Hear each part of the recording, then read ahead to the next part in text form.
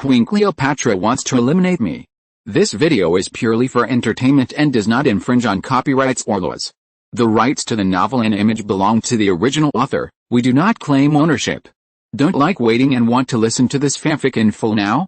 Subscribe to our Patreon, where you'll find the best fanfics. Chapter 176 Shooting Allen.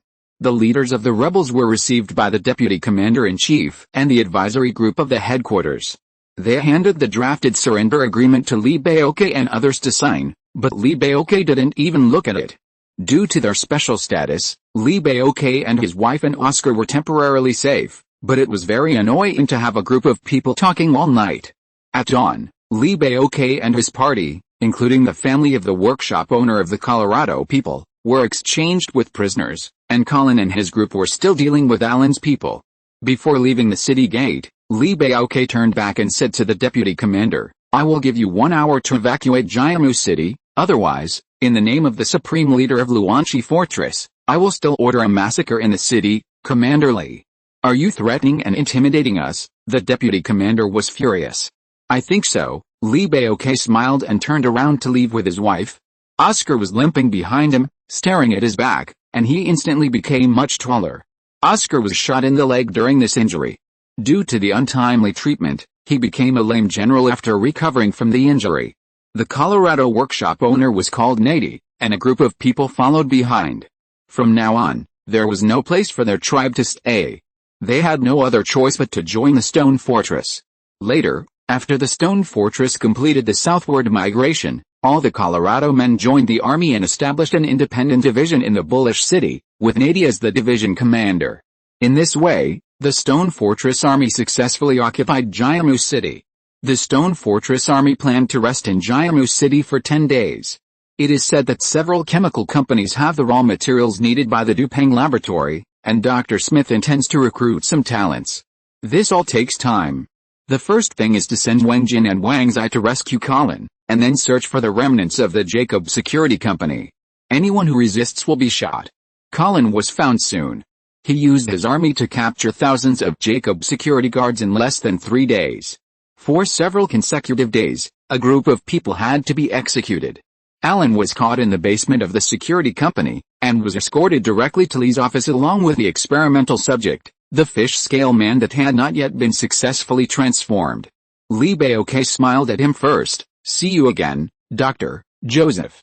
"You won again?" Dr. Allen's words were puzzling. "What do you mean I won again?" Li Baoke faced the other party and said seriously, "Dr. Allen, you have always regarded me as your potential enemy. From the day we met, didn't you see that we were forced to defend ourselves?" Li Baoke's words made sense. "You deliberately made an enemy of me, and I am innocent." There was a woo-woo-woo sound in the office. The air filtration system was working, and everyone in this building could breathe truly clean air. On the left side of his desk, there was another independent desk, which was the temporary position of Miss Margaret, the Minister of Finance. Miss Margaret took a sip of coffee, and she looked heroic in her professional formal suit. "Dr. Allen, do you still remember me?" Miss Margaret looked at this old rogue with the attitude of a winner. Dr. Allen hesitated to speak, and lowered his head in shame. The woman in front of him was almost tortured to death by his gang of men. How could she not remember it? Dr. Allen fell into a state of speechlessness. His hands and legs were handcuffed, shackled and roped. His gray hair and beard were stained with blood. At first glance, he looked like a lion. His eyes were round and bloodshot. On the stretcher next to him, there was a person who looked like a big fish. To be precise, it was a person with tough scales all over his body. This was the latest research result of Dr. Allen. The scale man was a female, mainly judging from her chest. She had no hair and her whole body was implanted with some kind of biological scales. The scale man was alive and seemed to be in a sleeping state. "Actually, I admire you very much. You can perform complex and difficult operations. You were once a leader in the medical field and a winner of many medical awards. It's a pity." Li Baoke said all he could say, and felt sorry for it. Allen snorted coldly, "HMPH. If you want to kill him, just kill him. Why are you talking so much nonsense?" "Okay. Miss Margaret will carry out the execution," Li Baoke said indifferently. "I am willing to deal with this bastard." Margaret stood up and ordered the guards, "Take him to the corridor, Borrowing Li Baoke's cherry wood musket, officers from various departments and female secretaries on official business who passed by stopped to watch in the corridor on the second floor of the 38th Army headquarters. The staircase on the second floor was relatively spacious. Miss Margaret aimed in various postures, and bang, finally fired a shot. Li Baoke in the office counted the shots while reviewing the documents. The scaled man seemed to move. Several generals also joined in the fun. Commander Brandy said that Miss Margaret's posture was wrong, so let's start over. Little John, dressed in military uniform, looked behind the crowd. From now on, he became a soldier and a member of the guard battalion. Blood seeped from the cracks in the floor of the second floor to the first floor, dripping. At the sixth shot, Dr. Allen died. The bullet entered his brain from his right eye. The Tank Division Commander Wang Shoren patted his shoulder from behind, and Little John turned around and called Uncle. Little John. What do you think? Wang Shoren asked him jokingly. This should be the most proud day for Miss Margaret. When I was a child, Miss Margaret never smiled in my impression, but today she smiled, Little John said seriously. From the appearance, Little John is not as sturdy as his father, and his facial contours are similar, but his eyes are somewhat like his mother, Mrs. Anna. Wang Shoren nodded, thinking that he was right. As early as out of Natal Bay, Wang Shoren had heard of Margaret, an unfortunate woman. During a period of time on the ship, Miss Margaret founded a cram school, and Wang Shoren and Little John had attended her class. An unfortunate woman, fortunately met a strong team, and her life has never been the same since then. The owner of the barber shop, the man who abandoned her, Miss Margaret did not pursue it too much, but sent people to smash his shop and burn down his residence. The punishment for a philandering man is to make him a pauper, which is far more painful than insulting him. On the other hand, Dr. Smith and Garland found a research institute of a heavy industry company and took away some people and sophisticated equipment by force. It is said that this research institute is the object of support by the government of the Republic. Some scientific and technical personnel can apply the steam engine of the last century to mechanical carriages, making it incomparably powerful. Li Baoke and others had the idea of using the power output of steam engines to apply to ships or mechanical chariots. What Li Baoke didn't know was that in 1804, the first steam engine ship of the United States of America was successfully launched. It was more than 20 years later that steamships were popularized and applied. The new era of navigation has arrived.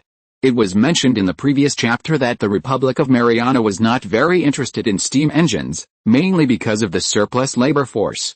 In recent years, the government has suddenly increased its efforts in steam engine research and allocated a large amount of funds to the research institute. It is said that this was a suggestion made by the Commander-in-Chief of the Navy, Tang Wang. Now, this research result was stolen by Li Baoke's team. This news did not reach Commander-in-Chief Tang Wang until a year later. He was furious. The Republic Navy is now fighting against Alcatraz. With its sharp ships and powerful guns, it is slow to deal with cold weapons and magic. It took 3 years to conquer Alcatraz. There is also Duping's laboratory. They used the army to forcibly take away some nitric acid compounds, which are the main raw materials for researching and making explosives. The laboratory borrowed a factory workshop to make a batch of new grenades. This batch of grenades later played a huge role in the attack on Yaga City. Because the technology is not very mature and the risk is very high, it cannot be used in artillery shells and bullets for the time being. At the beginning, Li Baoke got 3 Duping shells. The first one successfully blew up the money transport vehicle, and the other 2 were fired by artillery, causing casualties. During the 10 days in Jiamu City, the newly established tax group, headed by Mrs. Newman, imposed high taxes on all factories and merchants that had dealings with the Republic government. In 10 days, a total of 4.1 billion puddings and a large amount of supplies were collected. On the 9th day, the Whitebeard Corps sent a delegation of envoys to show goodwill. Li Baoke thought, I didn't go to you, but you came to my door first, so it's okay, saving trouble, just in time to ask for an explanation for Bont's matter. Bont must be present to meet the envoys. In the meeting room in the lobby on the first floor, Bont saw a briefcase brought by a certain envoy at a glance. The briefcase was his, and there was also a wooden box. To show sincerity, the briefcase was opened, and the dwarfs were safe and sound. Bont, Li Baoke and his wife, Colin, and Wang Shoren took the dwarfs one by one and greeted them. Mrs. Anna's eyes were red again. What about Bond's female secretary and coachman? The envoy apologized, and the female secretary and coachman were both executed. Later, Bond frequently appeared in newspapers as a spokesperson for the stone fortress, and Whitebeard realized that he had been deceived. This time, in order to make up for his mistake, Whitebeard ordered the killing of the action team leader Hawkins, and the head was in the box. There was also the returned gold cloth, Bond's personal property, and a compensation of 100,000 gold cloth. During the negotiation, Bond remained silent and looked ashen. Alice. I don't know if it was destined by God or for some other reason, but every woman who followed Bond had a bad ending. Most of the prostitutes he met when he was trying to get information on the streets were killed. There was also the housekeeper of Count Richard. The two of them only had sex for one night, and the next day she was killed by the Jennifer sisters. The most unlucky ones were the female secretaries, the two beauties Austin and Wanting. Whitebeard was the biggest rebel force after all. Although he had made mistakes, he also gave enough face to the stone fortress, so Li Baoque couldn't make trouble. The negotiation took a day. The envoy proposed to incorporate the stone fortress army, but Li Baoque politely refused. It turned out that the envoy group prepared two plans. The first plan for incorporation failed, so they brought the second plan for a alliance. Li Baoque and others reviewed the agreement and, after discussion, changed some of the clauses in accordance with the principles of fairness, justice and mutual respect before he signed the agreement. Chapter 177 Yega Fortress. Before leaving the city, the Luanchi fortress transported all the food and water from the granaries and water stations in Jiamu City to the streets, allowing residents and lower-class people to rob them. This move won the hearts of the people and created chaos for the guards later, killing two birds with one stone. Tens of thousands of Colorado people, men, women, old and young, bid farewell to their homes, took what they could carry, moved with the regiment, and embarked on the road to the south. The cavalry still went first. After continuous expansion and training, there are now 500 cavalrymen, most of whom have not undergone actual combat exercises. The team is constantly growing and stretches for about 3 kilometers.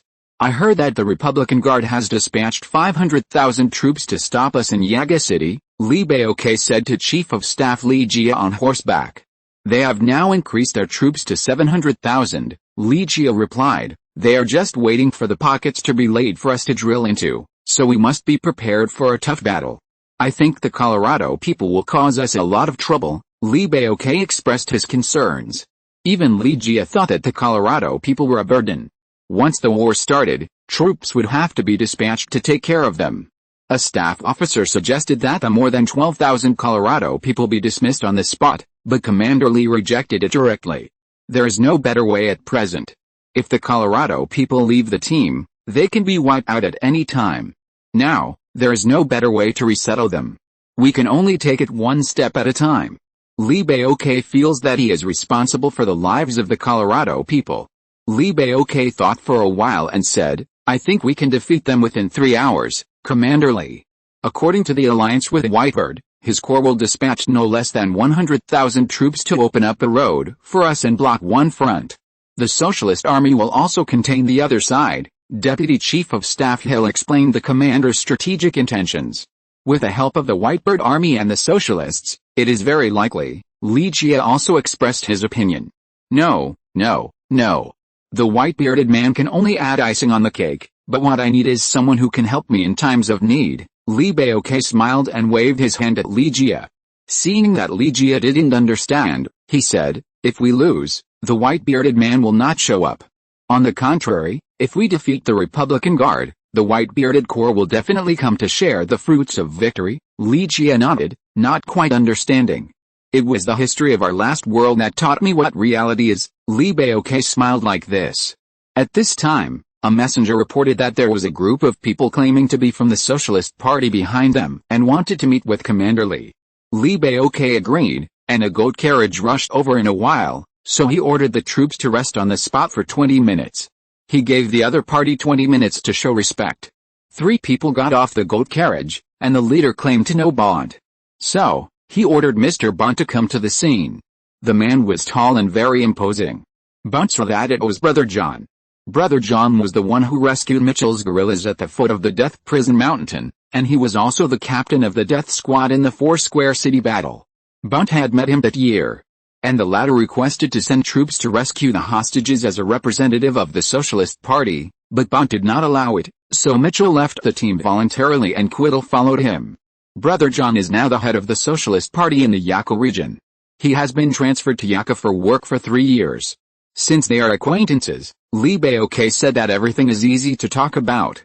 According to Brother John, they want to reach an agreement with the Stone Fortress.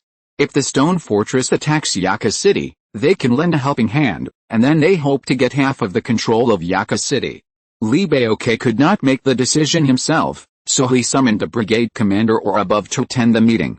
It happened that there was a village of lower-class people beside the road, called Green Valley. They held a meeting in the largest house in the village. When the Socialist Party completely replaced the Mariana Republic several years later and looked back on this period of history, it was called the Green Valley Meeting. The Green Valley Conference signed an alliance with the Stone Fortress. As a result, the Socialist Party had its own actual control of the city for the first time, which was of great significance. The meeting lasted far more than 20 minutes. Lee Baoke and others said that they were just passers-by and were not interested in the control of the Yaka region. Because of the Whitebeard Agreement, Lee Baoke had to show his cards. If the Socialist Party or the Whitebeard Corps made the greatest contribution, he would agree with both hands to get the city of Yaka. Speaking of Yaka, it is located in the hinterland of the Yaka Grand Canyon and is surrounded by mountains. Yaka has a prominent strategic location, straddling the main road between the north and the south. It is a road and has been a battleground for military strategists since ancient times. It is located in the south of the Pama Plateau and is a super fortress with 1,200 artillery batteries. There are more than 100,000 regular garrisons and a population of nearly 1 million. There are large power plants and pure water treatment plants here, and it is also the location of the largest granary within a radius of 2,000 kilometers. The Whitebeard Corps has coveted the Yaka fortress for a long time and has launched 3 wars, all of which have failed. In fact, Lee Baoke and others did not want to attack the Yaka fortress, but could bypass the fortress and take the mountain road. The current situation is very serious. The Republican Guards are driving them towards Yaga, hoping to annihilate the Stone Fortress Corps in one fell swoop outside Yaga. It's like an arrow on a string, which has to be fired. They have to fight. In this way, the Whitebeard Corps can block an army in the west, and the tens of thousands of troops hidden in the mountains by Brother John can block the guards in the east. According to Brother John, to attack the Yaga fortress, they can also use the Pioneer Corps lurking in the fortress, and they have successfully instigated a battalion commander. At that time, as soon as the battle started, the lurking team in the city responded and opened a gap in the city defense in the northwest. As long as the speed is fast enough, occupying the Yaga fortress and resisting the 4 sieges of the Republic, it is theoretically feasible. Communicating with Brother John and opening his heart completely, Lee Baoke was in a good mood and could feel the sincerity of the other party. The socialist people are upright and have detailed and reliable plans. On the other hand, the Whitebeard messengers seem to be a bunch of scheming villains. After sending Brother John away, Bont asked him how confident he was in attacking the Yaga fortress. 7 points, 7 points. 7 points of confidence was enough for Brother John. There was a group of mutant crows circling in front. A foul smell came, which made people sick.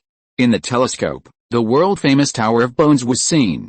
In the last world, the Ottoman Empire often used this brutal method to intimidate rebellious opponents. There are more than 20 towers about 30 meters high built on both sides of the road, all made of human bones. According to legend, the Tower of Bones was built with at least 500,000 corpses, most of which were the corpses of rebels. These towers are intended to deter and warn.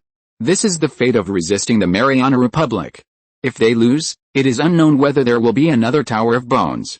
When the troops passed the Tower of Bones, everyone could feel the extremely terrifying atmosphere. In a carriage of a giant worm train, Mrs. Anna took a look and immediately asked someone to close the window. This scene can easily wear down the will and weaken the morale. The astonishment and panic of the officers and soldiers quickly spread in the army, and there was also a big reaction among the Colorado people. "Follow my order, everyone stop and rest," Lee Baoke suddenly turned to the adjutant and said. The adjutant opened his mouth in surprise, but still went to issue the order. Soon, according to the instructions, company-level officers and generals above gathered together. There were hundreds of people, and the soldiers looked over here on the road. Li Baoque faced a tower of bones with his hands behind his back, turned around and said to the generals, "Today or tomorrow, we will build another tower here, using the bodies of the Republican Guard." There was silence behind him. "Did you hear it?" Li Baoque shouted. "We heard it," the generals answered in unison. The voices were not uniform or loud enough. "I, Li Baoque, have fought all my life. My army and I have participated in countless battles and have never been defeated, not this time either." Li Baoque shouted again. "Did you hear me?" "We heard me," all the members responded again, and the echo was much louder than last time. The bone tower was dark brown, with many blackened human bones exposed outside. Some crows built nests in the holes of human skulls or bones. "We are a united army, an army with willpower. We have the best artillery in the world, the most powerful infantry, and even more outstanding chariot operators. We have a cavalry battalion that is more brave and skilled than the Republic's cavalry." Hundreds of officers at all levels listened to Li's instructions, and a fire had just been ignited in everyone's heart. So, we are the most powerful army, and victory will definitely belong to us. Let the gods in the sky see that we will definitely rebuild the White Bone Tower, and let the end of the Republic come soon. "Did you hear it?" "We heard it." "We heard it," all the members spoke in high voices, and every time they were echoed in the distant mountains. "We heard it." Li Baoque promised in public that if the Yaga fortress was captured, all the soldiers would be rewarded. He decided to distribute 1 billion puddings to boost morale. Of course, the 1 billion puddings all came from the enemy-occupied areas. The essence of war is plunder. 2 kilometers past the White Bone Tower area, the Yaga city fortress was far away. At this time, the 4 fronts of the Republican Guard had appeared and formed a siege on the hinterland of the canyon. The garrison troops of the Yaga fortress had already made defensive preparations. 1,200 artillery batteries and 7 artillery battalions formed a high-density artillery cross-network, vowing to annihilate the stone fortress in the wilderness in one fell swoop. "Quick! Speed up the march, north-south direction," Li Baoque gave the order first. The horn alarm sounded continuously, echoing in the mountains. It is estimated that half an hour later, the rear wing of the Luanchi fortress will be attacked first, followed by the left and right wings. Directly in front, that is, the corresponding part of the fortress, where they can't see, a front army of nearly 100,000 people has been waiting for a long time. This fortress is magnificent. I heard that it ranks 7th in the other world, and it will soon belong to us, Li Baoque said confidently, and he spoke loudly on purpose to let the people behind him hear. There is still a distance of 1 kilometer, and the troops deviate to the northwest, making the enemy mistakenly think that they want to bypass. If they continue to walk like this, they will just run into the South Front Army. You know, attacking the fortress is indeed stupid, and no commander dares to give orders easily. The defense of the fortress is almost perfect and impeccable. Therefore, it is normal to bypass. After sending Brother John away, Li Baoque and others formulated a series of combat plans. His plan came from his complete trust in Brother John. Now, everything is ready, only the east wind is missing. There are a total of 18 side gates and 2 main gates on the periphery of the fortress. The side gate number 7 located in the northwest direction is the agreed breakthrough point. He checked the time with his pocket watch from time to time. To be honest, waiting is a torture. Li Baoque can calculate time accurately to the second. In addition to his trust in the socialist people, he also has a strong self-confidence. The principle of this self-confidence is that he requires every general under his command to obey orders absolutely, and all actions must be carried out against the clock. In other words, whether we can survive today's battle depends entirely on racing against time.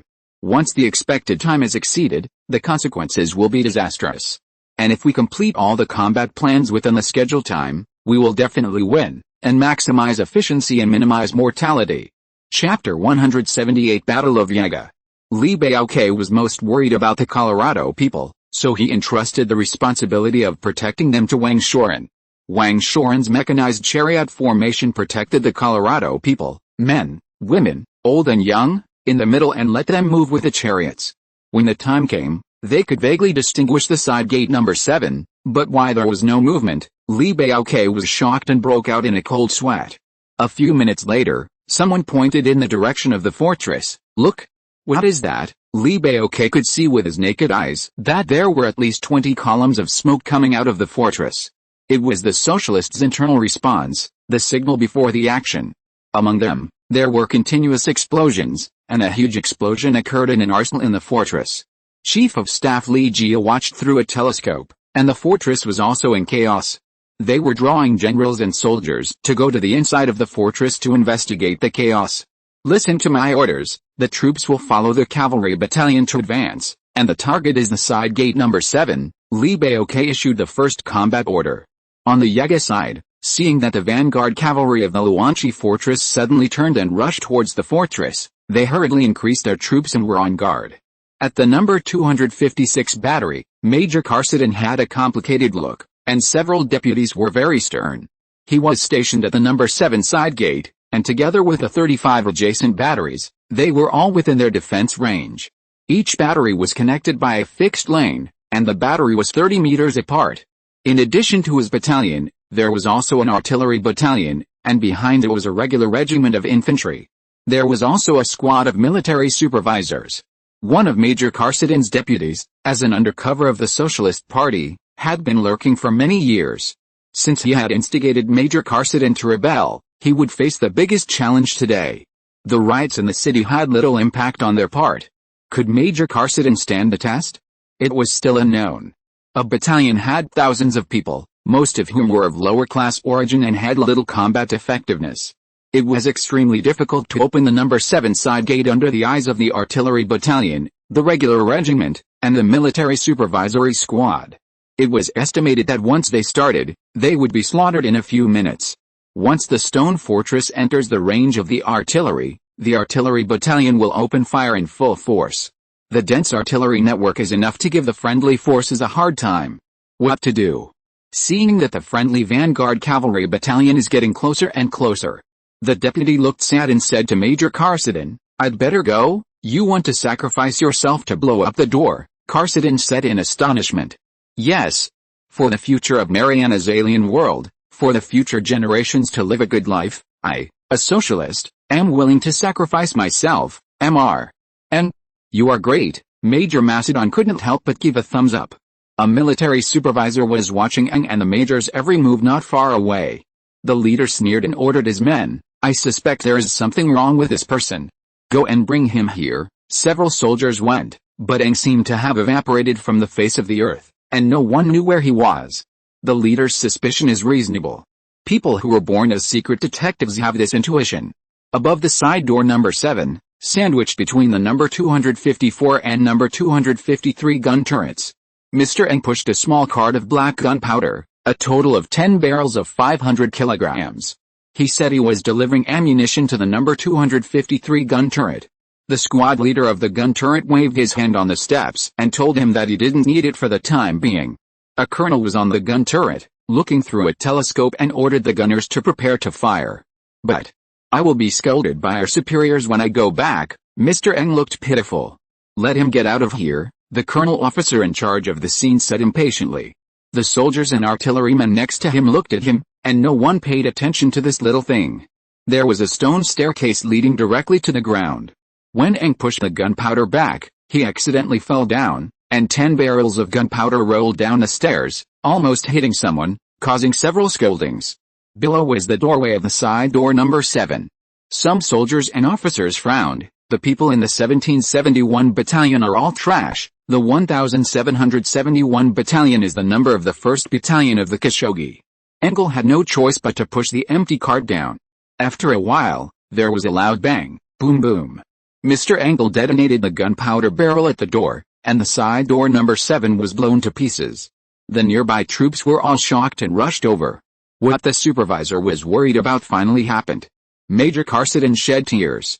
He paid high respect to the socialist, salute to the side door number 7. The explosion was also the beginning of another signal. Carsidon ordered his men, "Pass my order. My 1771 battalion declares an uprising and quickly occupies 35 artillery positions." The purpose of their occupation of the artillery positions was to greatly weaken the intensity of the artillery attack. When the side door number 7 exploded, the supervisor shouted that it was not good and immediately sent someone to report to the higher authorities. At the same time, he instructed the 1771 battalion and the regular regiment to garrison the side door and block the gap. The regular regiment nearby also sent people to gather at the side door. The regiment commander and the supervisor found something wrong. The friendly 1771st Battalion suddenly launched an attack on the artillery position. The 253rd, 254th, and 252nd Battalion were all shot at by muskets. The 1771st Battalion was in the side gate area, that is, on the side of the inner wall of the fortress. A company of soldiers immediately turned their guns and pointed them at the regular regiments that were swarming in. After the explosion, Cleopatra immediately ordered the cavalry battalion to raid the side gate number 7. At this time, the four fronts of the Republican Guard had just assembled, and the Eastern Front had not yet gained a firm foothold and was attacked by an unidentified army from the rear. Several army commanders were stationed in one direction each and did not launch the attack first, indicating that they all wanted to preserve their strength. Here, the cavalry battalion had just entered the artillery range when the artillery of the fortress suddenly sounded. More than 500 war horses rushed wildly in the sparse artillery fire, and Cleopatra took the lead. The shouts of killing were like a tide. First, it was Miyamoto Koji's 1st Brigade, Fatty Jack's 3rd Brigade, and Collins' Independent Brigade followed closely. Brandy's 4th Brigade and Zimba and Oscar's new brigades were responsible for covering the rear, covering the artillery regiment, the giant worm train, and the Colorado people entering the city. Wang Shoren's mechanized tank brigade was at the end, marching in a fan-shaped formation, with the rotating turrets all facing backwards. General Duma, the current commander-in-chief of the Allied Corps, is now in the northern front. According to his original strategy, he was going to wait for the four fronts to launch a general offensive together, but now it seems that this is not going to work. First of all, the explosion of the number 7 side door was unexpected. The charge of the enemy cavalry battalion was not effectively intercepted by the artillery fire of the fortress, which was the second accident. This shows that there were serious problems with the fortress. In addition, the Eastern Front was attacked, which was the third accident, which tied up most of its troops. The commander-in-chief of the Allied forces knew that he would be responsible if anything went wrong with the fortress, so he issued an urgent order with a horn, and the four fronts launched a general offensive at the same time. When the signal horn sounded, Cleopatra's horse had already flashed into the number 7 side gate. At this time, the regular regiment in the city almost wiped out a company of cannon. The cavalry continued to pour in, throwing grenades like raindrops. The new grenade was so powerful that one could blow up a bunch of enemies. The regular regiment and the military supervisory team met each other. As soon as they heard the neighing of the horses, they were drowned by the continuous explosions. Each cavalryman had at least 30 new grenades tied to their bodies. Once they entered the fortress, Cleopatra and his deputy rode their horses and jumped onto the top of the city along the stairs. The cavalry battalion was divided into two teams, one led by Cleopatra to the north, and the other led by the sharpshooter Kanai, who went around to the south. With the speed of the cavalry, all the artillery batteries of the circular fortress must be quickly defeated. Speed is the essence of war. The garrison reinforcements in the fortress continued to gather at the number 7 side gate in the northwest direction and engaged in a firefight with Miyamoto Koji's troops of the 1st Brigade. Still relying on the advantages of the new grenades, they repelled the reinforcements that rushed up within 1 kilometer of the city wall. Fighting back was not the goal. Cleopatra ordered that all the enemies must be annihilated. However, the routes passed by the cavalry and the temporarily occupied artillery positions increased, and more enemies inside the fortress counterattacked. Therefore, the second combat mission was to completely occupy and consolidate the artillery positions, and its strategic goal was to make the enemy's artillery positions work for me. Miyamoto's brigade tore a big gap, and Fat Jack's brigade and Brandy's brigade went up the city wall respectively to quickly recover and consolidate the artillery positions. Soon, Karen's artillery brigade successfully took over hundreds of artillery positions and returned to the state of war. The socialist people who came to the city to meet, joined forces with Collins' independent brigade, and opened up a safe area with the remaining troops of Kikidnan. The giant worm train and the Colorado people were passing through the side gate number 7. At this time, the Northern Army and a division of the Eastern Army had a fierce battle with Wang Shoren's mechanized tank brigade. The Eastern Army had been pinned down by the Socialist Army and could not send more troops. After receiving the combat order, the Western Army and the Southern Army moved around the perimeter of the fortress from 2 directions. It is worth noting that there was indeed a small commotion behind the Western Army, but it was soon quelled. Whitebird's 100,000 troops have now increased to 300,000. They only send a reinforced platoon to harass tentatively, as an explanation to the Luanchi fortress. Do you think the Luanchi fortress is a 3-year-old child? At this time, Whitebird listened to the advice of his subordinates and decided to sit on the mountain and watch the tigers fight. It is true that the Luanchi fortress has a certain combat effectiveness. Whitebird and others do not think that its troops can survive under the nearly 700,000 troops of the Republican Guard. Some people are always prejudiced. The envoys are very dissatisfied with the attitude of Li Baoque and Bond, just like the envoys of the court during the heyday of the Tang dynasty went to the small countries in the western regions. If you don't behave well and kowtow to the great country of the Celestial Empire, I will definitely say bad things about you to the emperor. Therefore, Whitebird had the idea of disliking the Luanchi fortress. This time, they wanted to use the stone fortress and the Socialist Party to severely injure the Republican Guard, and the Whitebeard Corps took advantage of the situation and took over the stone fortress. The battle continued to escalate. The number of enemy tanks was more than 4 times that of the stone fortress tanks. With the assistance of several artillery regiments, the artillery fire was naturally fierce. Half an hour later, Wang Shoren's unit lost more than 300 tanks. Until entering the range of the artillery, the loss of tanks exceeded 500. Wang Shoren was worried, estimating that his tank brigade would be destroyed in another 20 minutes. Once the tank brigade was destroyed, the gate behind the stone fortress would be wide open, and the enemy's tanks would be equivalent to a battlefield meat grinder.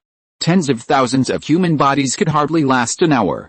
Standing on the city wall, General Karen was on the 325 artillery platform, and the flag bearer ordered the artillery platforms in the occupied areas to prepare for firing. The fierce battle in the fortress behind him was none of his business. Their current task was to strike all invading enemies who entered the artillery range. Seeing Wang Shoren's chariot team entering the range, the gunner of the 325 artillery asked you if he could fire. Wait a little longer, wait for 3 minutes, Karen decided after consideration. In just 3 minutes, Wang Shoren's chariot brigade lost more than a dozen tanks. Some gunners had to jump off the tanks and were soon hit by dense bullets behind them. In 3 minutes, at least 2,000 enemy tanks were exposed within the range of artillery. Fire, Karen finally gave the order. The 325 artillery first tested the copper barrel, and the guy spurted out a tongue of fire more than 1 meter long. Then, nearly 100 occupied artillery positions fired in turn. Looking at the battlefield from a distance, thick smoke and flames rose on the land within a radius of 1 kilometer. The continuous bombardment, coupled with hundreds of artillery pieces in the cavalry artillery battalion, instantly turned this piece of land upside down. Li Baoque, who was galloping on the corridor on the top of the city, accidentally caught a glimpse of the artillery fire outside the city and was amazed. The mechanized corps was really amazing in combat. When the tanks fought against each other, the infantry basically lost their role and could only be crushed. The enemy's thousands of mechanized tanks were blocked by artillery fire, and the enemy's hundreds of tanks could neither advance nor return, and were quickly destroyed by Wang Shoren's tank formation. Each tank was equipped with a standard cavalry gun, plus the deputy's shoulder-mounted artillery, which was equivalent to 2 heavy firepower points. When attacking the opponent's tank, the main operator needed to turn flexibly, avoid the opponent's artillery fire, and then aim at the opponent's attack.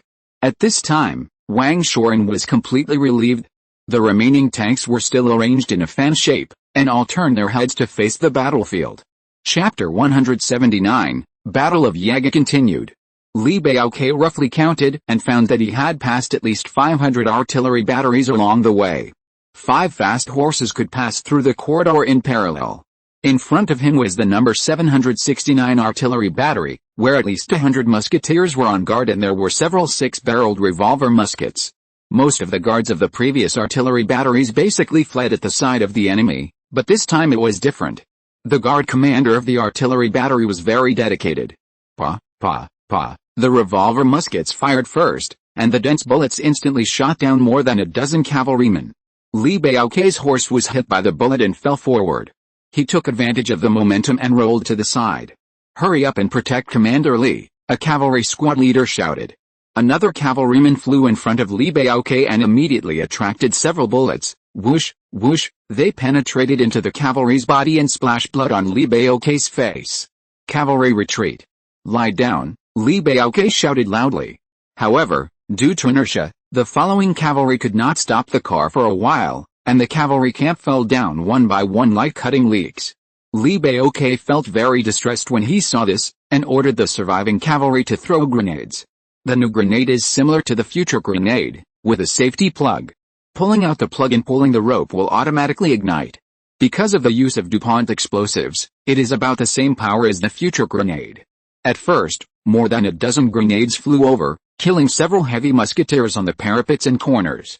The cavalry following behind were prepared, and another series of grenades flew over, completely solving the defense of the 569th Battery. In the direction of the 570 Battery a little further away, the enemy's gun muzzle began to turn towards this side, and an enemy captain commanded the artillery to fight. The situation was not good, and there was no time to think. Li Baoque was the first to rush to the 569 gun position, and immediately turned the rudder, and a group of cavalry helped to push the winch. The artillery ammunition was ready, and Li Baoque ordered to ignite and advance. Operating the artillery was a piece of cake for him. The two hostile parties were competing to see who was faster, and being slower would be dead. Once the 570 Battery controlled the path, his soldiers would pay a heavy price. Fortunately, Li Baoque was an artilleryman and could use artillery to fight back, otherwise, these cavalrymen would have been destroyed by a few shots. Boom, the artillery fired and directly hit the 570 Battery. Perhaps only 2 seconds later, the 569 Battery where Li Baoque was blown up. More than a dozen boxes of ammunition piled next to the 570 Battery were detonated by the sparks of the shells. In an instant, a series of large explosions occurred. Hundreds of people flew around and fell into the city with a brass barrel. Under the city was the troops of the Southern Front, marching rapidly to the northwest. The brass barrel fell more than 40 meters and killed several enemy soldiers. The cavalry cheered loudly. To be honest, all of them were proud of their commander. After the scene was reorganized, 56 cavalrymen died and 78 horses were lost. It seems that the cavalry battalion ran too fast and the follow-up troops could not keep up, which led to the heavy losses of the cavalry battalion. Li Baoque ordered the cavalry to stop and rest and reload ammunition for their guns. About 5 minutes later, the follow-up troops caught up. After thinking about it, he replanned a battle plan. Every time the follow-up troops occupied a fort, they would turn the muzzle and prepare to fire at the passage of the next fort, first removing obstacles for the cavalry. In this way, the cavalry could stop to rest and replenish ammunition every few miles. Since the loss of rushing forward was too great, it was better to take steady steps. Fortunately, the defenders in the city concentrated most of their forces in the northwest of the number 7 side gate, instead of protecting the fort first, which gave the stone fortress an opportunity. The occupied fort immediately bombarded the targets outside or inside the city autonomously. After he made the arrangements, he changed to another horse and returned to the number 7 side gate, where he needed to command a main battlefield. The situation on the battlefield changed rapidly, and the various fronts outside the city in the unconquered area began to pour into the city through various side gates. The forts posed too great a threat to them, and some Republic troops just thought of retaking the forts or consolidating the unoccupied forts. The cavalrymen heading south faced the same crisis as Li Baoque did before. Soon, they also adjusted their strategy. When they said this, more than 2/3 of the artillery batteries in the Yaga fortress fell into the hands of the stone fortress. These artillery batteries were fatal to the Republican Guard, like a firecracker thrown in the middle of an ant colony, and a shell could blow down a large area at any time. According to statistics from Chief of Staff Li Jia, the firepower of the artillery batteries at that time could kill and wound at least 100,000 enemies. The battle lasted from noon to dark, and from dark to dawn. The focus of the battle between the enemy and us was finally concentrated on the artillery batteries. At this time, the stone fortress had fully controlled the artillery batteries. It must be said that the Socialist Party had foresight and had been operating in Yaga City for many years, laying a good mass foundation. Some Socialist Party members also armed some civilians and lower-class people.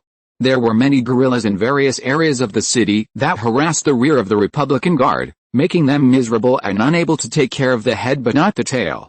In addition, A brigade of more than 10,000 socialist troops outside the city successfully defeated the opponent and joined Brandy's army at dawn.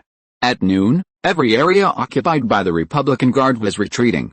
At 1 p.m., the commander-in-chief of the coalition forces had to accept this reality. The Republican Guard was defeated.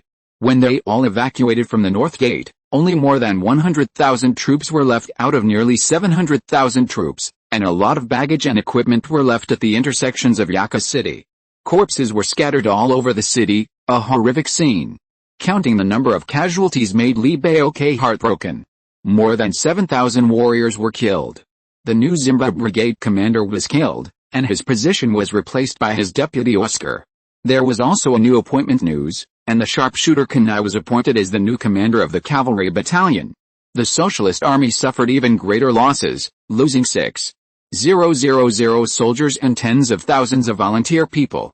Do you still remember the promise before attacking Yucca? The stone fortress announced in a notice that a new bone tower would be built. The Republican Guard's bone tower is now recruiting people to participate.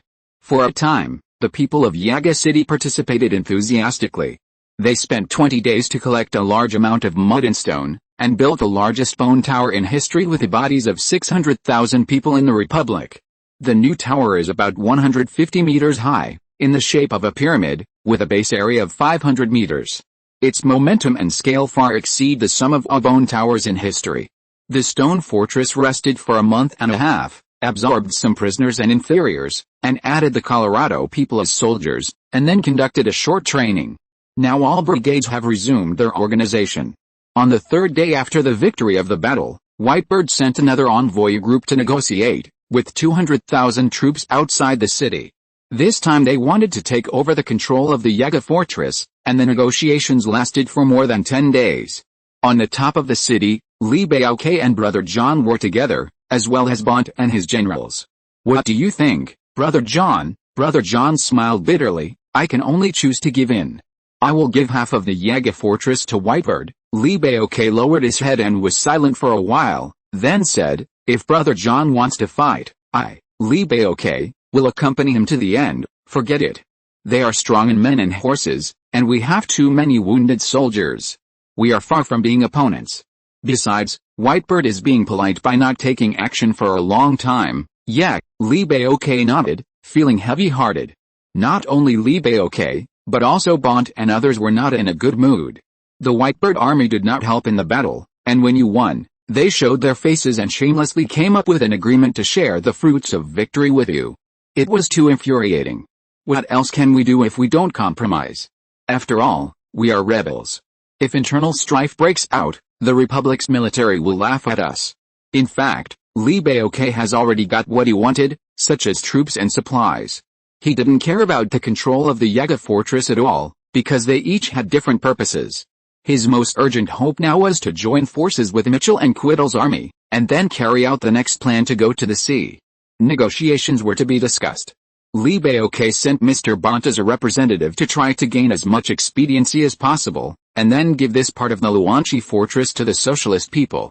These days, there are many things to be busy with, such as the training of new recruits, the preparation of supplies, and the treatment of wounded soldiers.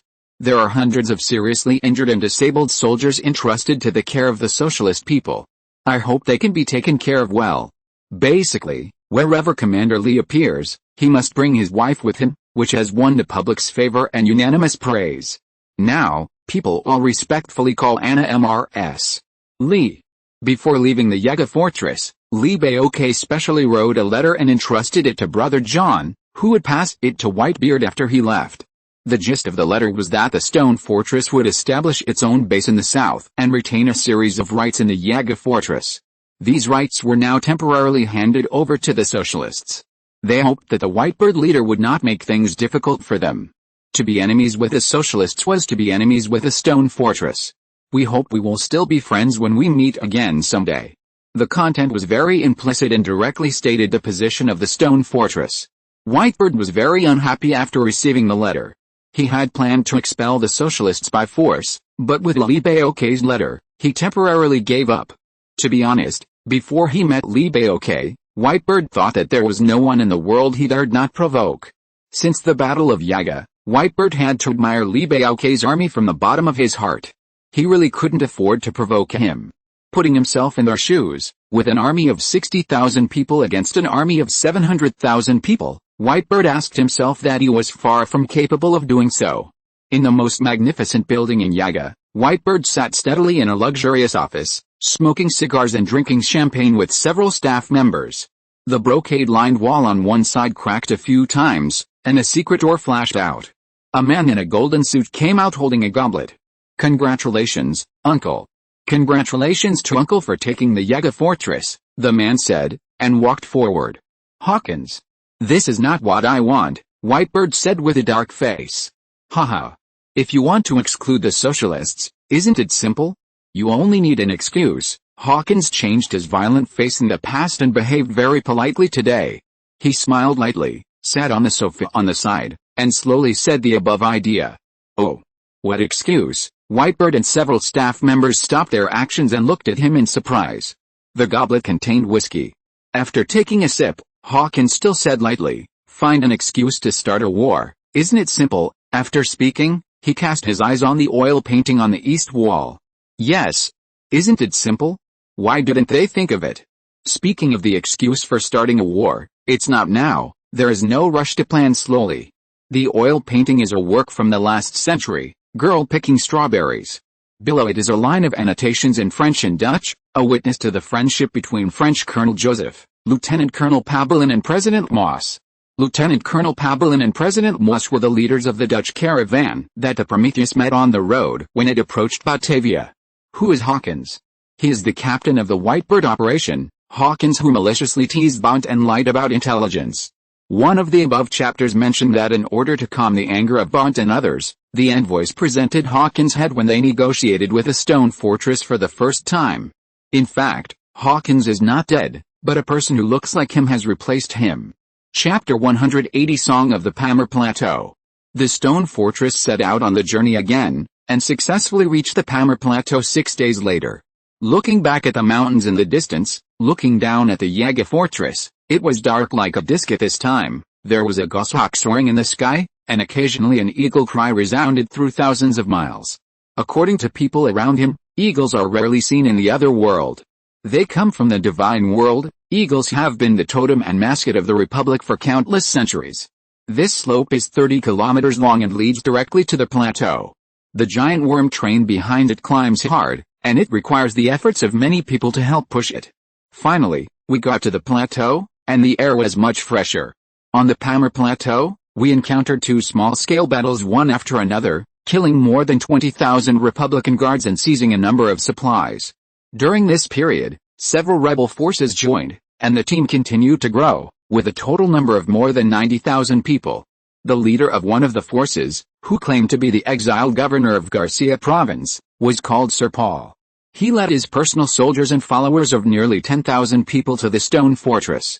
Li Baoquai immediately appointed Sir Paul as the commander of the 6th Mixed Brigade. As we all know, every province in the other world has a governor, which is equivalent to the governor and senior officials later.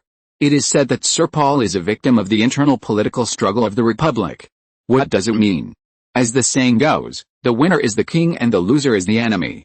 It is the same for any force. If the competitor wins and takes the position, he will definitely step on you and accuse you of a false crime in a minute. The lighter one will be demoted, and the heavier one will be imprisoned or beheaded. Sir Paul was very unfortunate. He failed in the election for governor. His opponents conspired to frame him and reported to the central government that he had conflicted with rebels and forged letters, etc. Before the gendarmerie took action, Sir Paul burned down the governor's mansion in anger, and then led his personal soldiers to defect with their families. Originally, Sir Paul had 2 choices. One was to join the Whitebird Corps, the other was to join the stone fortress. A few days after the Battle of Yaga ended, the stone fortress was in its heyday, like a morning star in the dark night, guiding the direction for lost travelers. In addition, the good reputation of the stone fortress among the people gave Sir Paul more confidence, and he chose Li Baoquai's team. However, Sir Paul was not very satisfied with his position. Li Baoquai simply told him that if he gave up the military power, he could be my deputy, that is, the deputy commander, still below 1 person and above 10,000 people, and enjoy a high position and generous salary. Sir Paul weighed the pros and cons again and again, and still chose to be a brigade commander. There is also bad news. With the increase in the number of people, food and water have become scarce. The current situation is that you can't buy food and water even if you have money. Why? This matter first starts with a strategic deployment of the Republican Guard, that is, the implementation of the so-called fortification and clearing the fields policy. The newly established grain collection team forcibly collected grain from various farms, and immature crops were harvested in advance. The Parma Plateau has been a rich place since ancient times, with farms as numerous as cattle hair. The stone fortress has accumulated a lot of wealth but can't buy food.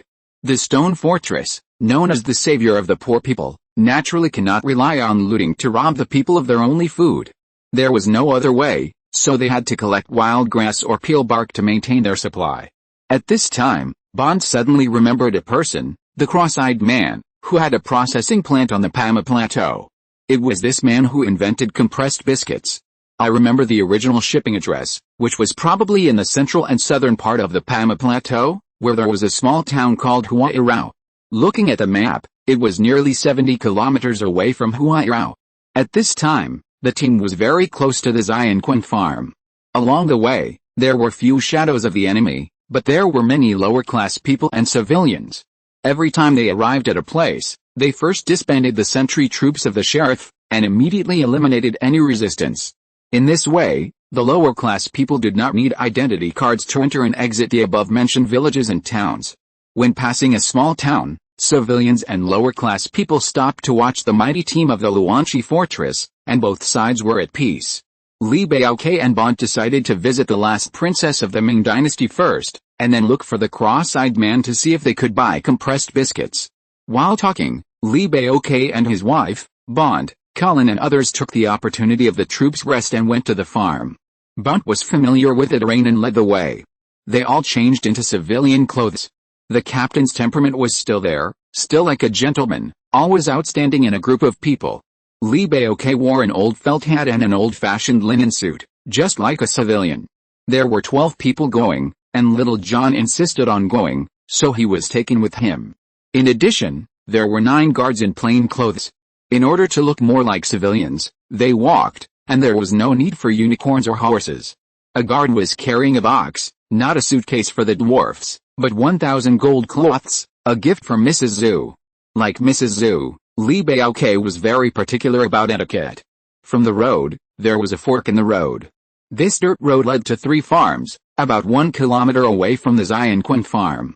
In front of us was an old and weak unicorn cart, pulling a flatbed cart, with a woman wrapped in a scarf sitting on it, driving the cart, and carrying a few bags of something. Walking is faster than the sheep cart. A group of people walked in front. The woman looked at them in surprise, because these people were unfamiliar, but she knew everyone who often walked this road. "Is it Mr. Bond?" The woman recognized the gentleman. "Oh. It's me." "You are." Bond and Li Baoque both stopped to look. "Thackley." "I'm Thackley." The woman untied her scarf and waved to Bond. "It's Thackley." Bond smiled lightly and turned back to Li Baoque and said, "Captain Li, I'm from Mrs. Zhu's farm." It was this woman named Thackley who dared to speak out and expose the housekeeper's crimes. Bond was impressed by her. So a group of people walked with a unicorn sheep cart. Bond introduced Li Baoque and Colin, friends from Quebec. There was no need to tell anyone the identities of several people, which saved trouble. "Ms. Thackley, don't be restrained. By the way, is Mrs. Zhu okay now?" Li Baoque asked with concern. "She is not well. She caught a cold. The doctor I asked said that she may not live for more than 10 days. I am going to the town to buy herbs." As soon as he opened his mouth, Thackeray began to complain again. The rebel army appeared nearby, causing panic among the people. Most of the shops in the town were closed. There were also some civilian thugs who took the opportunity to rob people's property. The situation was a mess. While talking, they arrived at a farm. Li Baoque rewarded each farmer guarding the gate with a gold cloth. Finally, he met Mrs. Zhu. In her Chinese-style house, he could smell a faint sandalwood. When he entered the room, looking at the furnishings, the small red lacquer cabinets, and the porcelain, Li Baoque felt a long-lost hometown feelings, and his nose was sour for a while. "Friends from afar, are you here?" Mrs. Zhu asked in English. The Chinese-style bed was half covered by a gauze curtain, and someone could be vaguely seen lying on the bed. The ancients said, "It is a pleasure to have friends from afar." Li Baoke was moved by the scene and spoke in Chinese. Mrs. Zhu was extremely surprised. "I can meet someone from my homeland in a different world. Who is it?" She struggled to get up and reached out to pull the gauze curtain. "I am Li Baoke." Li Baoke smiled and immediately knelt on one knee. "Greetings to Princess Changping." "Ah. Colonel Joseph." "Commander Li." Mrs. Zhu was excited and her voice trembled. Sakli was also in the room. She helped Mrs. Zhu sit up. "Commander Li, there is no need to be so polite. Princess Changping is no longer here. You are seeing a sick child." "I'm sorry to make you laugh," Mrs. Zhu said. "That's what I said, but the etiquette of Oriental people cannot be abolished." At first glance at Mrs. Zhu's face, Li Baoke was secretly surprised. Her face was yellow and wrinkled, with deep lines. He thought, "I would probably look like this when I am old." Moving from the bedroom to the living room, everyone sat down. The armchairs were all custom-made at the beginning, and they were several times older than Li Baoke. Talking about Mr. Zhou's Ironman, which involved more than 100 years of history, Mrs. Zhu burst into tears again. Li Baoke and Mrs. Zhu were both sighing, saying that the motherland is too hard to look back at in the moonlight. Li Baoke said that he would definitely fulfill Mr. Zhou's last wish, and Mr. Zhou's ashes and princess crown should be on the Prometheus. Over the years, some useful information has been collected. It is reported that the Prometheus battleship, as a model warship, was copied in large quantities by the Navy of the Republic of Mariana. One issue of newspapers and magazines introduced that the structure of the battleship, according to the will of the goddess Esther, some of its internal rooms have been sealed. Therefore, Li Baoke boldly speculated that his money and Mr. Zhou's relics should still be on the ship. However, the Prometheus is currently unknown. I believe that if they are given some time, they will always find it in the future. While talking, Mrs. Zhu stopped moving, and people realized that Mrs. Zhu had passed away. When she left, she looked peaceful. Li Baoke and others stood up and bowed to the body. When Mrs. Zhu was alive, she had prepared burial clothes in a wooden coffin for her, but unfortunately there was no grave. "Let's send Mrs. Zhu off for the last time," Li Baoke said to Bont. "Yes. Commander Li," Bont agreed. The process of digging the grave and burying the body was skipped. 2 days later, Li Baoke and his party finally found the processing factory of the cross-eyed man. The processing factory was hidden in the slums, and the purpose was to evade taxes. There were thousands of people in the slums, who made a living by doing odd jobs for nearby farms. The appearance of the group attracted the attention and restlessness of the poor, and some children and old women stretched out their hands to beg for food. Unable to give them food, Li Baoke ordered his men to take out the puddings on their bodies and distribute them. A man with a black belt on his head was watching in the crowd, muttering, "It looks like Captain Bond." He squeezed to the front of the crowd to see more clearly, and when he saw it, he couldn't help crying with joy. It turned out that he knew 3 of the strangers. "Colonel Joseph," he shouted, "Brother Colin." "Captain Bond." Several people looked at the same time and saw that the thin man with a beard covering his face looked familiar. Bond was sharp-eyed. "Ah, isn't this Lieutenant Demark?" "It's me." Lieutenant Demark burst into tears, pushed away the people in front of him, and stood in front of Li Baoke. Li Baoke's face twitched for a moment, hiding his excitement. "Now, order Lieutenant Demark to return to the team." "Yes, Commander Joseph." Demark stood at attention and saluted. Li Baoke and others returned the salute. "Wars come and go, but my soldiers are still loyal," Li Baoke said with emotion. Next, under the leadership of Demark, the group found the processing plant. This is a large courtyard surrounded by barbed wire and a dozen 2-headed dogs. Seeing strangers approaching, they howled desperately. A group of hired musketeers came out of the processing plant and pointed their muskets at them. Demark was the leader of the poor day laborers. He had had dealings with these people. After saying hello, the big boss, the cross-eyed man, hurried over. Before he reached the gate, the cross-eyed man waved and shouted, "Is it Brother Bont?" "It's me. I'll introduce someone to you." Bont made a trumpet shape with his hand. "Hurry up and open the door, and keep an eye on the dog." The cross-eyed man ordered his men to do it immediately. Ignoring the process of the meeting, he did get 2,000 boxes of compressed biscuits. This man hoarded the goods in the hope of selling them at a good price and making some more money. Another day, the stone fortress sent a large amount of puddings, plus the money that Bond owed before, and both sides were happy. Bond advised the cross-eyed man, "Stay with us. You can't be sure that one day the truth will be revealed and you will be convicted of treason. You may not be able to escape, right? Okay, give me a day to think about it." The cross-eyed man got excited. The stone fortress promised that as long as the cross-eyed man surrendered, he would be the leader of the logistics team. The leader of the logistics team has an extraordinary status, equivalent to the leader of a department, and is treated at the same level as the generals, only below commanderly. Another day, the cross-eyed man announced his surrender and directly stated the rank of Major General. His food factory. The remaining inventory of 3,000 boxes of compressed biscuits, and several pieces of equipment were taken away as gifts to the stone fortress. Commander Lee praised his selflessness. In this way, the food crisis was temporarily solved. On the other hand, Lieutenant Demark received his first task since taking office, which was to accompany Bond to Hongshan to contact Mitchell's army. According to strategic requirements, the guerrillas were allowed to infiltrate Garenport and arrange some people to act as internal support. In other words, they would eventually attack Garenport and control the hundreds of warships anchored in the bay. In addition, contact the Socialist Party to prepare for the full occupation of Quadrilateral City and Boulder City. Lee Baoke suddenly remembered an old saying, "The road is long and arduous, but I will search for it up and down." Chapter 181 Battle of Sifan City.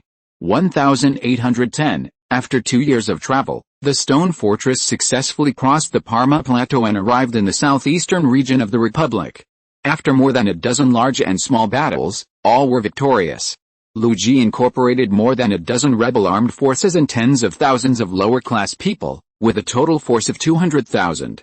A new infantry division of Kim Jong-hoon, a wandering Korean, a new infantry division of Karen, a female leader of a tribe in the western region, a new infantry division of the Colorado leader who died on the way, and his son Babylon served as the commander of the infantry division. Wang Shoren's uncle Wang Jin was promoted to the commander of the division, and his father Wang Zai was promoted to the deputy commander of the division. A new Demark mixed division was added. Together with Miyamoto Koji, Fatty Jack, Brandy, Colin, Oscar, Sir Paul, Karen's artillery division, and Wang Shoren's chariot division, there are a total of 13 battle sequences. As he spoke, the stone fortress corps had approached the big city Sifan City on the east and west coasts. The Socialist Party gathered all its forces in the other world, and nearly 100,000 troops joined the stone fortress. Lee Baoke issued a statement to the Socialist Party that the stone fortress only wanted Bullish City and Garenport, and Quadrilateral City belonged to the Socialist Party. The Republican Guard, headed by General Mai Ji, had deployed 108 divisions of the United Corps, totaling 1.5 million troops. The head of the Republic and the representative of the nobility, Grand Duke Empire, personally came to the Quadrilateral City to supervise the battle. At this time, the Hongshan guerrillas, Mitchell and Quittle's 20,000 troops, completed the infiltration mission with the help of Yoon Jin, general manager of Brother Industrial Company. Even about 20% of the troops under the military security command of Garenport are their own people. The interior of Garen Shipbuilding Industry Company is basically directly controlled by Quittle. That night, it rained all night, and there was a faint sour smell after the rain. The head of the Republic convened a meeting with generals, and the first news reported by the Secretariat was that the Bullish City was sunk. The head of state slammed the table in anger. "This is unbearable. We lost a city in just one night. Can we still defend Sifan City in 2 days?" The generals were trembling with fear and dared not speak. A general stepped out, and the commander of the 27th Army claimed responsibility for the incident. One of his subordinates was bound to be in trouble. The Chief of Staff suggested that a matter of accountability should be discussed later, and now the main focus should be on making strategic deployments for the stone fortress. It is necessary to show your power first, but the premise is to first understand the situation.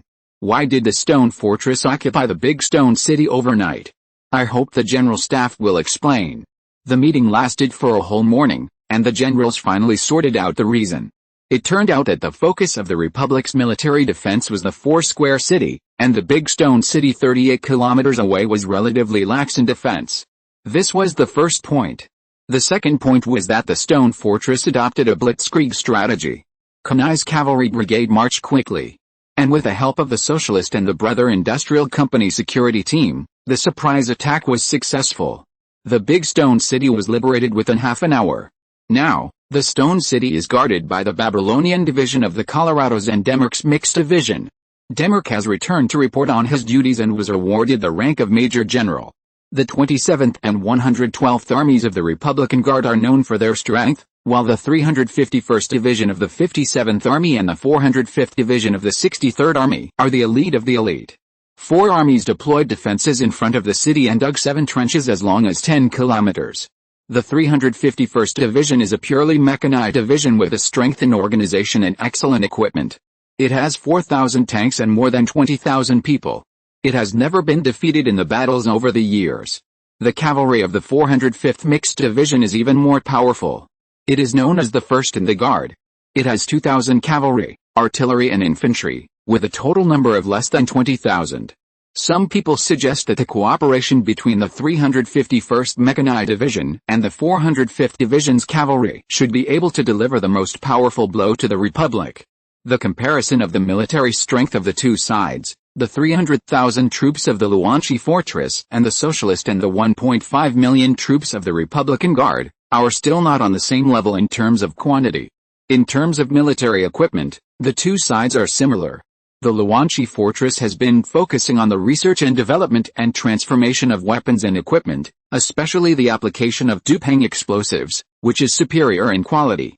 During the march, the defying Research Institute successfully developed a new type of artillery explosive with higher stability at the cost of blowing up a giant worm train, and transformed it with the shell of the cavalry artillery. Due to limited conditions, there are more than 2,000 cavalry artillery shells that have been transformed.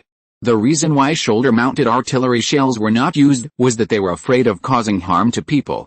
The 2,000 new artillery shells, evaluated by Chief of Staff Lee Jia, Deputy Chief of Staff Hill and others, are more powerful than 20,000 ordinary artillery shells, or even more. In terms of combat effectiveness, Lee Baoke is confident that his army has fought all the way from the northern province and has rich combat experience. Even every man in Colorado has grown into a qualified soldier. Needless to say, his cavalry and artillery are the pride of the Stone Fortress, and they have never met a decent opponent so far. The art of war says, know yourself and the enemy, and you will never be in danger in 100 battles. Both sides tried their best to study their opponents, compare them, and find their weaknesses. Therefore, on the first day of the Stone Fortress's offensive, the Republic not only sent the 351st Mechanized Division and the 405th Mixed Division, but also the 118th Division, which is known as the strongest infantry division. The two armies confronted each other in the wilderness 3 kilometers southeast of the Foursquare City. Riding on horseback, Lee Baoke jokingly said to the Deputy Chief of Staff Hill, "It's best to capture the Foursquare City within 10 days, otherwise we will not starve to death, but will die of thirst outside." Well, Hill looked solemn. He didn't expect that the rain in the south was highly acidic and could not be drunk at all. Occasionally, when it rains, the acidity is high enough to burn people. "Captain Lee, what about the giant stone city? I wonder how it is," Lee Jia next to him suddenly said. He was very worried. "It's going to rain, and my mother is going to get married. Everyone should take care of themselves," Lee Baoke sighed. His troops can't move around, otherwise they will be in disarray. There are dozens of enemy divisions around them, waiting for them to show their flaws. Over there, the Republican Guard has sent 100,000 troops to start trying to recapture the big stone city. The rumbling of artillery in the distance shows that they are fighting.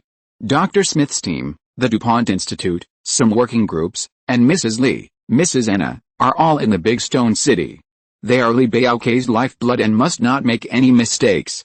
There are also the families of the 2 richest people in the original Foursquare City in the Big Stone City. Lee Baoke and Bunt are responsible for their personal and property safety. Within 10 days, Lee Baoke gave Demerck and others the task of defending the Big Stone City in 10 days. The last troops of Mitchell's guerrillas in Hongshan can help the Big Stone City. Back in the tent, the combat staff are ready. Several small tables were put together to form a large table, covered with a piece of green velvet cloth, and then covered with a topographic map. The red flags were their current positions. There were more than a dozen places nearby with green flags, all of which were enemy positions.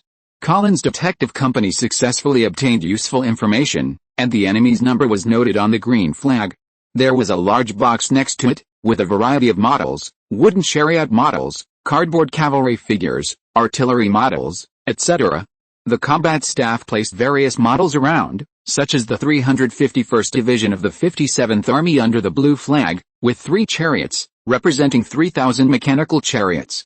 "Let Wang Shoren come to see me," Li Baoke ordered the messenger, and the cavalry brigade commander Kanai. After a while, General Wang Shoren and Kanai arrived at the tent. Several generals of the Socialist Party participated in a strategic discussion on one side. The result of the study was the first round of exploratory attacks. The stone fortress still used the artillery division to bombard and clear the way, and Wang Shoren's mechanized division followed as the vanguard, first with Fat Jack's division as the left wing, Brandy's division as the center, and a division of the Socialist as the right wing. A regiment of 1,500 cavalrymen from the cavalry brigade was ready to attack at any time. Another cavalry regiment had more than 1,000 cavalrymen on standby. There were 2,000 mechanical combat vehicles, with a standard spacing of 35 meters, and a battle line of 3 kilometers. Brandy, Fat Jack, and the Socialist each sent a brigade of infantry to fight together. Karen's artillery division split into 3 artillery regiments and deployed them around. This battle looked spectacular. The flags covered the sky and the bayonets flashed.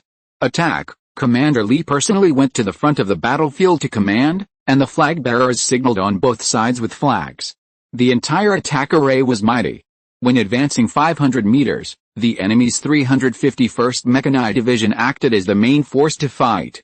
And together with the other 2 mechanized divisions, a total of 6,000 mechanized tanks were extended on both wings, trying to encircle the enemy.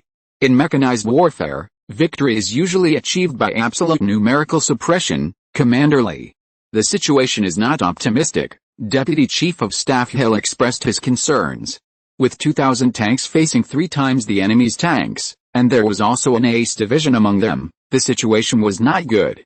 Li Baoke nodded, said nothing, and gave another order, ordering Wang Shoren's tank unit to separate 500 tanks from the left and right wings to fight the other 2 divisions of the enemy. "So, we use infantry blasting to make up for the lack of tanks," Li Baoke said with a calm look. His infantry hid behind the tanks, and each of them carried at least 20 grenades. The new type of hand grenade is unique to the stone fortress. It is ignited by pulling the string and uses the new type of DuPont explosive. On average, 3 hand grenades can destroy a tank. The enemy's hand grenades are still filled with old-fashioned gunpowder and ignited by incendiary explosives. The explosive power is incomparable. To put it bluntly, Wang Shoren's tanks are just shields for the infantry, and he dared not rely too much on them. The infantry's hand grenades are the focus. For a time, artillery fire was continuous, and the tanks of both sides fired at each other. A tank artillery of the 351st Division hit a stone fortress tank, directly knocking the turret crooked, and the tank lost balance and turned. When the stone fortress tank recovered its direction and turned the turret to aim at the opponent, it was hit by another shell. The stone fortress tank shook, the metal skin cracked in many places, and the people inside were dizzy. At this time, more than a dozen hand grenades were thrown from the back of the tank and exploded around the enemy tank. More than a dozen enemy infantry musketeers fell at that time, and the chariot of the 351st Division immediately stopped moving. At least when a few pieces of iron sheets were lifted, the people inside were already bloody. The iron sheets of the chariot can defend against gunpowder shells, but cannot defend against the power generated by explosives. Many 351st Division chariots caught fire, causing a huge explosion of shells stored inside the chariots. The chariots of the stone fortress advanced another 300 meters. In the command post on the top of the 4-sided city, the head of the Republic and Grand Duke Ampere took back the telescope. "I heard that the stone fortress used this new type of grenade when attacking the Yaga fortress, but it was a pity that it did not attract attention." Grand Duke Ampere's serious tone made the head of state somewhat embarrassed. "Humph. The petty tricks of the rebels. Grand Duke Ampere, you have to believe in our army and General Meiji," the head of state said angrily. "I don't know how General Meiji can deal with it. I guess he will send infantry to suppress it," Grand Duke Ampere said. He guessed correctly. General Meiji, the commander-in-chief of the coalition forces, sent out 3 more infantry divisions to fight infantry with infantry, still attacking from the perspective of numbers. Seeing the enemy's reinforcement, Li Baoke ordered 3 brigades of Jin Sungsen's division to rush to the rescue in 3 directions. Tanks fired at each other, Musketeers fought each other, smoke rose, and explosions continued. Wang Shoren commanded on a chariot, with his big knife tied to the flagpole. Whenever a chariot was destroyed, the vacancy was immediately filled by the later chariot. The musketeers shot at the enemy behind the chariot, and people fell all the time. The new grenade played a huge role. Facing the enemy's numerical advantage, one chariot was against at least 5 enemy chariots. One infantryman had to fight 4 infantry gunners. The chariot team of Luanchi Fortress barely advanced another 50 meters. Meiji saw that it was effective, and immediately sent 2 more mechanized mixed divisions to the field. Not over yet. Around the base camp of Luanchi Fortress, 6 Republican Guard divisions launched attacks at the same time. Karen's 3 artillery positions wait until they get close before firing. The scene of the huge crowds of people charging was spectacular, including the cavalry assault. When the gunfire sounded, some officers of the guards felt something was wrong, but it was too late. The bombing area and power of the new artillery shells covered 3 directions.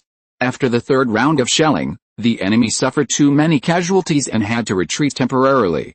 Almost 2 divisions were wiped out in the wilderness. Order the Karen division to reinforce the tank troops. I hope to advance another 500 meters. Another 500 meters forward approached the enemy's first trench, just out of the range of the artillery. Once this distance is reached, the rest is a battle for position. Chapter 182, Battle of Sifink City 2.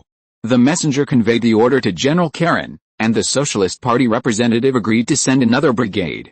General Karen, with her hair cut short, wore a general's uniform and a black cloak, and her every move was quite domineering. From the outside, it is hard to associate her with a woman. She has her own cavalry squad and more than 100 war horses. With a whistle, nearly 10,000 soldiers left the base camp and quickly poured into the torrent of battle. At 4:15 in the afternoon, the troops finally advanced 500 meters. The 351 and other 3 enemy mechanized tank divisions lost more than half of their casualties, and the enemy infantry division suffered heavy casualties. In this battle, Li Baoque saw that there was no way to kill thousands of enemies and lose 800 of his own. The enemy was stronger than he thought. The Brandy division, which was the first to go on the field, lost most of its troops, and it is estimated that only 1 regiment was left in a socialist division. Wang Shoren lost more than 1,200 tanks. Fortunately, the enemy's losses were more than 4 times theirs. If he exchanged 1 person for 4, not only would he fail to capture the 4-square city, but he would also lose all his wealth in the stone fortress. If we fight like this, my army will be exhausted sooner or later, Li Baoque said, his face no longer calm. According to his thinking, the enemy's elite troops were severely damaged and their morale plummeted, but it would not affect the overall situation and the final result. One of the combat staff said, Captain Li. As far as I know, since the establishment of the naval base, the Republican Guard has drawn a large number of regular troops to fill the navy. Therefore, in recent years, they have recruited a large number of natives and inferiors into the army. These later troops are deeply troubled by their internal corruption, and their combat effectiveness is really not very good. Everyone focused their eyes on this person, and the staff seemed to be embarrassed, not knowing how to continue. Li Baoque began to applaud, and everyone, including several representatives of the Socialist Party, echoed to encourage him. The staff officer calmed down and said, several prisoners have similar confessions. Their superiors are corrupt, withholding military pay, and buying inferior ammunition. The superiors neglect their duties and are only thinking about getting promoted and making money. No one cares about the military training results of the recruits. What's your name? Staff officer, Li Baoque suddenly interrupted him. My name is Statham, a wanderer in the upper world, an American. Statham stood at attention and answered the superior's question. Well, you said it very well. This is enough. Li Baoque then faced everyone. Staff officer Statham can deeply analyze the current situation and see the whole situation from the details. It is very unusual. This situation is very important to us. At this time, the messenger came to report that the enemy cavalry had been dispatched. Commander Li immediately ordered Kane's cavalry regiment to attack and repel them. This is just like Cheng Yaojin's 3 axes, just bluffing, Li Baoque laughed. Someone asked what Cheng Yaojin's 3 axes meant, and Li Baoque spent a lot of time explaining it. This comes from an allusion. In the Sui and Tang dynasties in ancient China, Cheng Yaojin One of the leaders of Wangzhe was good at using a long-handled giant axe. When facing a strong enemy, Chen Yaojin only knew 3 moves. These 3 moves were unstoppable and could temporarily scare the opponent. After 3 moves, he would retreat if he could not scare the opponent. Therefore, based on the above situation, the situation of Luanchi Fortress has hope of winning. As long as the superior forces are concentrated to knock down the opponent's 3 axes, the remaining enemies, although many, are just a group of rabble and can be easily defeated. Fighting was going on everywhere on the battlefield within a radius of several kilometers. Li Baoke suddenly became interested and ordered the guards, "Go and get my horse." The generals and staff officers present tried to stop him in vain and watched him leave in a cloud of dust. The participation of the highest officer in the battle is an encouragement to the morale of the entire army, but in fact, if something happens to the officer, how can you let others face it? Li Baoke is such a person. He has always set an example for the entire army. When passing by the 12th sequence tank team, some soldiers and gunners exclaimed, "Oh my God! It's Commander Li." Li Baoke waved to them. At this time, the cavalry of the 2 armies had intertwined and were fighting each other on horseback. In the first round of charge, the sharpshooter Kanai led the team and shot down the cavalry colonel of the opponent. Obviously, the opponent's cavalry brigade was well trained, and a lieutenant colonel immediately took over the command and did not lose his footing. For a while, the swords were waving and the sound of metal colliding continued. More than a dozen cavalry groups attacked in the gaps between the 2 armies' chariots.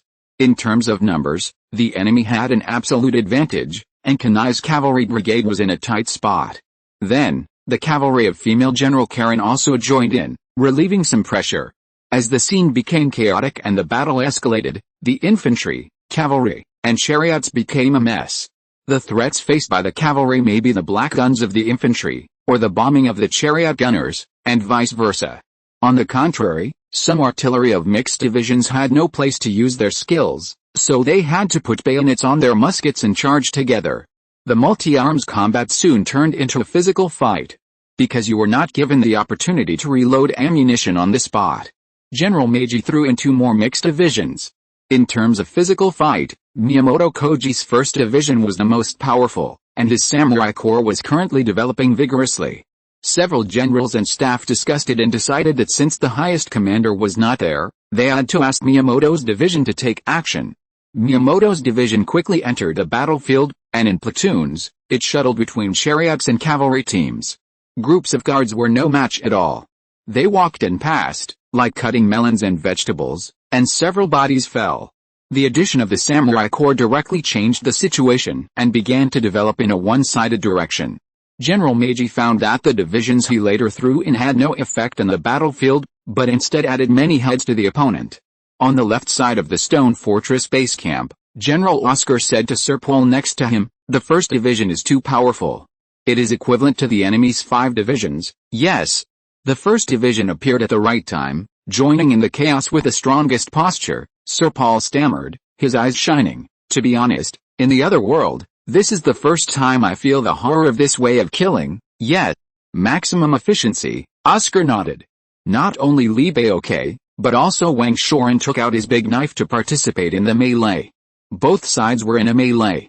The only remaining chariots on both sides could not fire, and they might kill their own people.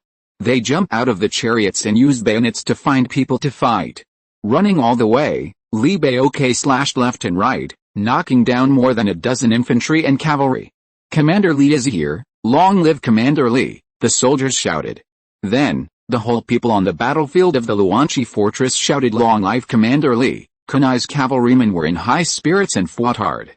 After more than 10 minutes, they completely took the initiative. The initiative of the cavalry and the strength of the Miyamoto Samurai Corps defeated more than a dozen enemy divisions. "Concentrate all artillery and enter the first line of defense," General Meiji gave the order helplessly. The adjutant asked, "General Meiji, do you want to withdraw?" "No way back," General Meiji said with a sad face. "They are like minced meat stuck in a meat grinder. They can't be withdrawn." The defeat was overwhelming, and some divisions of the guards retreated one after another. Those who could retreat to the first line of defense were saved. There were still nearly 20,000 guards who were entangled. After more than 10 minutes, Meiji ordered, "Fire." The dense artillery bombarded continuously, and many guard soldiers who were on the way of retreat fell under their own artillery fire. By 5 o'clock in the afternoon, it was dark and the battle was basically over. The stone fortress front was connected by destroyed tanks to form a 4-kilometer-long wall, guarded by Oscar's and Sir Paul's divisions. The headquarters moved to the center of the original battlefield. The divisions that participated in the battle during the day rested.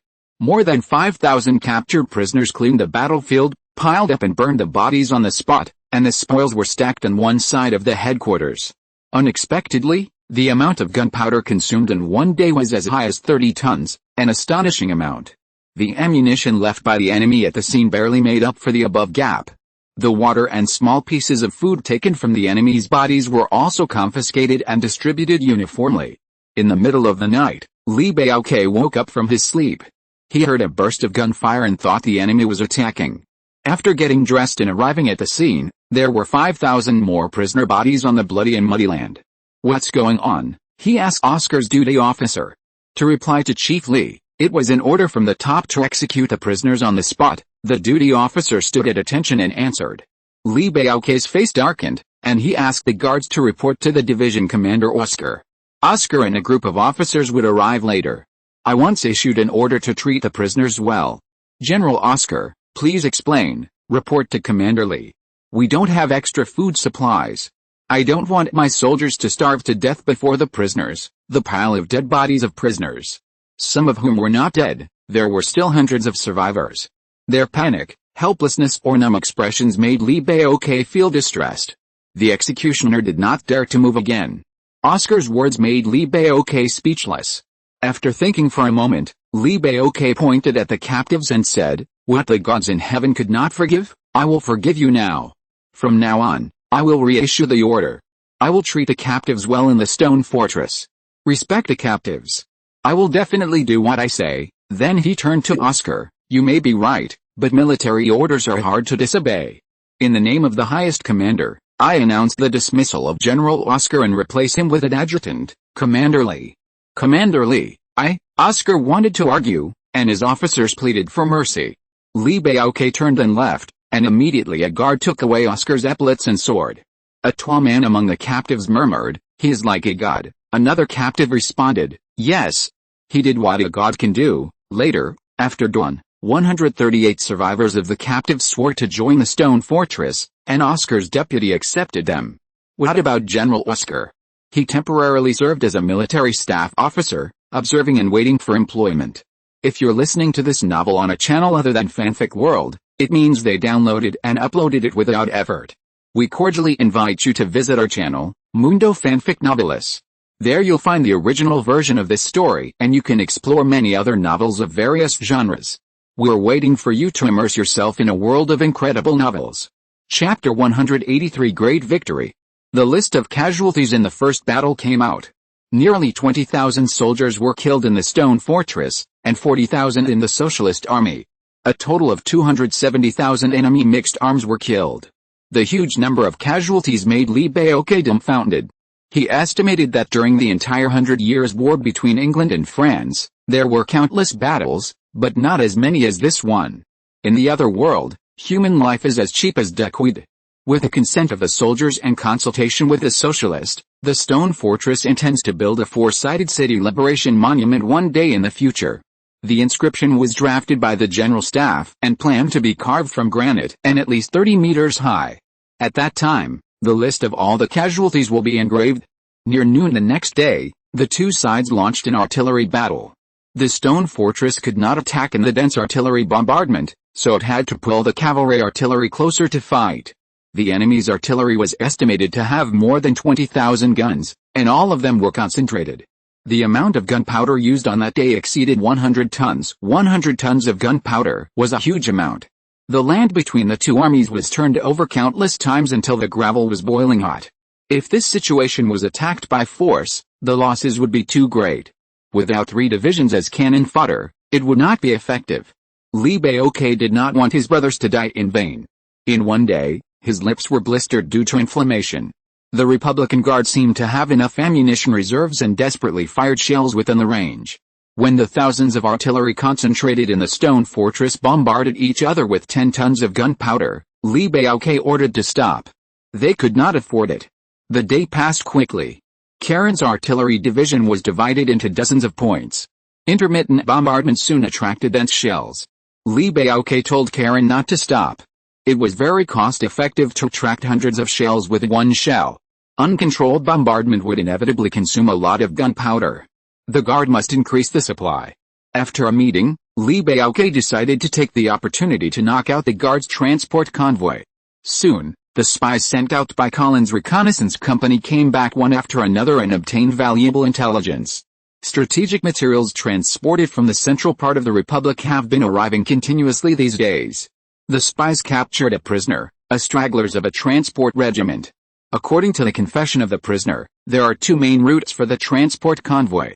One may be along the edge of the Yampama Plateau, the other road eventually goes directly to the Daman Highway 40 miles west of the Sifan city. The Daman Highway is the defense area of the 72nd Army of the Guards. It is the closest to the base camp of the Luanchi fortress. There is a temple complex there, but it requires a detour of 30 kilometers of mountain roads. Going east-northeast, first pass through the areas where the enemy's 77th and 391st Divisions are stationed and deployed. After passing through the positions of the two divisions, we arrived at the enemy's 72nd Division. There is a place called Bab Valley on the map, with so-called temple complex buildings. The Babu Temple group leads directly to the Daman Highway. This highway is the enemy's supply line. After discussion among officers above the regimental level, a decision was quickly made to assign the task of robbing the transport convoy to the two divisions of Fatty Jack and Sir Paul. That is, Sir Paul's 1st Division would attack the positions of the 77th and 391st Divisions, mainly for cover, and first open a passage. Fatty Jack's division quickly crossed along the passage and appeared near the Babu Temple complex at lightning speed.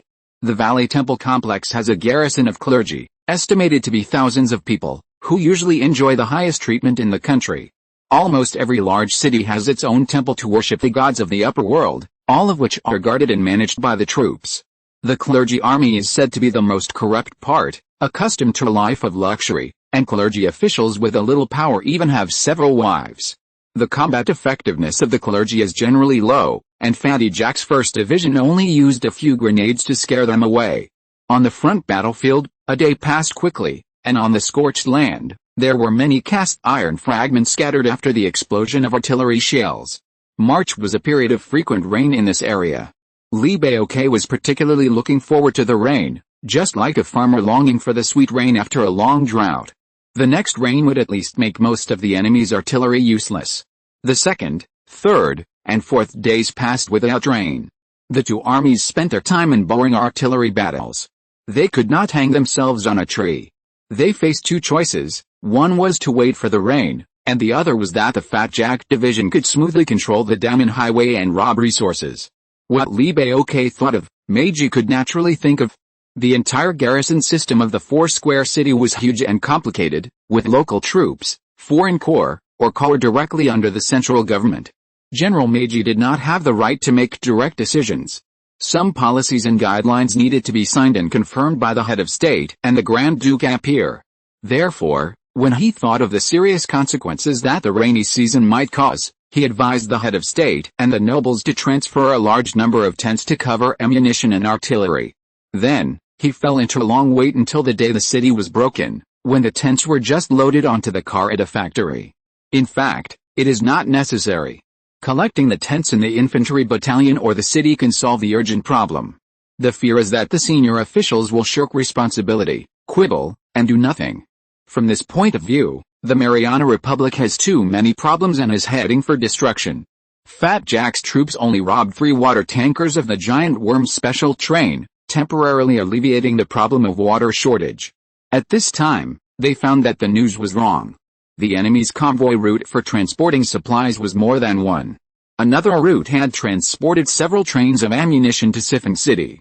Meiji gave up the Daman Highway and chose another supply route, which was guarded by the 72nd Army of the Guard. According to the prisoners, the transportation of supplies was continuous, and a Giant Worm special train passed through the 72nd Army defense zone every once in a while. Fat Jack's division immediately attacked the 72nd Army defense zone.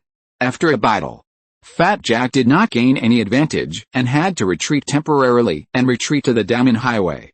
On the sixth day, Li Baoke ordered the Karen Artillery Division to dispatch a regiment, plus a cavalry regiment of Kanai, together with Fatty Jack's troops to attack the 72nd Army again. The enemy's 72nd Army immediately asked for help from the four-sided city, and General Meiji sent 2 additional divisions to the 72nd Army. Unexpectedly, the 2 reinforcements collapsed at the first touch, and the 72nd Army was also affected. 2 hours later, they retreated to the south.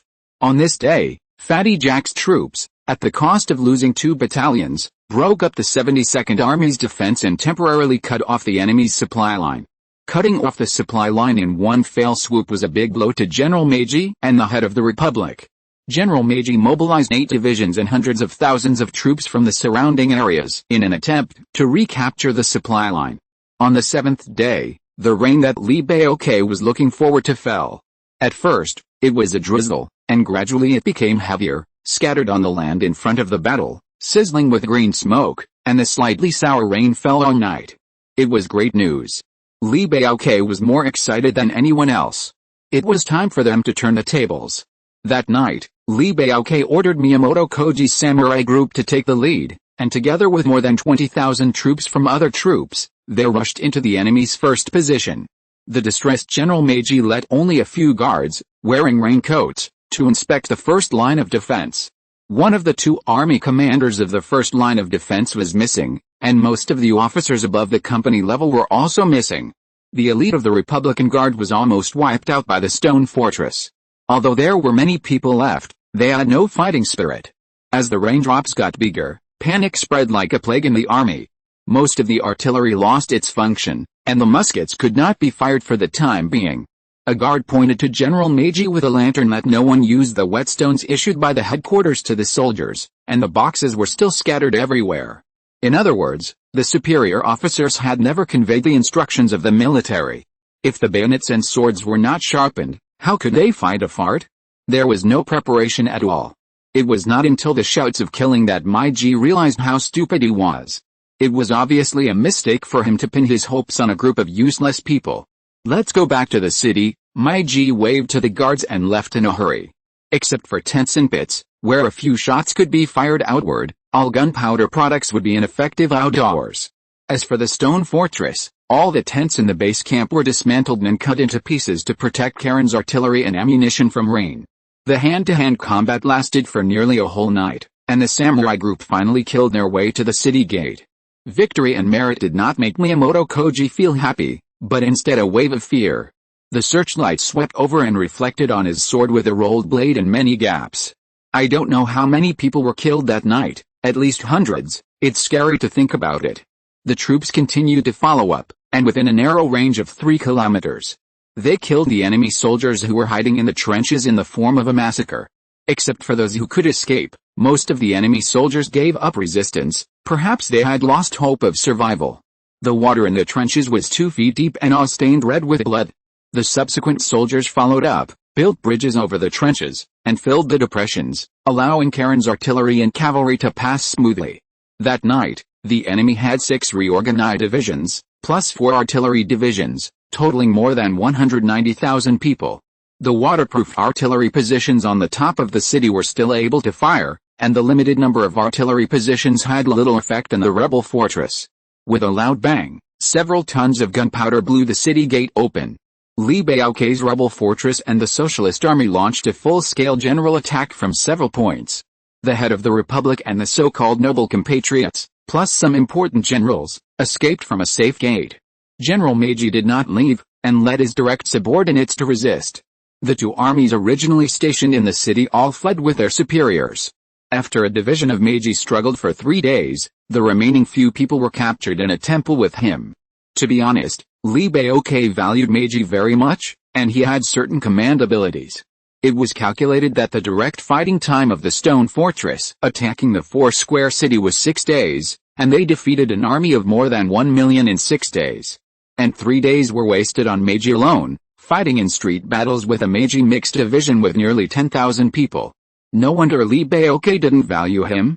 I want to meet this guy, I hope he can be used by me. Li Baoke expressed his intention to Li Jia, and Li Jia sent a staff officer to take Meiji to a cell alone, waiting for the highest commander to interrogate him.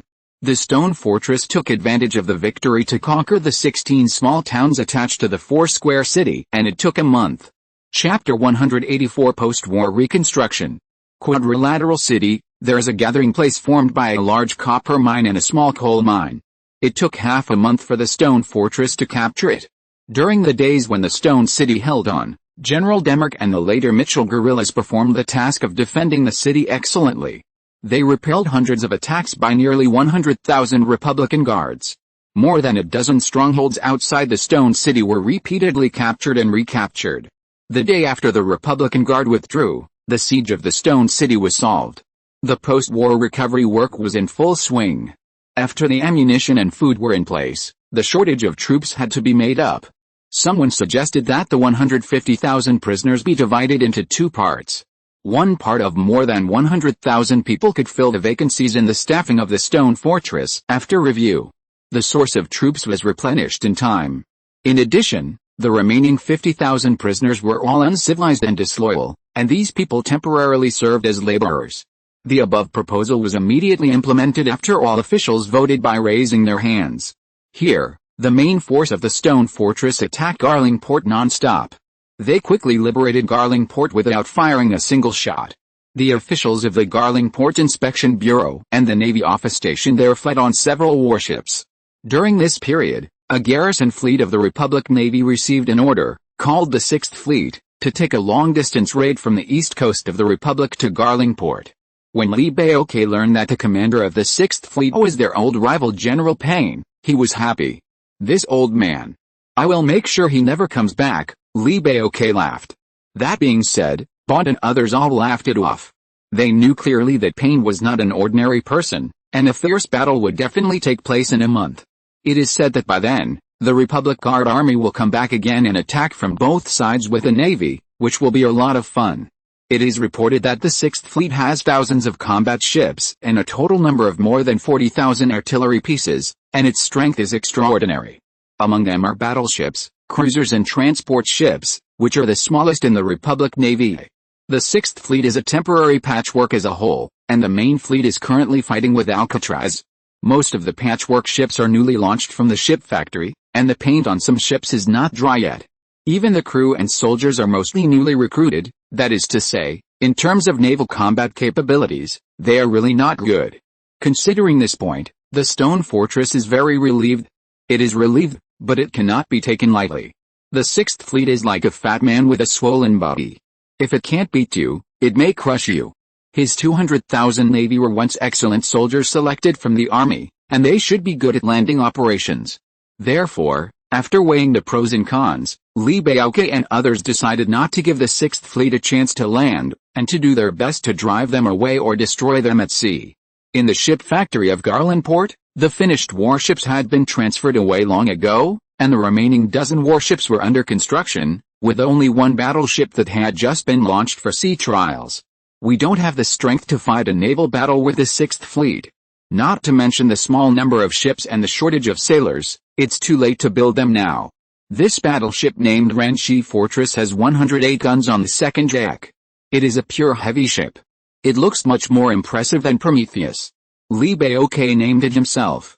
At the dock, all the generals gathered, including Ken, the black brother who was rescued from the death prison. He took a sinecure in the staff group and took office only a few days ago. General Oscar has restored his military rank and should be retained for observation. Several veterans of Bond have placed infinite hope on Ranchi Fortress. Li Baoque appointed General Bond as the first captain of Ranchi Fortress on the spot. To be honest, Bond was very excited. This will be our first step back home. Li Baoque patted him on the shoulder and said, "Yes, Commander Li, I am willing." Bond stood at attention and saluted. "We must use the shortest time to build our navy. The Sixth Fleet will be the whetstone and test product of our fleet." Li Baoque gave an impassioned speech, and the original brothers such as Demark, Colin, and Wang Jin all burst into tears. Finally, Li Baoque announced that the original brothers of the Prometheus would gather together, recruit and select a large number of crew members, and go out to sea to train newcomers from now on. On the other hand, the various post-war recovery tasks were complicated and too troublesome. Li Baoke was devoted to gear import, regardless of his own affairs, and other tasks were naturally taken care of by others. The various losses after the war caused great damage to the stone fortress and the Socialist Party. Therefore, post-war urban construction and economic construction are top priorities. At this time, the two wealthy men of the original four-square city who settled in the Big Stone City came to visit, and Li Baoke and other senior executives were in the original inspection office and had just established a headquarters. The inspection office is a two-story wooden building near the dock, with nearly 100 rooms. There are several rows of houses at the back, which are the original barracks, which can accommodate more than 2,000 soldiers, that is, a regiment-level unit. Since the establishment of the shipyard, the inspection office has expanded nearly 10 times in size, and is mainly responsible for the security of the port, supervision of the flow of personnel and materials in the factory, and acceptance of superiors, etc. 3 rooms on the first floor are offices for the secret police. The so-called plainclothes spy was dealt with by Quittle earlier.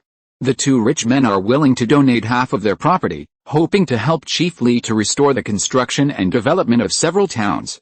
Looking at the puttings on the 3 giant trains outside the door, there are tens of billions of huge ones, which can really make Li Baoke breathe a sigh of relief.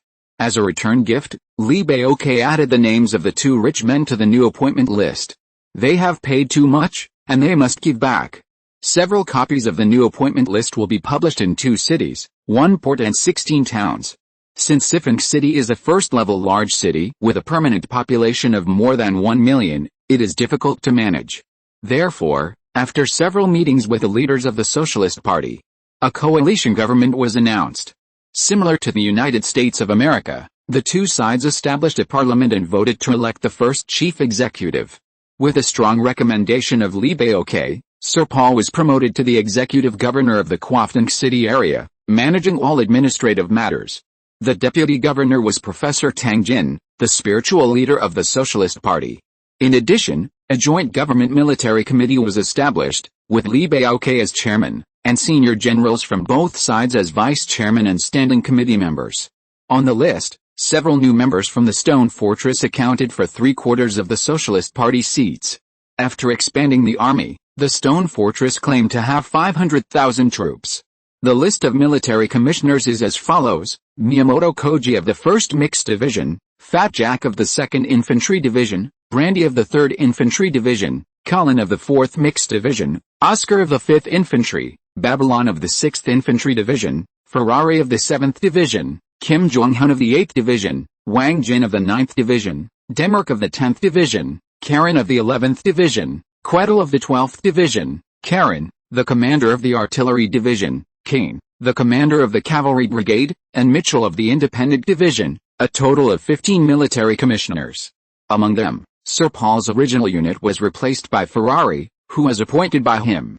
The appointment of the 2 rich men was also on the list. The 2 of them set up a business association and served as the leader and deputy leader of the business group, leading various factories and small businessmen to fully invest in economic construction. On this side, Li Baoke only cares about the production progress of the ship factory, the daily progress of the construction period, and the training of new seafarers. With the efforts of all employees, the ship factory is working in full swing, and an average of 1 battleship is launched for sea trials every 3 days. He also appointed the captain of the Black Independence to be the Black Brother Ken, the captain of the Docking Water Division was Wang Shoren, and his Mechanical Chariot Division commander was replaced by his deputy. The captain of the Siphon was Kanai, and his Cavalry Division commander was temporarily replaced by someone else. The Boulder and Queen Anna were respectively served by Wang Jin and Wang Zai, who were old pirates. There is also the Tokugawa under construction, which is prepared for Miyamoto Koji. The captains of the Demark, Colin, Quettle, and Mitchell can be directly named after people. The second wife, Princess Yuria, who grew up in the guerrillas and was known as the Archer, has now officially severed her relationship with Li Baoke. Her ship is called Princess Yuria. It is said that some excellent materials were hoarded in a warehouse in the factory. When Bont was the general manager, he had the idea of building a super battleship, and his brothers were responsible for collecting materials and management. In addition, most of the materials have been roughly processed and are only assembled after finishing. Li Baoke asked the current general manager Yoon Jin, how long would it take to build a super battleship? In fact, if it had not been rough processed, The construction period would be at least 1 year, but now it would take half a year or more. Seeing that Li Baoke did not understand, Yunjin explained it this way: the current 2-story battleships are assembly line operations, and the operators are skilled, but building a super battleship is different. The 3.5-deck super battleship with 360 guns is too large and needs to be redesigned, and the dock workshop needs to be expanded. Li Baoke thought about it and told General Manager Yunjin that after the Princess Yura was built, the super battleship would be fully prepared. The name of the super battleship has been thought of, and it will be named after a person to commemorate a person. The harbor reinforcement plan is directly under the direct charge of Brother Quetel. They transferred the prisoners to the coastline and the bay, and all places suitable for landing were built with artillery positions and trenches 220 kilometers away from Garing Port. On the northern east coastline of the map, there is a harbor called Qingchuan. It is now in the occupation area of the enemy's 118th Army. Payne's 6th Fleet passed through Qingchuan Port. After a long voyage, it must stop somewhere to reorganize and seek supplies. It is expected that Qingchuan Port will be the most suitable stop. Therefore, Luanchi Fortress and the Socialist Party quickly took action, and a bold strategy was born. The two troops dispatched 300,000 troops to the north, feinted to attack a certain important town in the north, and raided the defense zone of the 118th Army halfway, with the purpose of occupying Qingchuan Port. Who was the commander-in-chief of this operation? You may not believe it when I say it, the commander-in-chief is General Meiji, who surrendered. Li Baoke talked with General Meiji 3 times, but nothing happened. He had to admire the latter's loyalty. Meiji's loyalty to the Republic did not bring good results. On the 10th day of his capture, the daily newspaper from other provinces published the news that 35 members of Meiji's family were executed by the guards. The head of the Republic and other senior officials unanimously determined that Meiji was not captured, but rebelled, and unilaterally executed the family of the captive without confirmation. This made Meiji very angry. It seemed that the country he was obsessed with was really hopelessly corrupt. So, General Meiji formally announced his surrender. Unexpectedly, he was appointed as the commander-in-chief of the Luanchi Fortress Army, and his status was only below that of Commander Li, which made him feel terrified. Let's not talk about the consequences of the Qingchuan War, let's talk about 2 things first. One is that the right-wing forces of the Socialist Party strongly advocated the destruction of the temple complex in the area. Li Baoke signed and confirmed the document, but when he thought of his wife Anna, the Temple of Nephthys, he also annotated the document and suggested that the Temple of Nephthys be preserved. A member of the Socialist Party, who was also a military commissioner, was so stupid that he went to Galenport and asked Commander Li in person why the Temple of Nephthys was preserved. How can people answer this? He can't say that Nephthys is my wife now, right? At that time, Miss Margaret came forward to explain and ease the embarrassment. As a witness to history, our top leader believes that it is necessary to preserve something from the old times so that future generations can remember all the efforts made by their predecessors. Pa pa pa pa pa pa pa pa pa pa pa. Li Baoke applauded and smiled without saying a word. Several right-wing committee members left in disgrace. Chapter 185 Construction of Jilin Port. His son, John, came to visit him one day. Father, my mother misses you very much and hopes you can go back. Oh. I'll go back after I'm done with this. He ordered the guards to take John to visit the factory. The docks and shipyards were bustling. The giant worm trains transporting supplies were lined up, and prisoners were loading and unloading items. Several warships were cruising on the nearby sea, and the sound of gunfire could be heard from time to time. Li Baoke was faced with a mountain of documents and endless meetings, and he was busy every day until late at night. How could he have the time to go back? Speaking of going back, he didn't even know where to go back. It had been 3 months since he last saw his wife. Now John has grown into a big boy, and looks very much like his father. He is energetic in his military uniform, with a rank of 2nd lieutenant, and is currently serving as a sheriff in Bullish City. His wife now lives with Maya and John in an independent house. Seeing that his father had no intention of leaving, John was a little anxious. After visiting the docks and factories, he returned to the headquarters. I met Princess Yulia in the corridor on the 2nd floor. Yulia was dressed in a general's uniform, very decent, still carrying a bow and quiver behind her, and she had just come out of the office of the financial director with a female adjutant. The financial director Miss Margaret saw Yulia out, chatting and laughing, and happened to see little John. This child is taller than his father. Yulia quickly recognized little John. Yes. I remember when he was a child, Princess, you taught him archery, Miss Margaret said, extending a gesture. Little John walked over, saluted first, and shyly called out, Aunt Margaret. Well, good boy. Miss Margaret changed the subject and said to little John, say hello to Aunt Yulia. Yulia's appearance has not changed much, and little John still remembers her. He stammered, hello, Mom Yulia. Back then, when he was still a child, little John called her like this. 10 years have passed in a flash. Margaret greeted a few more people into the office, mainly to learn about the First Lady's recent situation. When little John told him the purpose of his visit, several women gave him some advice. Women understand women's thoughts better, and it has nothing to do with whether the First Lady is a god. Besides, on the ship that year, several women got along well and were as close as sisters. Little John returned to Li Baoque's office and told him the fabricated excuse. Father. Mother is seriously ill, and she wants you to go back no matter what. Oh. Why didn't you say so earlier? Little John's words worked. Li Baoque put down the things at hand, said hello to the office, and went to Bullish City with his son. His guard battalion immediately sent a company of cavalry to follow. Riding all the way, Li Baoque realized that his wife was a god, so how could she be seriously ill? It seemed that it was his wife's idea. Well, since he was here, he might as well meet her. He hadn't seen his wife and daughter for a long time, and he missed them. The arrival of the highest official attracted many people's attention. When he walked in the city, local officials hurried out to greet him. People worshipped the leader fervently. Tens of thousands of city dwellers and factory workers gathered on both sides of the road, shouting long live the leader. In the occupied area of the stone fortress, there was no such thing as inferior people. Everyone was equal. Li Baoque waved to the crowd. Looking at the surging torrent of people and the words long live Commander Li Baoque on the banners, his eyes were a little moist. The grand scene on the streets of Paris when Napoleon returned triumphantly was similar. Near a residential building in the East District, the guard company blocked the area. The great man's private life did not want to be exposed to the public. This is a Gothic-style building. Through the iron fence, you can see the yellow and white walls and pointed arches. A white-skinned girl ran out from inside. She looked like a Chinese, wearing a snow-white brocade dress and red leather boots. Brother! Brother!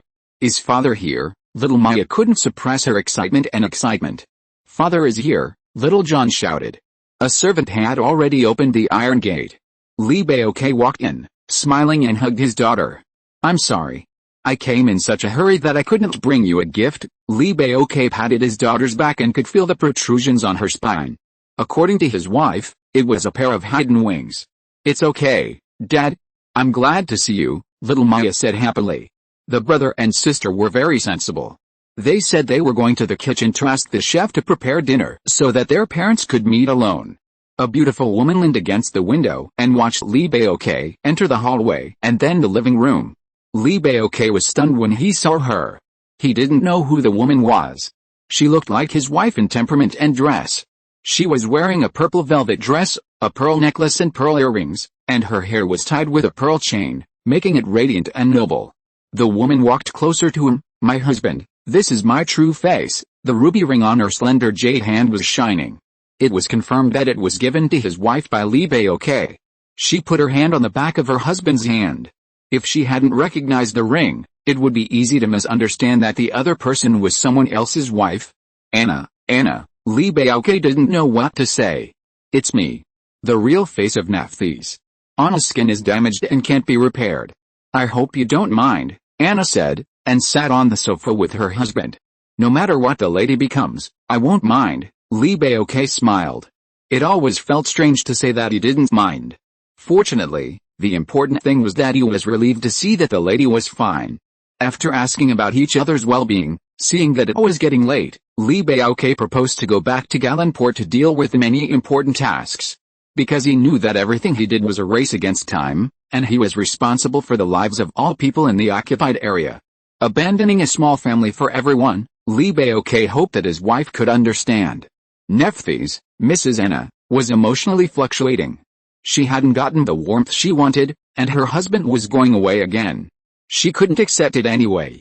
She leaned on her husband's shoulder and cried. Li Baoke comforted her a few words and left. Just before the dishes were cooked, John and his sister went to invite their parents to dinner, but found their mother alone in the living room in a daze. "I've decided. I'm going to serve your father personally. I'll leave early tomorrow morning." Nephthys is a person who keeps her word. No. She's a god who keeps her word. Otherwise, she and her 2 children would never have gone through all the hardships to be reunited as a family. "We're husband and wife, so we'll always be together. We'll always be together as a family, right, Mom?" Maya said innocently. "Yes, my child," Nephthys said at last, and her little daughter nestled in her arms, her mother lovingly stroking her hair. John looked at his mother and nodded thoughtfully. The next day, the family packed their bags and arrived at Port Garin that afternoon. The crane of Brother Industries was hoisting a new cannon onto the battleship Queen Anna. There was a military band playing nearby, and many officers stopped to watch. "Look, little Maya, this ship is named after your mother. Look how magnificent it is," little John exclaimed. Little Maya danced happily, intoxicated by the floating notes of the orchestra. "Okay, children. Hurry up and lead the way to find your father. We will have dinner together tonight, okay, Mom?" Little Maya stopped. Nephthys told the maid to take care of the luggage, and pack the clothes in a second-hand suitcase. They had no extra property and were truly clean-handed. Officer Lee's fixed monthly salary was 22 silver cloths, which was almost half of the monthly salary of General Manager Yunjin. At the beginning of each month, it was delivered to his wife by post as soon as possible for household use. Generally speaking, a wife can determine the quality of her official husband, whether he is greedy or honest, and play a subtle role. On May 21, 1810, General Meijei's blitzkrieg was a great success. It took 8 days to advance the territory 150 kilometers northward, capture 6 towns, and take Qingchuan Port at the same time. The garrison troops at Qingchuan Port all changed into the uniforms of the Republican Guard. On May 26, the 6th Fleet, which had traveled a long distance, really docked at Qingchuan Port as expected. They had no idea that the garrisons in front of them were all enemies. General Payne planned to rest in Qingchuan for 3 days and purchase a large amount of food. As soon as the fleet soldiers landed, on May 27, the camp of the 6th Fleet was surrounded by General Meijei's army. The battle lasted for a day and a night. The warships at sea came to support, and General Payne led the 50,000 remnants who broke through to escape back to the sea. In this battle, the 6th Fleet was seriously injured and had to return to the previous port for supplies. According to Payne's character, he will come back in the future and take crazy revenge. The good news came back, and General Meijei and his group of generals were all rewarded. This process is skipped first. Overall, the Qingchuan victory is of great significance and gave the Luanxi Fortress Alliance a chance to breathe. First of all, various post-war reconstruction work went smoothly. It was June 1811. From the liberation of the four-square city to now, in a year and a half, the occupied area of the Luanxi Fortress Alliance has entered a stage of rapid development. The super battleship Reading has officially been put into service. Reading is the most memorable person in Li Baoke's life. In addition to the Reading, the fleet has 45 warships of various types and nearly 30,000 personnel, which has begun to take shape. In addition, the steam engine was successfully used on ships for the first time, using coal combustion to form power and speed up the sailing speed of warships. With the efforts of engineering and technical personnel, the ship was successfully transformed, and wooden materials were replaced by steel for the first time. The industrialization process has thus risen. To put it bluntly, it is the inevitable result of the coalition government's emphasis on scientific and technological development. Because the Republican Guard cut off many supply lines, the supply of raw materials refers to the high-end wooden materials for building ships, which cannot be bought with money. The Brother Ship Factory is now actively developing steel ships in a state of experiment. The emergence of each new technology is the crystallization of the wisdom of all scientific and technological personnel, and has received generous rewards and honors. Therefore, when these products of the new era, modern steel warships, were moored at the port of Jilin, Li Baoke felt as if he was in another world. Their industrialization process was more than 50 years ahead of the previous world. The so-called advance also refers to the application of modern weapons. It is worth mentioning that according to the ideas of the Anji Type II rifle and bullets given by Li Baoke and others, Dr. Smith's military factory, together with the DuPont laboratory, successfully developed the first generation of Smith rifles and bullets. This kind of rifle and bullet has the characteristics of modern firearms. The magazine is designed in front of the firing pin at the rear end of the rifle. It is a cross-type magazine. From the back, it looks like a cross and can hold 7 rounds of bullets. Speaking of bullets, there is no difference from the bullets developed later. Based on the firearms, the first batch of Smith 135mm caliber cannons and shells were produced one after another. With the joint efforts of Smith and Brother Industries, the above-mentioned new rifles and cannons are in the mass production stage and are gradually being equipped on ships and the Army. Chapter 186, Attacking Essence. The Whitebird Rebel Corps near the central area of the Republic has not changed much in the past 2 years. It seems that the Republican Guard has forgotten their existence. At the junction of the two forces, trenches are crisscrossed and many strongholds are set up, mainly for defense. This is not what Whitebird wants. He has always wanted to be the king of another world and even dreamed of attacking the god realm and trampling the gods under his feet one day. As he grows older, Whitebird is anxious. He may not be able to wait for the day when he dominates the world. His corps has not even been able to take down the other half of the Yega fortress. These people have been waiting for an opportunity to annex the Yega fortress and expel the socialists. For political reasons, the premise of the above opportunity is to wait for the power of the Stone Fortress or the Socialist Party to decline, so that they can be fearless and then attack the socialists in the Yega fortress. It's like you always want to bully the neighbor's child, but the child has a tough brother as a backing, which makes you itchy and dare not do it. The rebel forces in the Siphon region grew stronger step by step, and people of insight from the entire other world rushed to join them, making it a gathering place for talents. They also vigorously developed heavy industry to stimulate economic development, and the speed of the outbreak was beyond imagination. Soon, the Stone Fortress Alliance firmly sat on the top spot on the rebel power rankings. When a man is away for 3 days, he should be looked at with new eyes. Whitebird and Hawkins had to pay attention to the Siphon region. It was really unproblematic. Since he couldn't afford to provoke him, Whitebird threw an olive branch to Li Baoque and renegotiated the cooperation plan. What else could he do without discussing it? In addition, the power of Bruno and Reagan in the northern region was also growing steadily. With Zijan as the center, the territory has doubled compared with the past, and currently has an army of 200,000. Not long ago, Bruno and Reagan published a statement in the newspaper, claiming to be a branch of Chief Li's headquarters, which made Chief Li very satisfied. In the event of troubles in the Republic, the rebels in the other world, led by the Stone Fortress, rose up one after another and tied up most of the Guard's forces. Since the Republican Guard was defeated in the Four-Sided City, it has been seriously injured. Some critics say that it will not be able to cause any big waves for at least 5 years. At present, it has changed from independent attack to passive defense.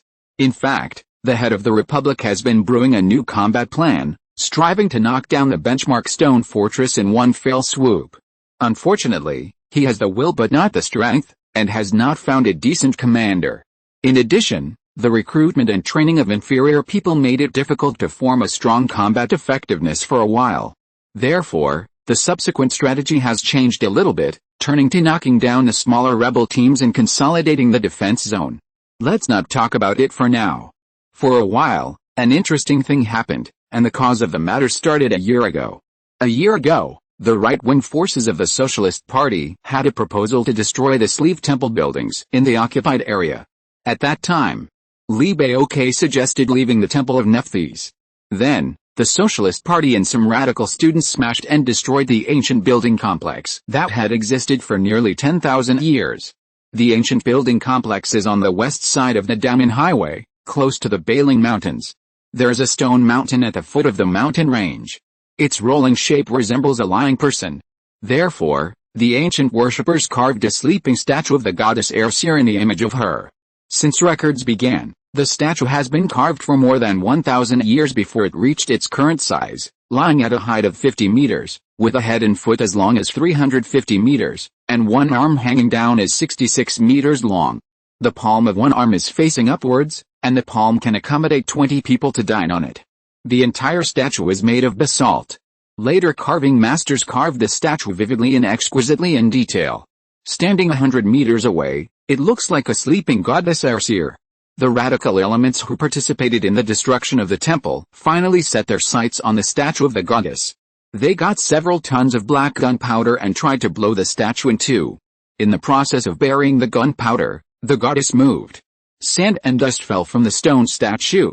The statue's slightly closed eyelids suddenly opened, and the lower arm trembled, as if it was about to break free from the soil. People were terrified and fled the scene, watching nearby. Goddess Esther performed a miracle, someone exclaimed.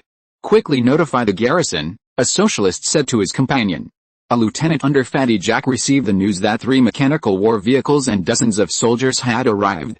The lieutenant ordered the small-caliber artillery on the war vehicle to fire. The shells hit the stone statue and exploded on the ground, but the stone statue was intact. During the second round of firing, the statue moved again. The arms on its body suddenly moved, broke free from the adhesion, and reached out to grab the mechanical war vehicle.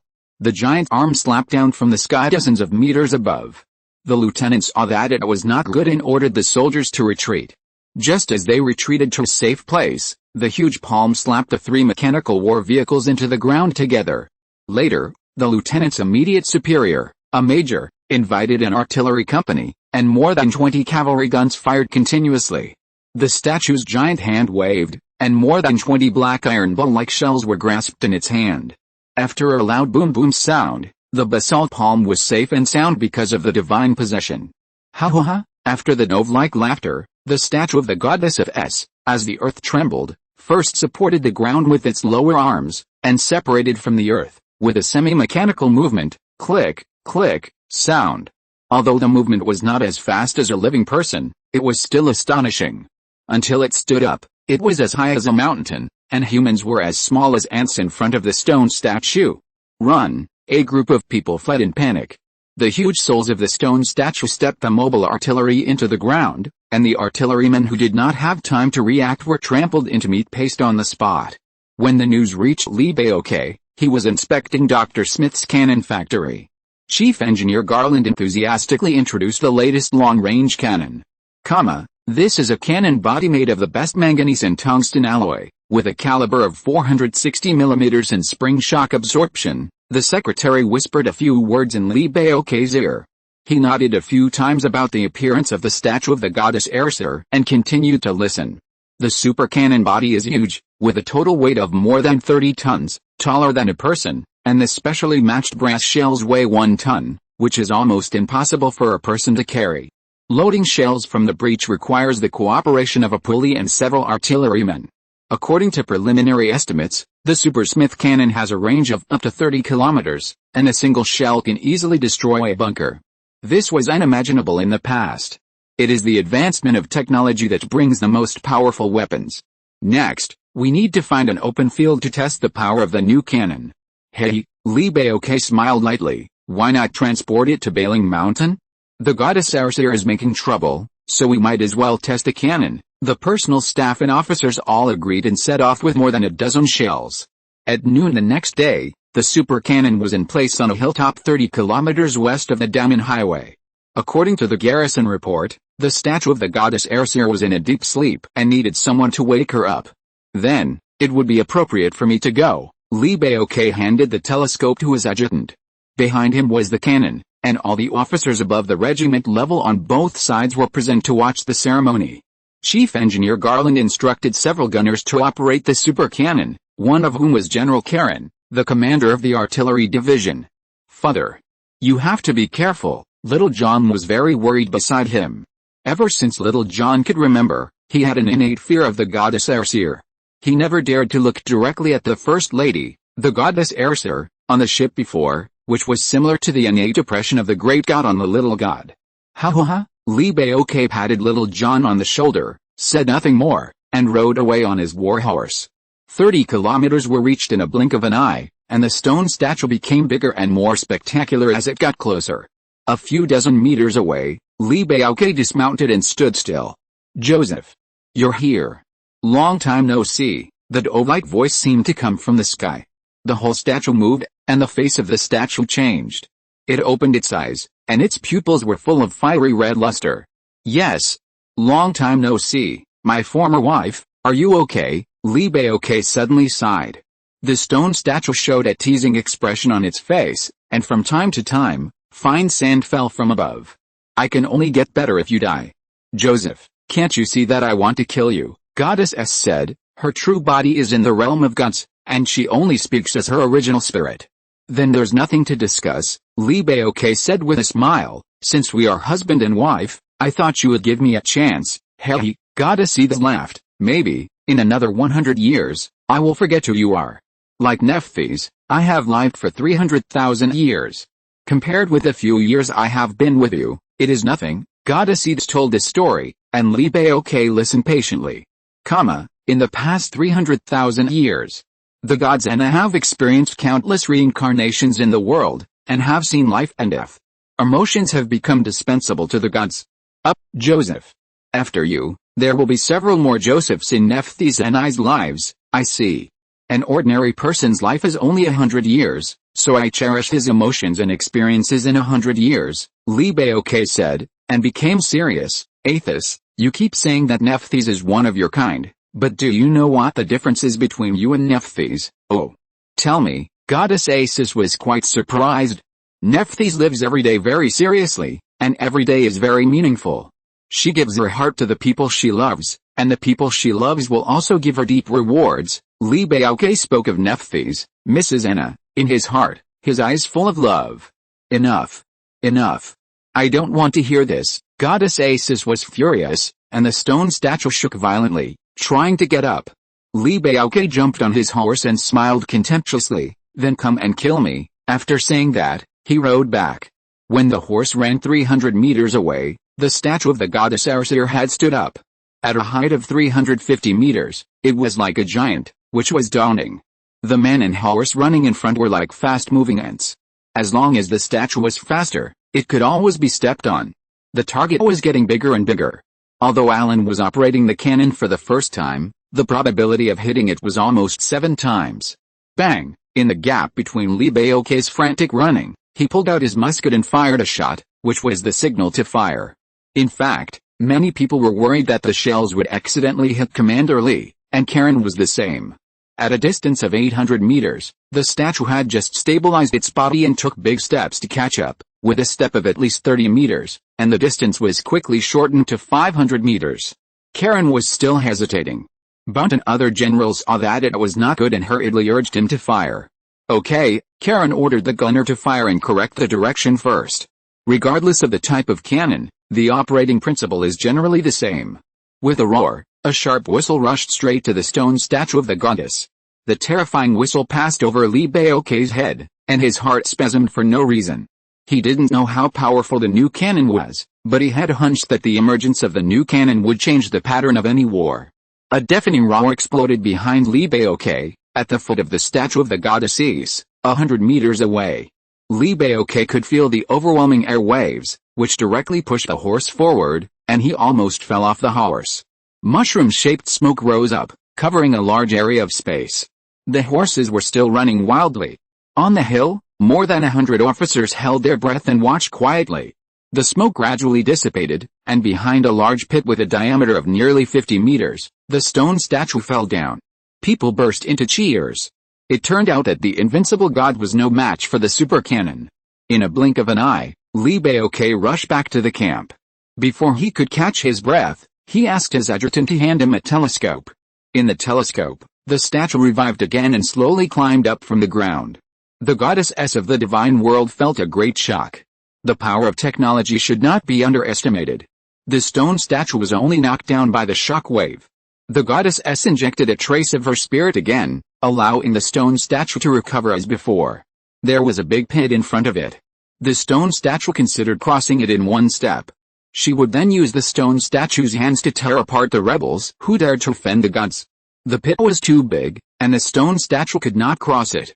Instead, it stumbled into the pit, and its huge upper body fell heavily outside the pit. Are you ready? Li Baoke turned around and said to Karen. Ready, Commander Li. Karen stood at attention and responded. Li Baoke ordered decisively. Fire. There was no need to adjust the gun position for this shot. The artillery had already added the shells and used wooden pestles to help put them in place. Another shot, a 1-ton shell whistled loudly, and it came again in an instant. The statue had just stabilized its torso and instinctively reached out to grab the shells. With a loud bang, Its right arm and half of its shoulder were blown to pieces, and stones flew everywhere. "No," the goddess screamed. Half of its arm was gone, and the statue lost its weight and fell to the other side. The power of a new shell exceeded the total of 30 tons of black gunpowder. Dozens of ordinary black iron ball shells were like clay balls in the hands of the statue. The new era should be distinguished by the emergence of new weapons. There is a world of difference between before and after. That pit should be the tomb of the goddess statue. Li Baoke held a cigar in his mouth, and an adjutant lit it. "Fire," Li Baoke ordered. The third shot directly blew up the statue, and the rubble formed a stone mountain, which looked like a tomb from the outside. Chapter 187 New Wanderer. 1812, Kane's Sixth Fleet of the Republic made a comeback, and the Republican Guard tried to use maritime power to strike the Stone Alliance. It is reported that the Sixth Fleet has 12 main battleships of the same level as the Reading, which is equivalent to a hegemon at sea. There are 1,800 auxiliary combat ships and 300,000 amphibious combat forces. At the same time, there are millions of land forces ready to move at the border. In 1812, several wars broke out in the last world. The Second War of Independence in the United States fought against the British. In addition, Napoleon's French coalition attacked Russia in August. This year Napoleon was defeated and exiled to a small island in Italy. Having said that, with a gathering of talents, economic recovery and rapid development of science and technology, the Stone Fortress Alliance has embarked on the right track of strengthening the army and the country. Wang Shoren's mechanical chariot division was expanded into an army. The application of steam engines solved the problem of insufficient power of mechanical chariots. At least 2,000 steam chariots were put into the establishment. The only drawback is that the production capacity is limited, and the only super cannon is equipped on the main battleship Reading. However, the new artillery with a diameter of 125 mm is equipped with a brigade of cannon, with 1,000 new mobile artillery.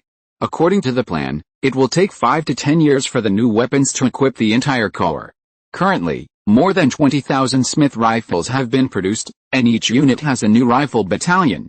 The territory of the Stone Fortress Alliance is constantly expanding, and now it is equivalent to a province of the former republic. In terms of resources, it has its own coal mines, iron mines, copper mines, gold mines, etc., and is basically self-sufficient. In addition, in terms of environmental governance and protection, Sir Paul's government has introduced a series of comprehensive governance measures, which have achieved results. At the very least, the probability of acid rain is gradually decreasing, and the large chimneys of the factory also have corresponding filtration systems. In terms of sewage treatment, several newly built sewage treatment plants have been put into trial operation. In November, a few days before the landing of the Sixth Fleet, a group of wanderers from the upper world appeared on the coast. A captain of the U.S. Army named Hardison was summoned to the office of Chief Lee in Jialing Port and had a detailed discussion with several senior officials. From Hardison, Li Baoke had a certain understanding of the current upper world. When the Qing dynasty was still Emperor Jiaqing, during the period of seclusion, apart from the occasional provocations from the Dutch, there were also the harassment of Japanese pirates on the southeast coast. Speaking of the Dutch and the Japanese, Li Baoke frowned. He thought that when he returned to the upper world one day, he would definitely deal with them. In his eyes, the Dutch and the Tokugawa Navy at that time were just a group of jumping clowns. He could kill them in minutes at that time, and he could do so in the future. The Qing dynasty was his homeland after all, and he had a heart for it. Speaking of the Anglo-American War of 1812, also known as the Second War of Independence, historical records show that it lasted for 3 years from 1812 to 1815. Hardison proudly declared that this was the first foreign war after the independence of the United States. The United States of America formally declared war on Britain. The purpose of the war was to annex Canadian land. Canada was basically controlled by Britain, and half of the British Army was Canadian. At the same time, Native American tribes were also involved in the war for various reasons. On June 18, 1812, the United States attacked the British North American colonies of Canada, with Madison and Harrison as the main commanders. Shortly after the war began, Captain Hudson's naval ship was sunk by a British warship, and thus drifted to another world. After Li Baoke returned to the upper world, he knew what happened later. The British Army defeated Napoleon's army on the European battlefield, captured Napoleon and exiled him, and then regrouped its forces to counterattack America, and once fought to the capital Washington. Hearing that Lee Baoke was the famous sea butcher Joseph, Hudson was a little bit unbelieving of his ears. Lee Baoke clearly told him that eventually, his army would return to the upper world, and if interested, Hudson and his companions could join his navy. There were hundreds of wanderers led by Hudson, and they immediately swore to join, and a 2-deck battleship was named after Hudson. When the time comes, I can give you the warship and return to your country. Please give my regards to General Madison, Lee Baoke said with a smile. This General Madison will be the next President of the United States. Hudson stood at attention and saluted, and went to report on his work. He had to recruit people as soon as possible and familiarize himself with the status of the ship so as to cope with a naval battle in a few days. The 2 staff officers led the way and returned to the dock again. There were dozens of super-large warships anchored in the harbor, and the whistles echoed each other. A new warship was being launched in the shipyard not far away. Why doesn't your ship have sails? What's the howling sound? Hudson asked puzzled. A staff officer said proudly, this is our steam engine ship, which burns coal, so there are no sails. What you hear is the whistle. You will understand later. They headed towards the factory. The staff officer said that the new ship launched was the Hudson. When they arrived at the factory, they would let the painters mark it first. At the dock entrance, the staff officer presented the ship pickup procedures, and a group of wanderers boarded the ship to visit. All of them were amazed. Hardison found that the whole deck and the main part of the shell were covered with iron plates, which he could not imagine. The steam engine is a huge thing. A group of boiler operators and maintenance workers added coal and water to the stove on the spot and checked the pressure. The wanderers were dumbfounded. The staff officer introduced that the ship's artillery will be equipped in the next few days, and then you can go to the recruitment office to pick up people.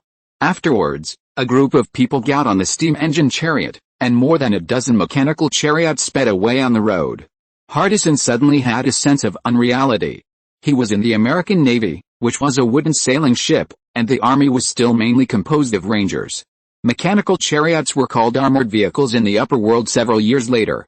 The recruitment team was located in Boulder City, and the person in charge was Xiao Xianlin, a brother under General Wang Zai, Wang Shoren's father, from Fujian. Xiao Xianlin quickly gave him the list of names he had prepared, and he was required to report to the Hardison by tomorrow afternoon at the latest. The people on the list of names included steam engine boiler operators, maintenance workers, carpenters, blacksmiths, and electromechanical technicians, all of whom had a quota. The above-mentioned technical workers, plus a number of sailors and artillerymen, had all received professional training and internships. In the Big Stone City, there were military academies and technical training colleges, as well as the Dupang Military Industry Research Institute, the Agricultural Science and Technology Research Institute, and so on, headed by the Smith Institute. In addition, there were 2 regular industrial universities in Lakwaftung City to provide talents for all walks of life. The first mate and assistant were appointed by the recruitment team. In addition, there was a material distribution center for the logistics team outside the Big Stone City, which was larger than an ordinary town.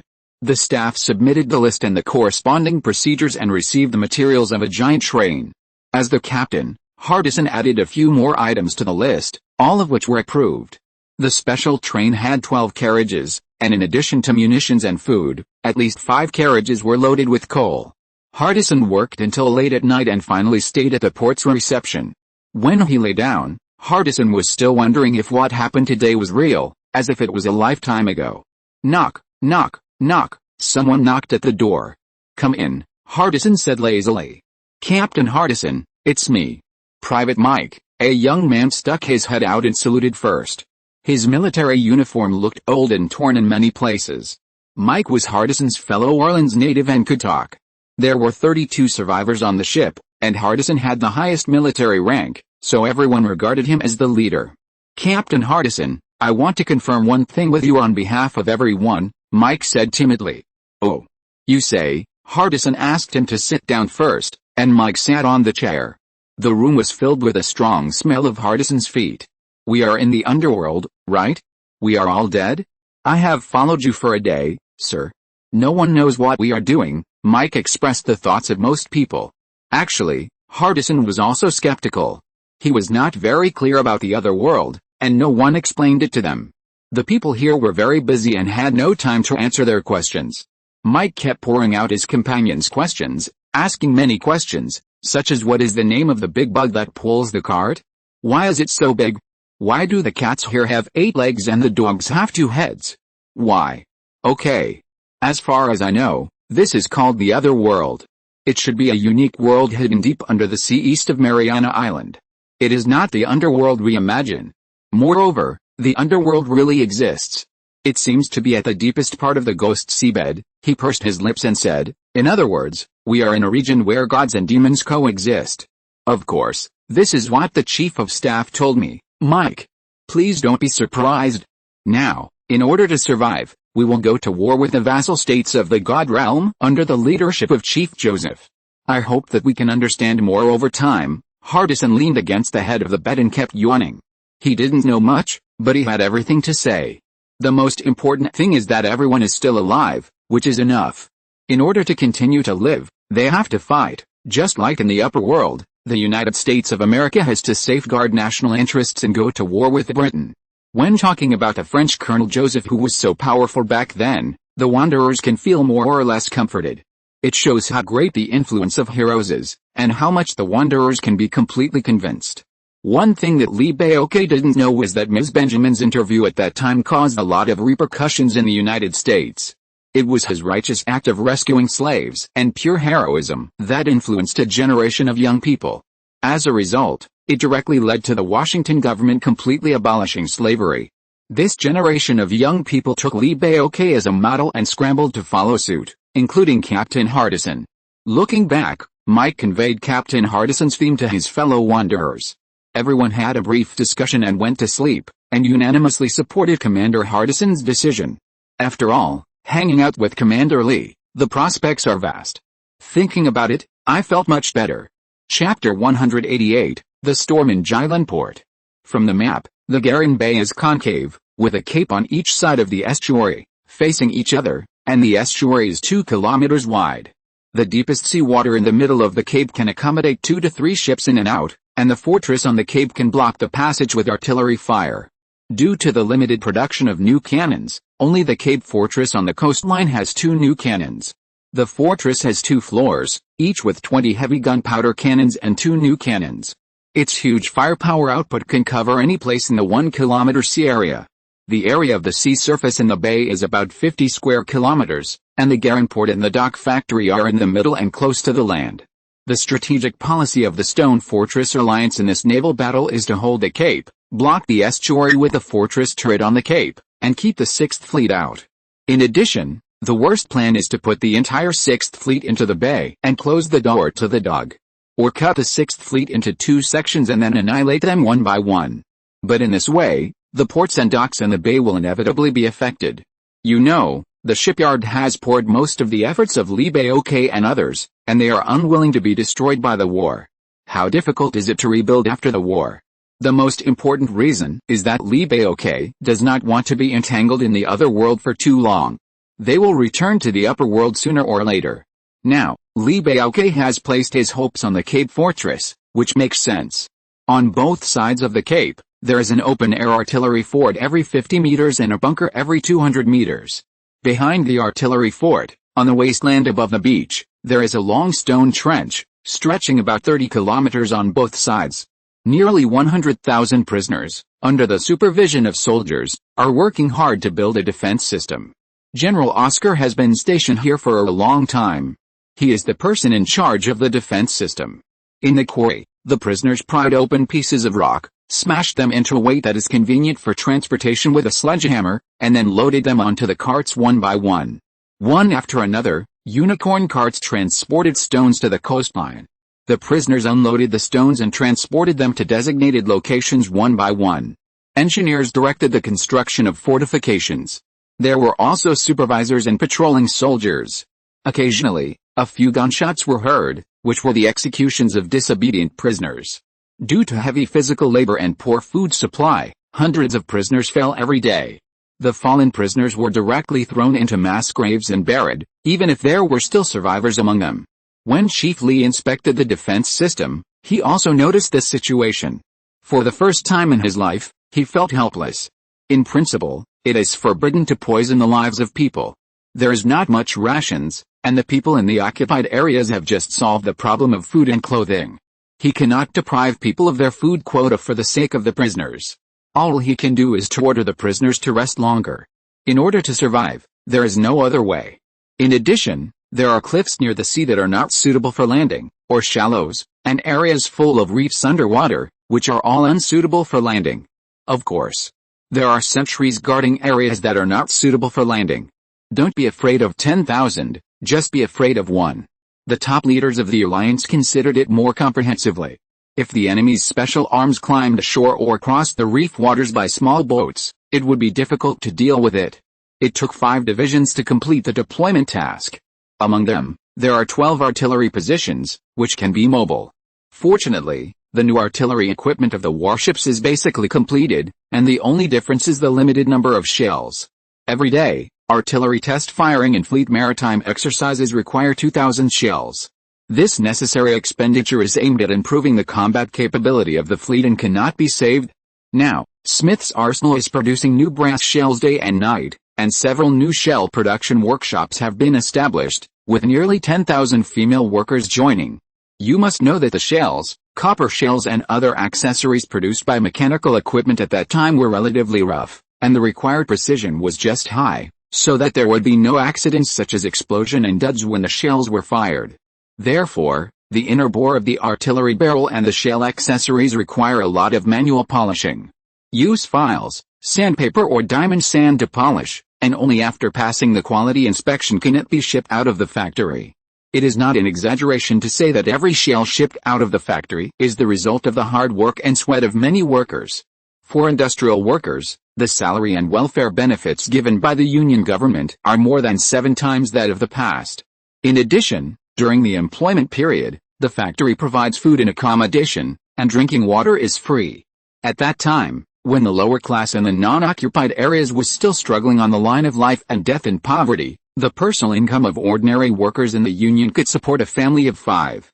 After Hardison and his group had a meal in the big cafeteria of the military camp, a staff officer first brought a young officer to report and handed over his identity documents. This person claimed to be the first batch of students graduated from the military academy and served as an artillery instructor on the battleship Hardison. When looking through the resume, Hardison noticed that the column for artillery instructors was marked as ordinary people. Asked what ordinary people meant, the artillery instructor admitted that he was an inferior person and used to live in the slums. After the reform of the Stone Fortress Alliance, the lower class and the civilians in the town were collectively referred to as ordinary people. It seems that the lower class is equivalent to the slaves in the upper world. Hardison sighed, Commander Lee has always been imitated and never surpassed. In terms of the world's great heroes, except for Napoleon, it is Commander Lee. After that, they welcomed the personnel of various arms recruited yesterday at the reception. Together with the wanderers, there were a total of 378 people, just enough to meet the ship's establishment. The brand new black uniforms, military caps and leather boots made this team look more formal. Chief of Staff Lee Jia handed Captain Hardison a saber and a pair of 2-star epaulets. The gold stars are made of pure gold, and a pair of gold stars represent the rank of Major General. To be honest, when Hardison took the epaulets, his hands trembled slightly, and tears flowed down his face because of excitement. Next, according to the job reporting process, all personnel took a collective oath, and the witness was Chief of Staff Lee Jia. I swear, Hardison said in a high-pitched tone, reading the oath on the cardboard. All the non-commissioned officers responded in unison, I swear, I swear. I voluntarily join the Stone Alliance. I swear to protect the interests of the Alliance from infringement. I swear to love my comrades and fellow countrymen and save them from danger. I swear to fight for the liberation of all mankind. In fact, there are dozens of oaths. In short, it teaches everyone to unite, help each other, and be loyal to the superiors and the collective. It doesn't matter why the oath is made. Some people may feel that it is long-winded. The important thing is that it can quickly form a cohesive force and consolidate a team well. For the liberation of all mankind was added by Li Baoke later. The ideal is a bit empty and seems noble, but it is indeed Li Baoke's personal idea, which is in line with the purpose of the Socialist Party. He once said to his wife, Nephthys, I just want people to live a better life. There is a premise here, that is, on the basis of people's freedom.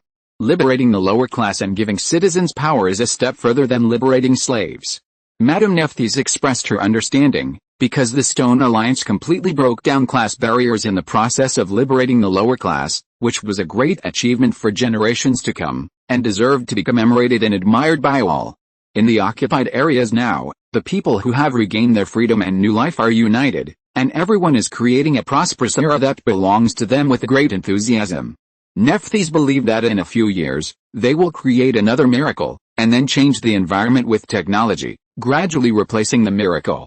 At this moment, on the second floor of the headquarters of the port, from the window facing the sea, Li Baoke and his wife looked out at everything in the port, and the couple stood side by side. Li Baoke became very interested and asked, "Madam, you have been interacting with people from the literary club recently. Can you write a poem for me to hear about the difference between the poems in the other world and the world above? Literature has no borders, and the same is true for the other world. Realist poets are popular here, with poets headed by Kato, who are good at exposing the dark side of society. Romantic poets and writers are represented by Basandarak. I like his writing style of finding joy in suffering." Nephthys said a lot, but Li Baoke listened with one ear and ignored it with the other. To be honest, Nephthys' true face is very mediocre, not a beauty, but in Li Baoke's eyes, there is no difference. Whenever he looks at her, he feels warm in his heart. Her Lady Anna's skin has to show her true face after corruption. The contours of her eyebrows and eyes have some shadows of Lady Anna. Although the beauty is gone, Li Baoke can adapt to it. After all, there is the factor of family affection. That is called the true feelings after going through hardships together. Perhaps, this is the final result of love.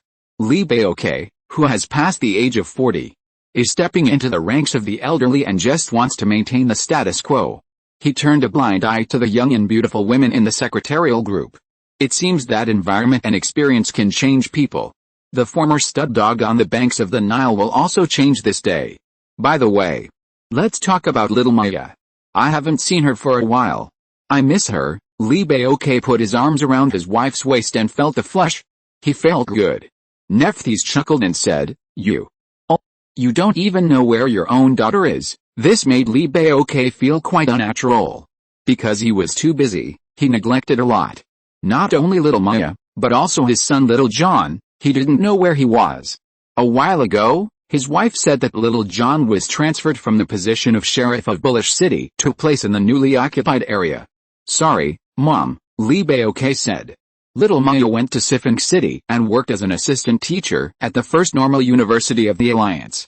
The letter of introduction was written by Miss Margaret, who is the honorary president of the university. The information was a bit overwhelming. Li Baoke thought for a moment and said, "Oh, God, little Maya is still a child. You are so open-minded and let her become a teacher." "Hey," Nephthys said angrily, "Dear, our daughter is 17 years old. She is not a child anymore.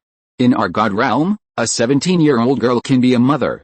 Besides, little Maya is qualified to be a teacher." Okay, my baby, don't be angry. Let's go back to the room to discuss important things." Li Baoke smiled and hugged his wife tightly. This was their unique code. When Nephthys heard it, her face quickly flushed. "You are so annoying." She pinched him, followed him into the room, hung all the curtains, and locked the front door. At this time, two female generals, Mitchell and Yulia, came to visit. Seeing the curtains drawn, the female secretary who led the way stopped the two and asked them to wait in the reception room. Yulia asked the female secretary of the secretarial group, pointing to the blinds, "What's going on?" The female secretary lowered her head shyly and said, "The top commander and his wife are inside. The two generals should go back to the reception room and wait. Come back in an hour." The two female generals were speechless. They could guess roughly what kind of person Li Baoke was. They knew him best. An hour later, Yulia and Mitchell met Commander Li, and the First Lady brewed them a strong coffee. Yulia noticed that Commander Li had buttoned his shirt and his belt revealed a line of underpants. Perhaps because she used to be the second lady, but not now, she still felt embarrassed. Nephthys, Mrs. Anna, concealed it well and greeted the two female generals happily. After that, she went into the inner room for fear of affecting their conversation.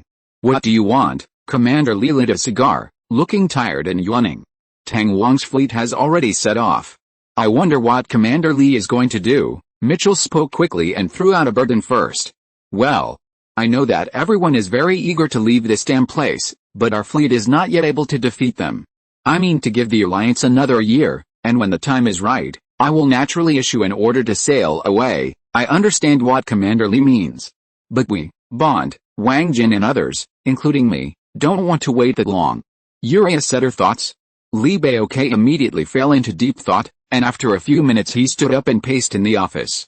From the intelligence we have collected so far, after Tang Wang's expeditionary force captured Devil's Island, with the help of the gods, they captured Queen Eve and my old friend IBN, Abdullah IBN, the Dark Serpent God, and are now detained in Carmon prison in Quebec. The two female generals listened quietly. Even IBN are both our old friends. We must save them. I have sent someone to pass on the message and ordered Bruno and Reagan's former Stone Fortress army to attack Quebec. The black man Mitchell interrupted Li Baoke. Commander Li.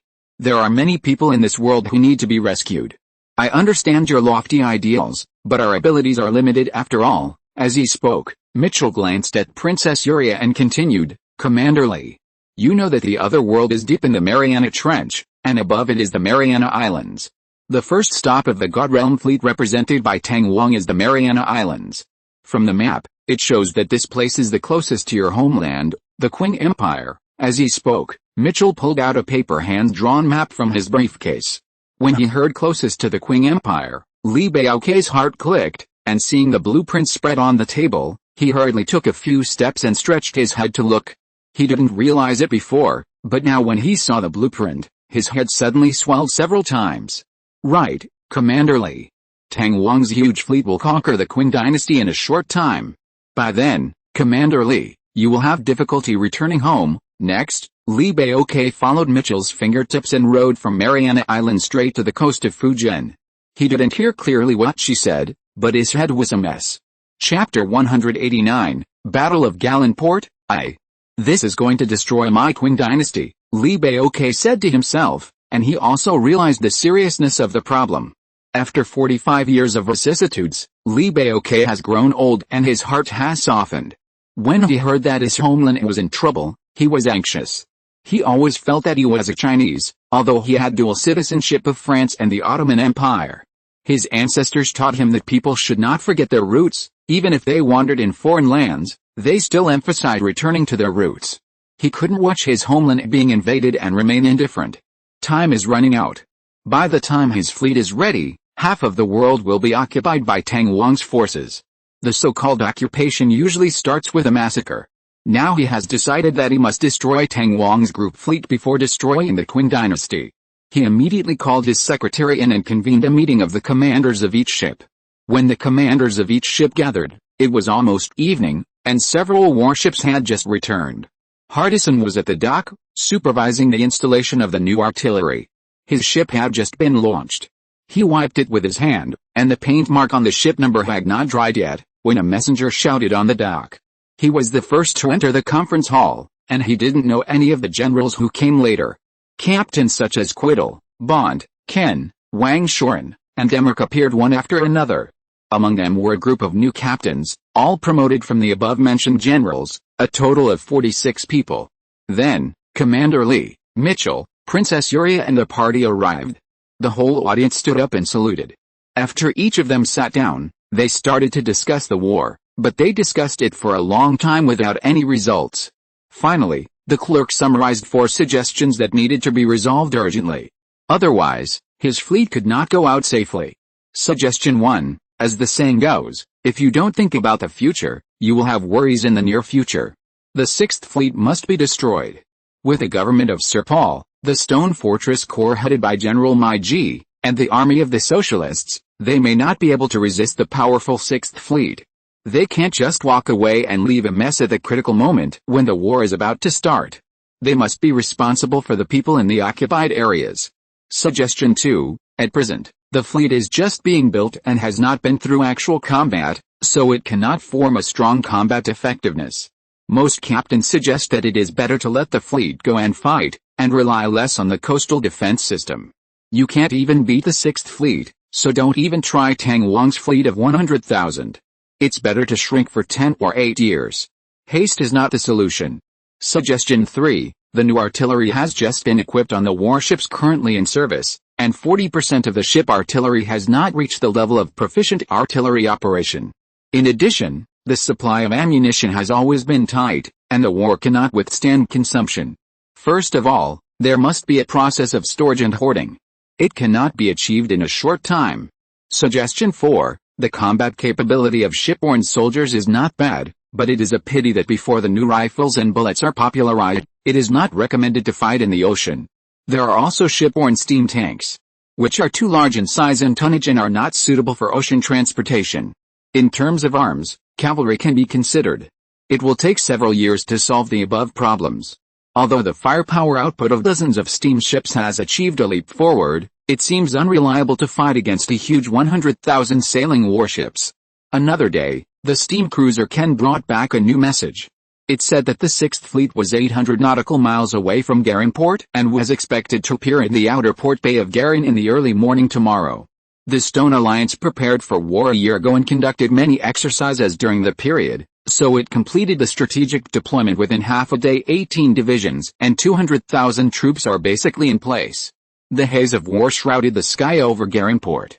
At this time, on the Ghost Sea, General Payne's 6th Fleet had full sails, and more than 1,000 warships were like crucian carp crossing the river, densely packed. As night fell, the lights on the ships reflected each other. After a while, the wind stopped at sea, and the captains issued orders to activate the Famir Magic Mouse mechanical roller device. In a previous chapter, it was introduced that in the age of sailing ships, mechanical engineers in another world invented a kind of equipment. The Famir mouse runs in the circular wheel to output power, which is gradually upgraded through gears and transmission shafts, thereby driving the roller at the stern. This equipment is very heavy and the sailing speed is not high. In an emergency, manual paddling is still required. Therefore, at the bottom rudder of each ship, the rowers paddle in unison under the command. Each ship has a certain number of rowers, who are basically poor people from the lower class. When they are not paddling, they do some heavy, dirty and dangerous physical labor. In battle, these people are the first cannon fodder to rush up. The 1008 frigate is mainly responsible for covering the main battleship Amon III. The frigate is actually the shield of the battleship.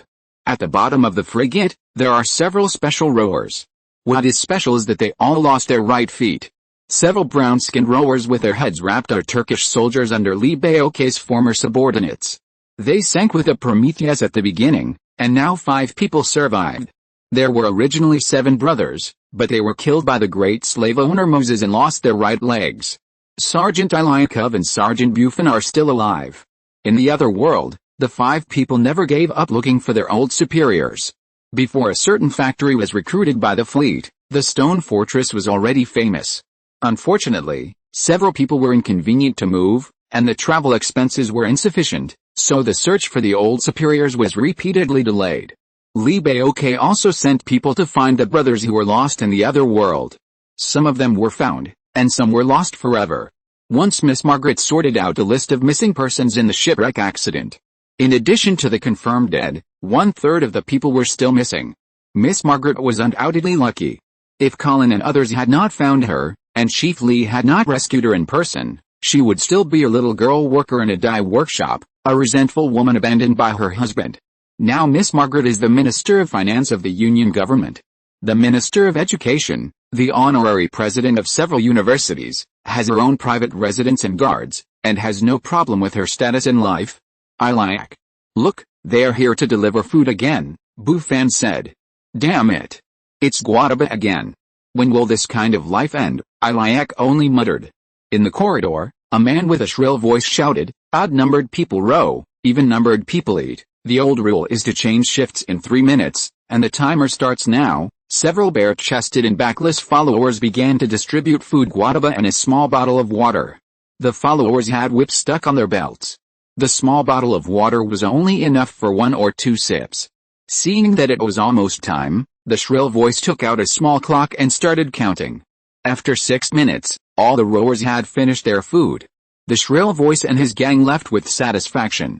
Next time, remind me to shorten the meal time for each person to 2 minutes, so that we can maximize the work efficiency, the shrill voice ordered his men, and they responded.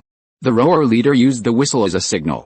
Every time the whistle was blown, the rowers rowed once, and there was a 10-second break. In this way, they rowed all night, and the 1008 frigate was able to sail smoothly. Buffon kept reminding himself and the other 4 companions not to fall down. Maybe they would see their old superior again soon. Several people could swim, and even planned to jump into the sea together when the frigate was close enough to the coast to find Commander Joseph. In the early morning, the fog on the sea was thick. More than a dozen frigates and battleships of the Republic Navy appeared near the east coastline. The coastal defense garrison immediately lit the signal smoke, and soon there were hundreds of signal smokes. It's finally here. On the super battleship Reading, Li Baoque didn't see anything in the telescope, and it was expected to reach the estuary in half an hour. At the estuary, Reading returned, and the heavy artillery of the Cape fortresses on both sides was ready to fire. The whistle sounded, as if to give themselves courage. 46 battleships lined up in the bay, with Reading in the lead. These battleships are the last barrier of Garenport. Soon, the sound of artillery rumbled from the coastline. Judging from the sound, at least thousands of artillery were firing at each other. On the position behind the left Cape Fortress, General Meiji commanded calmly. Chief of Staff Li Jia and Deputy Chief of Staff Hill, plus several adjutants and senior generals were around General Meiji. The report said that the 6th Fleet dispatched 3 warship formations, with 2 attack directions on the coast. The formation, mainly composed of the hero Ironhoof super battleship, fiercely attacked the 2 Cape fortresses. The 3 Republican formations tried to tear a gap from 3 points. Their transport warships launched several small boats in the rear, full of soldiers, and prepared for a forced landing. General Payne showed a surprised expression on the deck of the hero dreadnought super battleship. The opponent's firepower output is very strong, almost equal to that of the 6th Fleet. Both sides have losses, let's not talk about it for now. You know, the Republican Guard has also developed a new weapon, namely the mother-child chain shell. As the name implies, a black iron ball contains several small lead bullets with a huge killing radius. At the moment of gunpowder explosion, several small lead bullets are scattered, which is a fatal threat to the soldiers outside the bunker. The artillery battle continued, with targeted bombardment. Dozens of artillery positions were lost on the coastline, and several gaps were blown down in the stone defense wall. There were hundreds of warships on the sea, burning or sinking, and wooden boards and corpses died in an area of the sea red. A monster from the deep sea stretched out its octopus-like tentacles and pulled the corpses down. A large number of submunitions whizzed in front of the formation, and lead bullets were densely fired. The artillerymen behind the bunkers did not dare to stick their heads out. Every once in a while, Karen's 2nd Artillery Division and the 3rd Artillery Division carried more than 500 bodies down. If you're listening to this novel on a channel other than Fanfic World, it means they downloaded and uploaded it without effort. We cordially invite you to visit our channel, Mundo Fanfic Novelis. There you'll find the original version of this story, and you can explore many other novels of various genres. We're waiting for you to immerse yourself in a world of incredible novels. Chapter 190 Payne's Past. Through observation, General Payne accidentally discovered that the enemy had a very powerful cannon, but fortunately there were not many of them. The range of this cannon can reach the safety range expected by the 6th Fleet. Some ships transporting ammunition and supplies were repeatedly overturned by this cannon, which made him very angry. Not long after, a cruiser launched a small boat and took brass shrapnel from the wooden boards of the sunken ship and sent it to him as soon as possible. Payne didn't recognize it at first glance. According to the information summarized by the lookouts of each ship, it was reported to Payne that this kind of cannonball could sink a ship with one shot, and its power was so terrifying. It's not fun anymore. In the last world, General Payne and the original pirate group had suffered a great loss from them. At the beginning, Li Baoque's team used the Angie Type 3 musket and killed and injured many pirates. Thinking about it, Payne is still frightened. One of his old subordinates is called Zhao Ketchen, a native of Shandong ZB, who is also a former Zhang pirate. He is also a wanderer. Now he's the first adjutant of the fleet and Payne's right-hand man. Zhao Ketchen glanced at the sea and said, "General, if it really doesn't work, let's send out the water ghost ships, drag them closer and force a landing." "No," General Payne said firmly, "Li Baoque is very good at fighting on the sea. Our water ghost ships are specially used to deal with his navy. Now that they are exposed, they will definitely make the other side alert. General is wise." Ketchen knows. Zhao Ketchen thought about it and it really made sense. Speaking of water ghost ships, They are the biggest secret weapon of the Sixth Fleet besides submunitions. To put it bluntly, they are wooden submarines. This kind of primary submarine can only be attached to the main ship and patrol in a small area in shallow waters. Each water ghost ship carries no more than 30 soldiers. Because it has just been equipped and has not yet formed a scale, there are more than 100 water ghost ships. These water ghost soldiers are all good at swimming. They carry iron fibers and hammers with them. They can easily drill through the bottom of the opponent's ship by diving from the water. These water ghost soldiers, similar to the later amphibious special operations forces, can also take the lead in sudden landing on the beach and fight directly with bayonets. In addition to the main commander General Payne and Zhao Keqin, there are more than a dozen important generals on the Hero No. 1 super battleship. They also have much more power than Payne. Every decision and personnel appointment must be approved by the Guard Advisory Group before it can be issued. To put it bluntly, the top leaders of the Guard did not fully trust him. Just after issuing an order to send several formations to strengthen firepower, the advisory group disagreed. They believed that the 2 attack points on the coast had reached the landing conditions and could now be forcibly landed. In addition, the sea surface blocked by the 2 cape fortresses prevented the ships from approaching. After observation, the advisory group found that the firepower of the fortress was weakened, the attached artillery was knocked down, and the fortress was half paralyzed. It was a good time for the fleet to enter the bay in a large scale. When General Payne heard this, his head immediately became bigger. Letting these people who talk about war on paper and power is really going to be bad. The gap on the coastline is now being made, and General Meiji is sending people to quickly fill it up, repair fortifications, and quickly form a new defense. The Cape Fortress is also filled in the same way. On the contrary, after fighting for most of the day, the Sixth Fleet suffered heavy losses, with at least more than 200 ships of various types destroyed. While you are consuming, your opponent must also be consuming. The advisory group only saw the opponent's losses, but was indifferent to their own side. There was no choice but to follow the advice of the advisory group. At this moment, General Payne was extremely depressed. Zhao Keqin, come with me to the cabin to rest. Yes, General. Zhao Keqin followed the general all the way down to the second deck and crouched into the cabin. First, he opened a bottle of whiskey. He was not used to using a goblet, so he poured 2 large bowls. Keqin, sit down, Payne greeted Zhao Keqin. Chinese people pay attention to seniority. Zhao Keqin is a dozen years younger than Payne, and secretly calls Payne uncle. Okay uncle. After Zhao Keqin sat down, the two began to complain about everything in front of them. As they talked about the past. General Payne said with emotion, I didn't expect that I, Payne, have been in the military for most of my life, and I still haven't gotten rid of Li Baokei's shadow. I knew him when I was 18 years old, and Li Baokei was 22 years old at that time. We were both students under the Admiral of the Navy. Zhao Keqin had heard before that General Payne had a relationship with the rebel leader Li Baokei, but no one knew the details. Perhaps it was because he drank a little too much, so the general slowly brought up the past. In 1785, Payne was dispatched by the Ministry of War and transferred to the Fujian Navy as the runner-up in the military examination. He arrived a year early and took office on the warship Zenitun as the deputy commander of the ship navy. The following year, in early 1786, the 51st year of Qianlong, Li Baokei was also transferred to the Fujian Navy and served under the Admiral of the Navy Wang Shijian. Wang Shijian was the second Admiral of the Navy, and the first was Shi Lang, who recovered Taiwan. Recommended by his father and colleagues, young Li Baokei became a clerk, mainly responsible for the correspondence of the governor's office and the drafting of notices. I have heard of him for a long time. He is treacherous and scheming. At that time, he attached himself to the father-in-law of the governor's sixth concubine, and was recommended by the father-in-law to join our Zenitun. Oh, so, Li Baokei is good at flattery and fawning, so he made friends with big shots and had the opportunity to be promoted. Zhao Keqin nodded.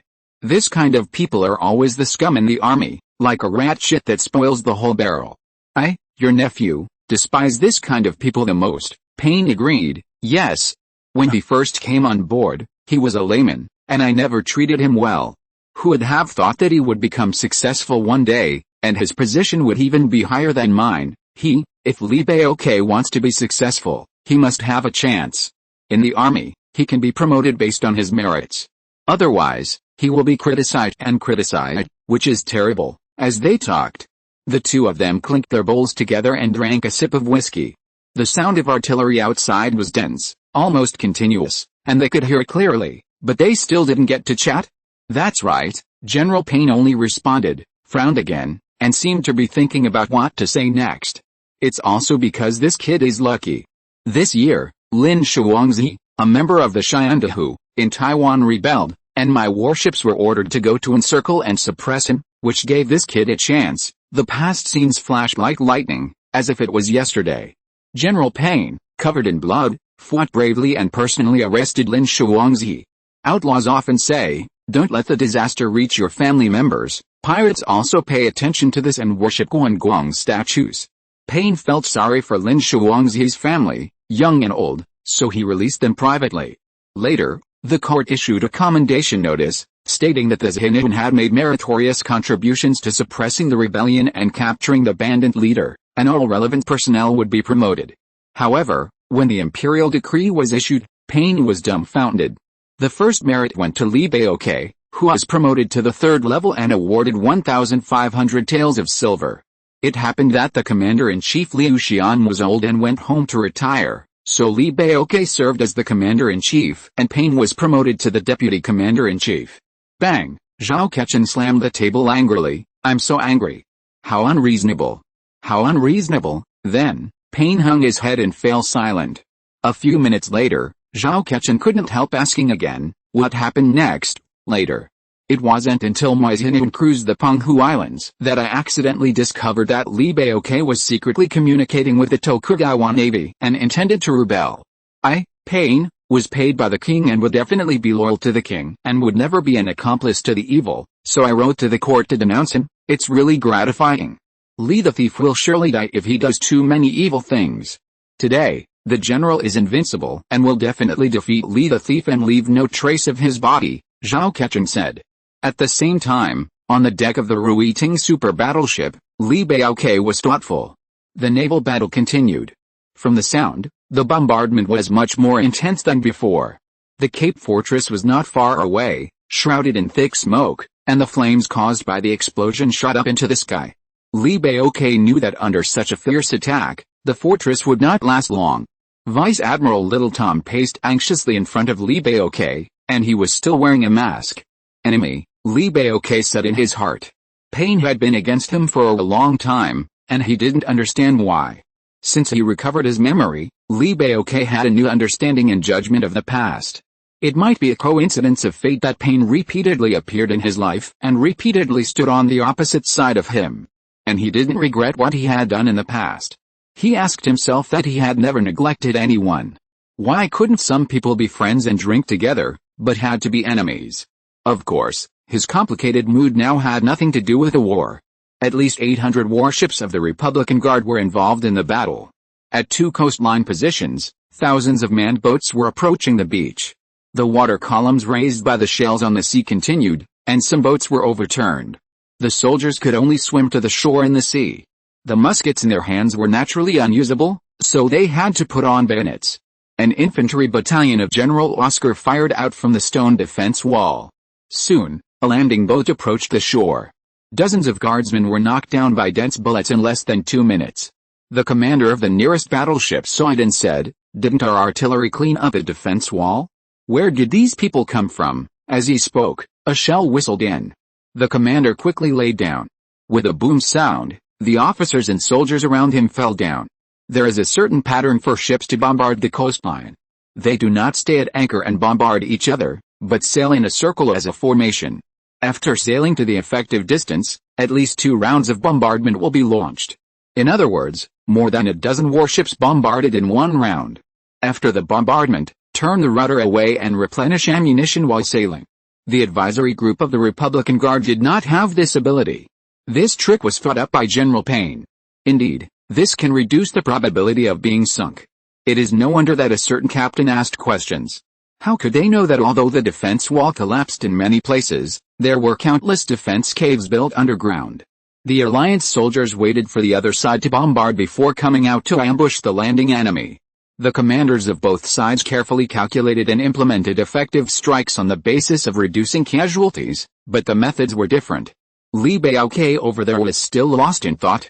Thinking back to the past, he was young and full of vigor. I still remember that when he worked as a clerk in the Admiral's office of the Navy, he dealt with paperwork every day and was quite free and easy. One day, Li Baoque went to the street and encountered a group of hooligans bullying a decent woman. He taught the hooligans a lesson with Bagwitwan. It happened that an old scholar in green clothes and a melon-shaped hat passed by and exclaimed, "The young man is brave." The atmosphere is awe-inspiring, enough to correct the ancient style. The old scholar was none other than the father-in-law of the admiral mentioned by Payne above. Recommended by the admiral's father-in-law, Li Baoque reported to the Xian'an warship. At that time, Payne was Li Baoque's superior.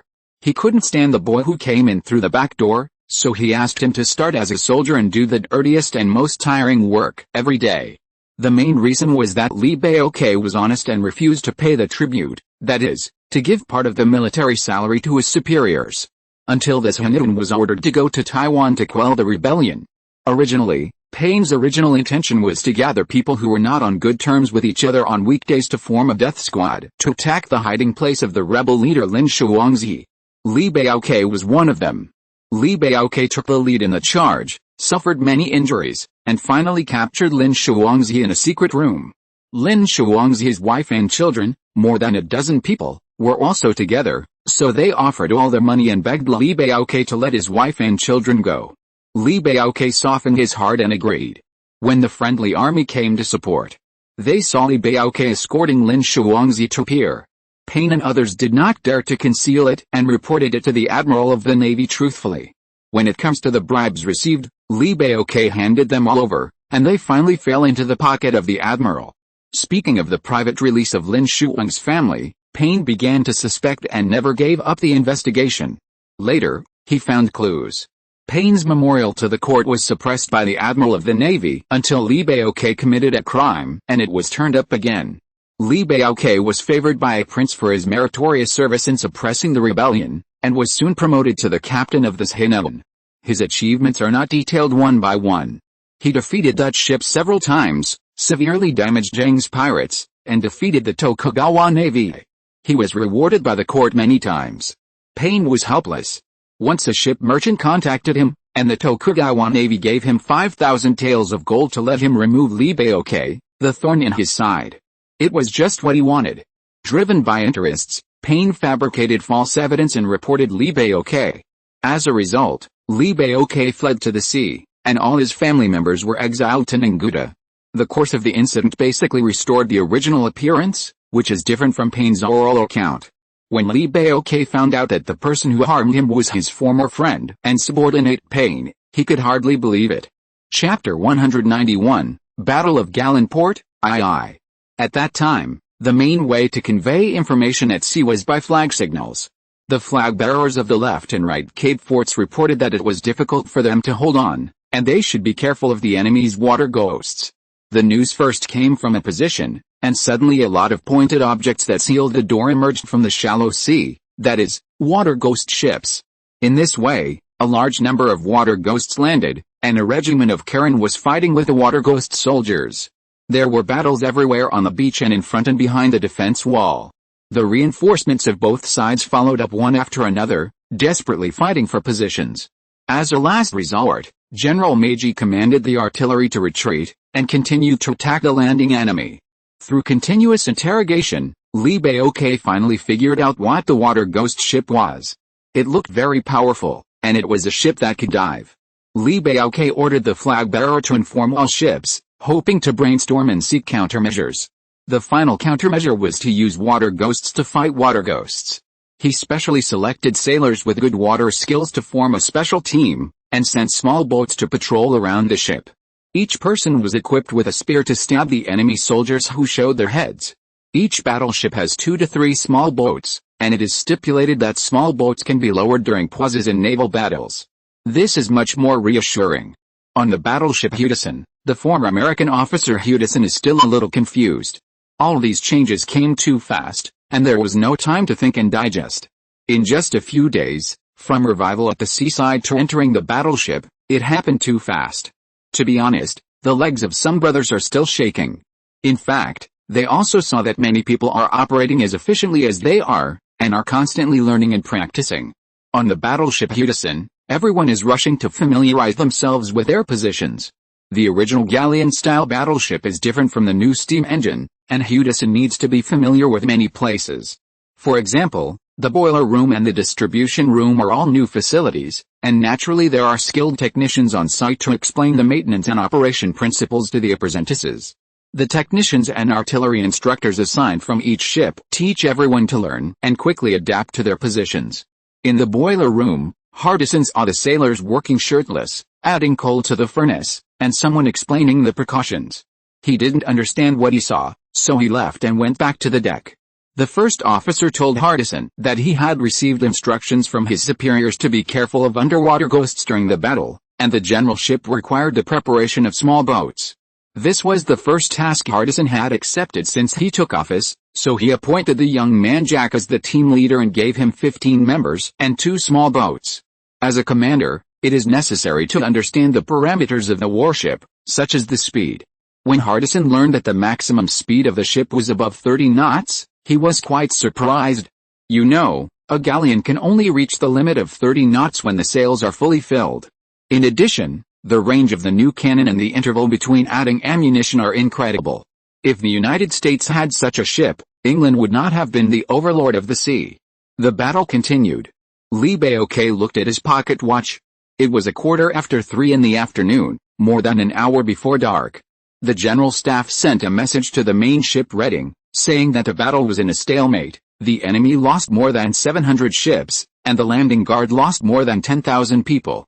According to this loss, almost 1/3 of the enemy's strength was destroyed, and the remaining fleet should not have many elites. He ordered the flag bearer to issue an order to the shoreline, retreating the defensive position 500 meters, and pulling the Republican Guard to the land to fight. Meijei's army is not a vegetarian, and there is no precedent of being defeated. On land, he can better play the advantages of his mechanized corps. After it is completely dark, the last defense of the shoreline, the mechanical tank corps, can play a huge role. At the same time, evacuate the Cape Fortress and blow it up on the spot. Lee Baoke's current goal is to let the 6th Fleet enter the bay, to invite the enemy into the urn, to catch the turtle in the urn. He really wants to review the strength of his fleet. It is speculated that 46 modern warships can completely seal the bay. Steel battleships against wooden sailboats are like hitting rabbits with a stick. It doesn't matter how many rabbits there are, the key is whether the stick is strong enough. Lee Baoke was very confident about this. Sure enough, several formations of the 6th Fleet rushed in. Lee Baoke meant to let more of them in so that they could fight to their heart's content. All 46 warships retreated several nautical miles to make room for the 6th Fleet. On the Hero No. 1 super battleship, the gentlemen of the Republican Guard Advisory Group all showed surprised expressions, because it was the first time they saw such a warship. One formation had hundreds of warships to the left, 3 formations to the right, the main formation had 350 warships, and other battleships were on standby. The dense enemy ships on the sea made people visually panic. Compared with the two sides, the Stone Alliance seemed a little rudimentary. Attack. Defeat the rebels, the advisory representative issued a combat order. No, General Payne, who was heavily drunk, appeared behind the representative at some point. Hey. I think we should send out a small fleet for a tentative attack. We'll make a judgment based on the battle situation, eh? General Milazov. Lee Baoke is very cunning. The alcohol on his body displeased the advisors, and one of them snorted, General Payne, your appointment has been terminated, and you have nothing to do here. Immediately, a guard came up and pushed Payne away, and Zhao Kechen next to him was confused. 700 warships attacked in full force, and the 50,000 guards on the shore began to land. I order the Boulder City, the Quartet, the Queen Anna, the Princess Yulia, and the Demark to attack the enemy formation on the left, order the Colin, the Quiddle, the Ken, the Mitchell, and the Tokugawa to attack the formation on the right. The rest of the ships follow the Reading, pay attention to the Hardison, and shoot down all the fish that slip through the net in the rear. As soon as the order was issued, the whistles almost rang out in unison, echoing the enemy's horns. After all, there were too many ships on the other side. And it was not okay to divide the fleet into 3 parts. Fighting alone, they were likely to be defeated one by one, like a group of rats gnawing at an elephant, and the elephant would eventually be bitten to pieces, and death was a matter of time. It was precisely because of this that the Captain Bond communicated with the main ship by flag signal. After Lee Baoke learned about it, he thought it was the truth and immediately issued an order to regroup. Lee Baoke was not a dictator or a one-man show. Even the best commanders could not be considered carefully. Therefore, he hoped that everyone would speak out their suggestions as soon as possible to avoid unnecessary losses. The additional instructions were that the Siphon Small Fleet and the Colin Small Fleet should keep a certain distance from the main fleet and sail and fight in a circle with the main fleet as the center. Later, Lee Baoke and others called this original naval battle formation Tai Chi tactics. At this time, all the gods in the sky had arrived, and the goddess Esther was expressionless in the middle. The gods used miracles to pull apart a piece of the clouds and look down from the sky above the alien world. Large-scale wars always attract attention, just like blockbuster movies. No matter which side wins or loses, the scene is absolutely wonderful. When Chang Wang's joint fleet attacked Devil Island, the gods also watched like this. The sky above Galan Port was much brighter, and the daytime was longer. Some people on the ground noticed it, but no one had time to pay attention, let alone think that the gods were watching. The gods were paying attention to different places. Edith soon saw Nephthys, Lady Anna, and her daughter Maya in the crowd on the dock. Their feelings of concern and anxiety between relatives made the goddess Edith feel jealous. Then, let this little bitch be a widow in this life, he said secretly in his heart.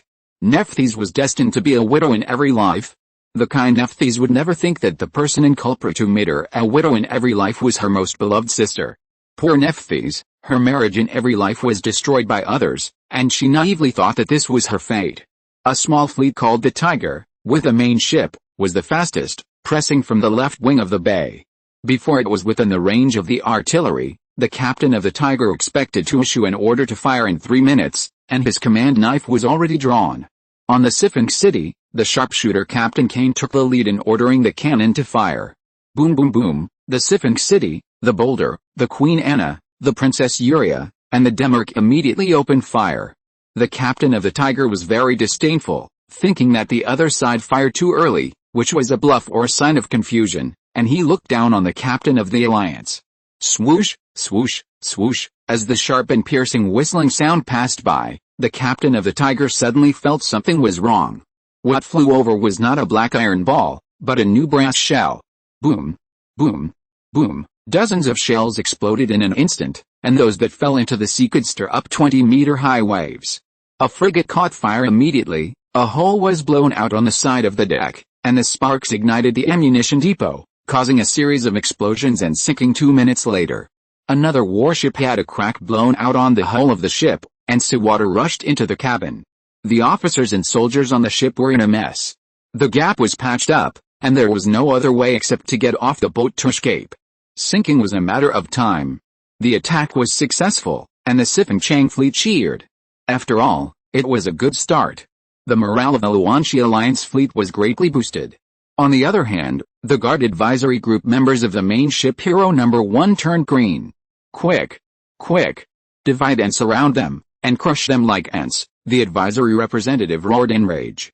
At this time, someone proposed to dispatch the water ghost ships, and someone immediately reminded that all the water ghost ships were at the coastline and had lost contact. Chapter 192 The Destruction of the Sixth Fleet. The Sixth Fleet split into several small fleets, trying to penetrate the blank areas on both sides of the Reading Fleet, trying to divide the Stone Alliance fleet into 3 independent pieces, and then defeat them one by one. At this time, the leading ships of both sides had already bombarded each other. Just like the situation encountered by the Four-Way Fleet, the Sixth Fleet was hit hard because of the range defect. The horn sounded, and the trumpeter of the Reading super battleship issued a contraction order. The Four-Way Fleet and the Colin Fleet moved closer to the central main ship. Okay, Lee Baoke gave the order again, and the 2 small fleets stopped moving closer. According to visual observation, the blank areas of the 3 fleets were within the range of the artillery of the small fleet and the main fleet, and a large number of enemy ships were already shuttling in the blank areas. Fire! Lee Baoke ordered to fire without restraint. From now on, each ship must not leave the main ship, and take a solitary channel with the main ship as the center like a compass. There is a telegraph every 5 meters on the ship's side, directly in the gun cabin, and each gun position corresponds to a telegraph. Through the officers on the deck, targeted attacks are carried out.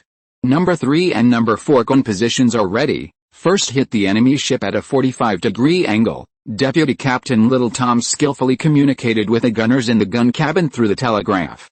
After a while, he ran to the opposite side of the site and ordered number 15 and number 16 gun positions to directly bombard the enemy ship Victory Mark. Basically, whichever enemy ship is close to it will be hit.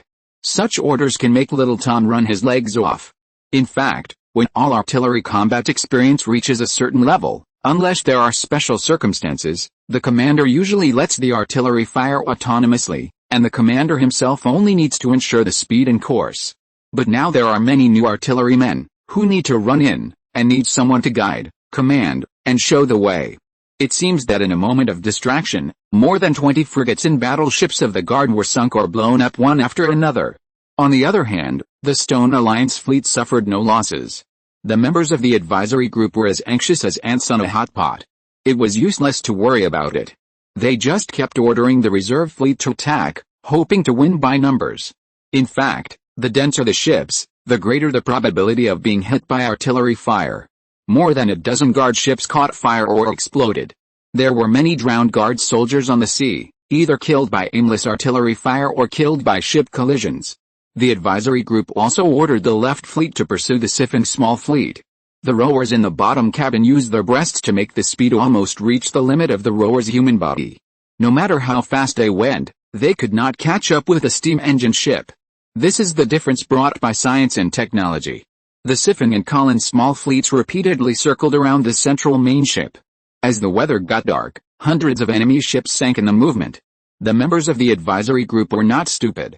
They had ordered the two fleets to find suitable landing sites on both sides of the inland of the bay, but as soon as their small boat formations landed, they were effectively intercepted by the shore troops of the Luanshi Alliance. It was completely dark, and the combat ships lit up lights and torches. The gods in the sky looked at the sea, and saw a group of fireflies chasing around 3 moving bright spots, but it seemed that there were fewer and fewer fireflies. The battle on the shoreline was coming to an end, and the sound of gunfire was sparse. The enemy troops that landed in the bay tried to capture the 2 Cape forts and affiliated positions, but all failed. However, in the port of Garin, the lights were brilliant, with rows of iron street lamps and buildings also lit up, adding a modern atmosphere to this emerging port city. Most of the staff of the military government have been transferred away, and the few on-duty personnel set up checkpoints and patrolled at various intersections. The First Lady has been waiting for her husband to return at the dock. There is no way. Secretary General Ms. Jian and Colonel Dogama stationed in Hong Kong can only accompany her. Behind them is an artillery position and a battalion of infantry lined up neatly. Mother. There is no news about father yet, right? I hope father and brother are safe, said little Maya. Yes. Believe in your father, he is the best command genius, and your brother is now fighting in the Western Theater. I hope they can all return safely, the First Lady comforted her daughter. Li Baoque's son, John, was transferred to the western border several months ago. At that time, the Republican Guard planned to encircle and suppress the occupied areas of the Stone Alliance from 4 directions, from the west, the edge of the Parma Plateau in the north, and the Guard's 10th Army in the south, plus the 6th Fleet.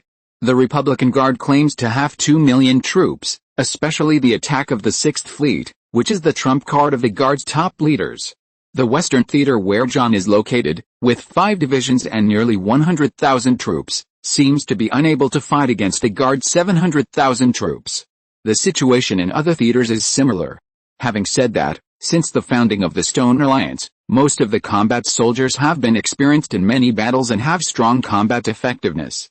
They often win with fewer troops, at least not inferior to the enemy in momentum. In addition, the whole people in the occupied areas are mobilized, united in hatred of the enemy, and the encouragement and material assistance to the frontline soldiers ensure the transportation and supply of logistics, which plays a certain role in the impact on the war situation. As for the Republican Guard, the 3 armies fought thousands of battles of varying sizes, and almost collapsed at the first touch. They fought for more than a month, suffered more than 500,000 casualties, and finally ended in failure. Let's talk about the Sixth Fleet first. The cruisers outside the bay brought news of the landing failure, and the guard advisors realized the seriousness of the problem. They immediately announced that all of them would withdraw from the bay and assemble at sea, resting and planning to launch a second battle.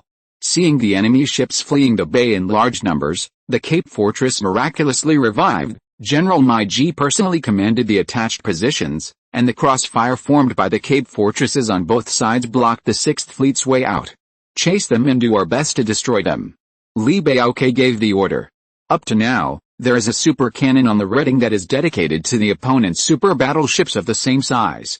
Once hit, only one shell can basically severely damage the enemy ship and lose its combat effectiveness. It is also because of the existence of this terrifying weapon that everyone in the Republican Guard is terrified. What's the point of fighting? On the battleship Hardison, Commander Hardison has just found his feeling 17 ships that escaped the net were captured before and after. With the joint efforts of all the crew members, they will eventually be sunk one by one. The ship was hit by 3 shells, 2 of which grazed the edge and 1 hit the rear deck.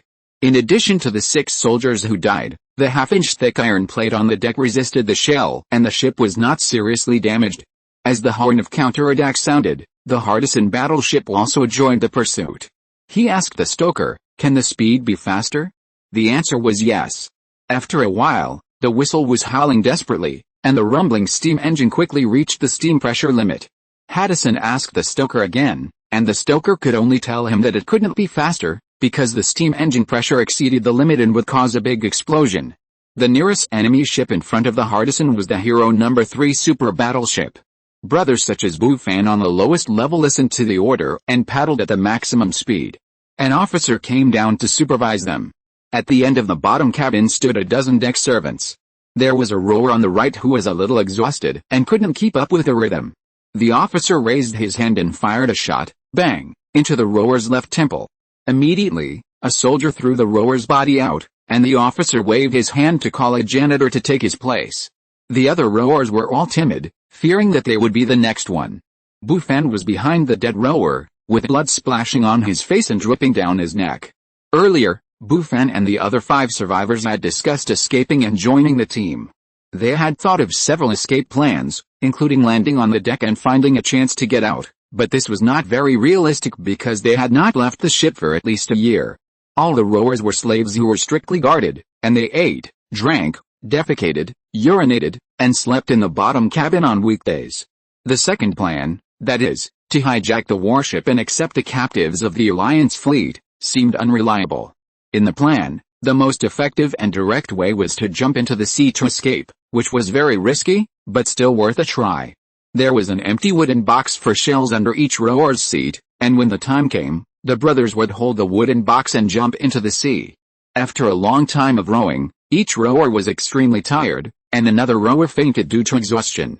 The officer walked over with an expressionless face, shot the rower dead with another shot, and then threw the body into the sea and found someone to replace him. If they did not resist or escape, the fate of most rowers could be imagined. The officer added ammunition to the musket. The battleship Hero No. 3 was moving very fast and was very close to the estuary. All the friendly ships nearby were rushing here, and the distance between the ships was very close. The rear admiral on the deck became worried. With such a dense march, the enemy's shells almost didn't need to be aimed. Seeing an enemy battleship approaching from behind, it was the Hudson. Several friendly ships were sunk by the second-level battleship. "I can't stand it anymore." An oarsman suddenly went crazy and jumped into the sea. The cold-blooded officer shot the jumping oarsman in the back.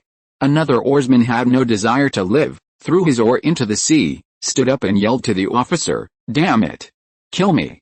Kill me!" The oarsman and several soldiers patrolling the bottom cabin came over here after hearing the sound.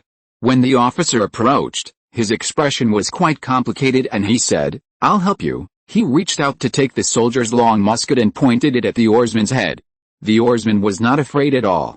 The officer just realized that killing like this was not a solution and hesitated. If everyone was killed, who would work and row? "Officer, are you going?" Bang! The officer still fired a shot. Almost at the same time, Iliak's wooden oar hit the officer's arm. After the gunshot, the officer screamed ouch, and his arm was almost broken. The bullet only hit the oarsman's hat. Just as people were stunned, including 4 soldiers, were dumbfounded. "Kill them and seize their weapons," Bufan shouted and swung his oar at a soldier, and several brothers responded. With someone leading the way, the 40 oarsmen in the cabin became active. The captain and several soldiers had no power to fight back and soon fell in a pool of blood. Several brothers used the oars as crutches and picked up the muskets. Bufan shouted, "Quickly seal the hatch." Bufan and others who were born in the military knew what to do. Now they had only to seal the hatch and implement the second plan that was originally thought to be unreliable. Hero number 3 suddenly slowed down, much slower. The superior officers on the deck sent people down to find out the situation. Several people were beaten up as soon as they got off the cabin. The soldiers behind them immediately ran back to report to their superiors. At this time, the ship sailed another 100 meters according to inertia and stopped. Hardison knew what was wrong with the big ship at a glance, and fired several shots in succession, knocking down the ship's stern turret. He was thinking that if he could capture the Hero number 3 super battleship alive, it would definitely be a great achievement. The artillery fire was stopped, and the enemy was shouted, "Stop resisting, surrender your guns and you won't be killed." On this side, officers and soldiers on the Hero number 3 were in chaos, and officers began to lead the way to escape in small boats. At the door of the bottom cabin, Bufan and several soldiers kept shooting up and down, and whoever showed his head was shot to death. The Hardison had to slow down, and the stokers exhausted the air and pressure. After 2 minutes, it turned around the enemy ship 3 times before stopping. The gunner's soldiers were ready, and the enemy had lost the faith to resist. Neither side fired a single shot. Those who could escape on the enemy ship fled, and those who couldn't escape were at a loss. Some committed suicide in despair, and some were captured helplessly. Until the Hardison stopped completely, the enemy ship was much taller and larger than the ship, and it was necessary to climb up the deck. Soon, Hardison and others boarded the enemy ship and captured more than 200 people. The searching Union soldiers found Bufan and others in the bottom cabin. A soldier reported to Hardison that several oarsmen wanted to see him. "What's so good about the rowers?" Hardison didn't care. The soldier said again, "Those few who claimed to be Commander Lee's old subordinates, the enemy ship was forced to stop by them." Oh, old subordinates, Hardison fell into a brief thought. If it was true, it would be another great achievement. According to the rowers, the enemy ship suddenly stopped due to internal strife, which made sense. The rowers were brought up, and they were a few disabled people. When they saw Hardison, they immediately stood at attention. Bufan, a former soldier of the Prometheus, reports to Hardison. Iliac and others also saluted and reported, looking very excited. Hearing Prometheus, Hardison immediately thought that it was Commander Lee, Joseph's flagship in the previous world, and the navies of all countries knew it. Therefore, the 5 rowers in front of him are undoubtedly old people. If they return to the Alliance, they will definitely be veterans. "Welcome home," Hardison shook hands with each of them enthusiastically. Hearing the word home, the 5 people burst into tears one after another. The naval battle continued. The Queen Anna and Captain Bond passed by the 2 ships next to them. Hudson sent people to put up the searchlight, lowered the flag of Hero number 3, and replaced it with the Union flag, in order to avoid having his own ship sink the fruits of victory. The 5 brothers were taken to the Hudson, and a team of soldiers was left to drive the enemy ship back to the port.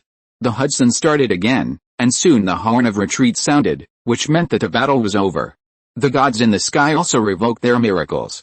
The goddess of wisdom and the god of shepherd left first, and they all cast a disappointed glance at the goddess Arsir. Chapter 193. After the naval battle, the 6th Fleet crossed the Cape estuary, and the artillery of both sides fired continuously. The firing of artillery looks simple, but it is actually quite troublesome. The normal interval between artillery firing is 5 to 6 minutes, and an average of 5 firings are performed. An assistant will bring a bucket of seawater to cool the barrel. After each shot is fired, the recoil causes the gun carriage to shift, and it needs to be straightened by manpower. In the 5 to 6 minute interval, another artillery fires. Whether it is a fortress or ship, artillery usually fires in turns, which is similar to the firing pattern of musketeers. The firing interval and how to reduce the firing interval time are the first criteria for judging the combat effectiveness of artillery. The second criterion is shooting accuracy, which depends on the proficiency and experience of the artillery, or a little talent in it, which requires long-term combat accumulation. Regarding the improvement of the overall quality of artillery, Teamwork is regarded as the third criterion, and Lee Baoke calls it the most important link. There is a barrel theory, which was first proposed by Lee Baoke. It means that the water level in a barrel depends on the shortest piece of wood. If there is too much water in the barrel, it will overflow from the shortest part first. That is to say, for a battleship with 72 guns, the worst artillery is used as the standard. For example, if there are 3 gun positions with a firing interval of 7 minutes, then the entire firing interval is also set at 7 minutes, while the opponent's interval is 6 minutes. You will definitely suffer in the battle. Take the Cape Fortress as an example. After General Meiji went into battle, he had more than 300 guns of 3 calibers, and 100 guns participated in each round of firing, totaling 3 rounds. And there was an interval of nearly 2 minutes between each round. The commander had to give orders to the artillery to prepare within nearly 2 minutes, and judge the situation on the sea surface and indicate the direction of firing. Generally, according to the range of the artillery, it is divided into rounds. In each round of bombing, there are long-range and short-range bombings. While you hit others, others can also hit you, because you are also within the range of the artillery that hits the target ship. The rest is to compete the intensity, density and accuracy of the artillery fire. The firing interval is precisely the most important link. Now it seems that the alliance formation and the shoreline troops have the advantage of geographical advantages, and the firing interval is similar. Although the number of the alliance fleet was small, it also had an advantage by relying on its powerful ships and guns. In the end, the 6th Fleet, which failed to escape from the estuary, had about 100 enemy ships and fled to the right side of the bay. The Alliance fleet gave up chasing them to the estuary and instead circled the 100 enemy ships in a corner like a big fishing net. These enemy ships tried to land from the right bank, but were blocked by strong artillery fire from the shoreline troops. The 46 Alliance fleets formed a semicircle and advanced slowly according to the order of Commander Lee. The main purpose was to encircle, not to fight. Otherwise, the enemy ships would jump over the wall in desperation and launch a desperate counterattack, which was no joke. Hardison did not understand the order of the highest commander. He believed that taking advantage of the victory to attack would at least win earlier. Later, when he talked about the uprising with other officers, the officer explained to him that you will understand the commander's strategic intention later. Commander Lee usually said zero loss and maximum benefit to let us take fewer detours. This encirclement and suppression war is very illustrative. What is the problem? 46 ships, without firing a single shot, only driven by short troops, put great psychological pressure on the enemy. Like a rabbit forced into a corner, the butcher will not kill you with a knife, but will scare you to death. Otherwise, the rabbit may bite you directly. If you attack by force, you will suffer losses, and it is impossible to capture these intact ships. Unknowingly, it was dawn, and the remaining 102 enemy ships all raised the white flag. 102 ships, including some transport ships, are the final gains of the Battle of Garin. Together with a Hero No. 3 super battleship captured by Hardison, there are a total of 103 ships, the only super battleship. Otherwise, how can we say that Hardison has made great contributions? When the Battle of Garin port was announced to be over, the entire Garin port was boiling. The news of victory quickly spread throughout the occupied areas and had an impact on the situation in the 3 major war zones. The 3 groups of the Republican Guard were defeated and retreated a few days later. In the process of pursuit, the Union Army captured some towns and expanded its territory by more than 300 kilometers. As for the 6th Fleet Navy, when it regrouped at sea, all the ships added up to less than 100, half of which were severely damaged by artillery fire. On the way back to the base, more than 20 warships sank. Of course, the blame and scapegoat for the failure of the 6th Fleet fell on General Payne, who was later imprisoned in the prison of the naval base and was in a state of panic. On the second day after the naval battle, Hardison sent the 4 brothers, including Bufan and Iliac, to the headquarters. Commander Lee was not there. The 5 brothers were in the bottom cabin of the Hero No. 3. When they exchanged fire with the enemy at the hatch, one brother was shot and died when he went ashore. The old people such as Bond who got the news visited them and arranged for them to live in the hotel. They were treated as general officers and equipped with guards. Lee Baoke went to his mansion in Bullish City with his wife and daughter. The whole family should always celebrate together. Bond, Mitchell and others said that Commander Lee is immortal after all. He is too tired and needs to rest. Don't disturb him these days. There is still a lot of important work to do. In less than 3 days, Commander Lee's secretarial team received as many as 2,000 documents, all of which needed his signature and confirmation. It happened that the head of the government, Sir Paul, came to Garenport to express condolences and inspection. General Meiji was also there. Together with the senior military and political officials of the Socialist Party, there were hundreds of people. The delegation occupied the Garenport Hotel and first met with officers of all levels from the harbor. It was decided to hold a grand celebration ceremony. On such occasions, the highest commander must be present. To put it bluntly, since you, Commander Lee, are in this position, you no longer belong to yourself, not to your family, but to the entire occupied area. Now, the Union occupation area occupies 1/4 of the territory of the Republic, and the territory is larger than 2 Netherlands. It is not an exaggeration to call it a country. The highest leader of a country belongs to the entire country. On the 3rd day of Lee Baok's stay at home, he was picked up by the secretarial team and the Guard regiment. This time, his wife did not accompany him, mainly because she was afraid of any impact on her husband's future. Back in Port Garen, thousands of people attended the event in the lobby of the Garen Hotel. As soon as Lee Baok appeared, he won warm applause. The reporter group of the Socialist Party publication Union News newspaper conducted an on-site interview. At the celebration party, Lee Baok couldn't help crying on the spot when he saw the 4 brothers who had returned. After the reporter found out the reason, he interviewed Bu Fan and others and wrote a long report, which played a great role in inspiring people. The celebration ceremony was skipped for the time being. The officers who participated in the war in the Navy Department were promoted to higher ranks and received corresponding rewards. In the following days, Lee Baok was busy with the construction of the fleet, and other military and political affairs were directly handed over to the Union government. He did not attend some social activities, such as the groundbreaking ceremony, and Miss Margaret represented him with full authority.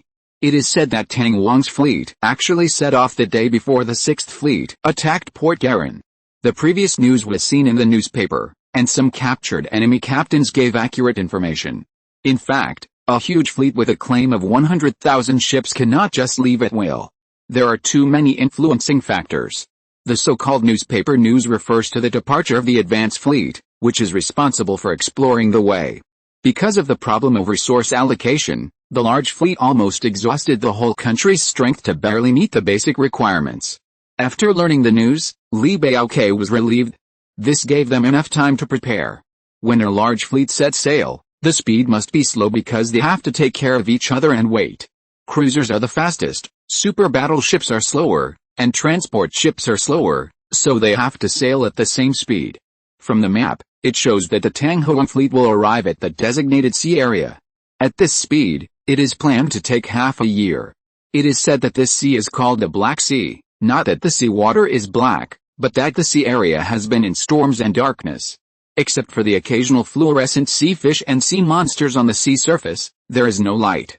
The passage to the upper world is somewhere in this sea area. It is a huge whirlpool with a radius of several kilometers. Even if the Tang Hoang fleet reaches the Black Sea, it still has to deal with this sudden storm, and it will probably take some time to find the whirlpool. Therefore, Lee Baok believes that the fleet is still in time to track the Tang Hoang fleet in half a year. After several meetings, the date of departure was extended by another 6 months, that is, a year of preparation time. After all members analyzed, discussed and argued repeatedly, Lee Baok was convinced by them. Let's not talk about the efficiency of the Tang Hoang fleet.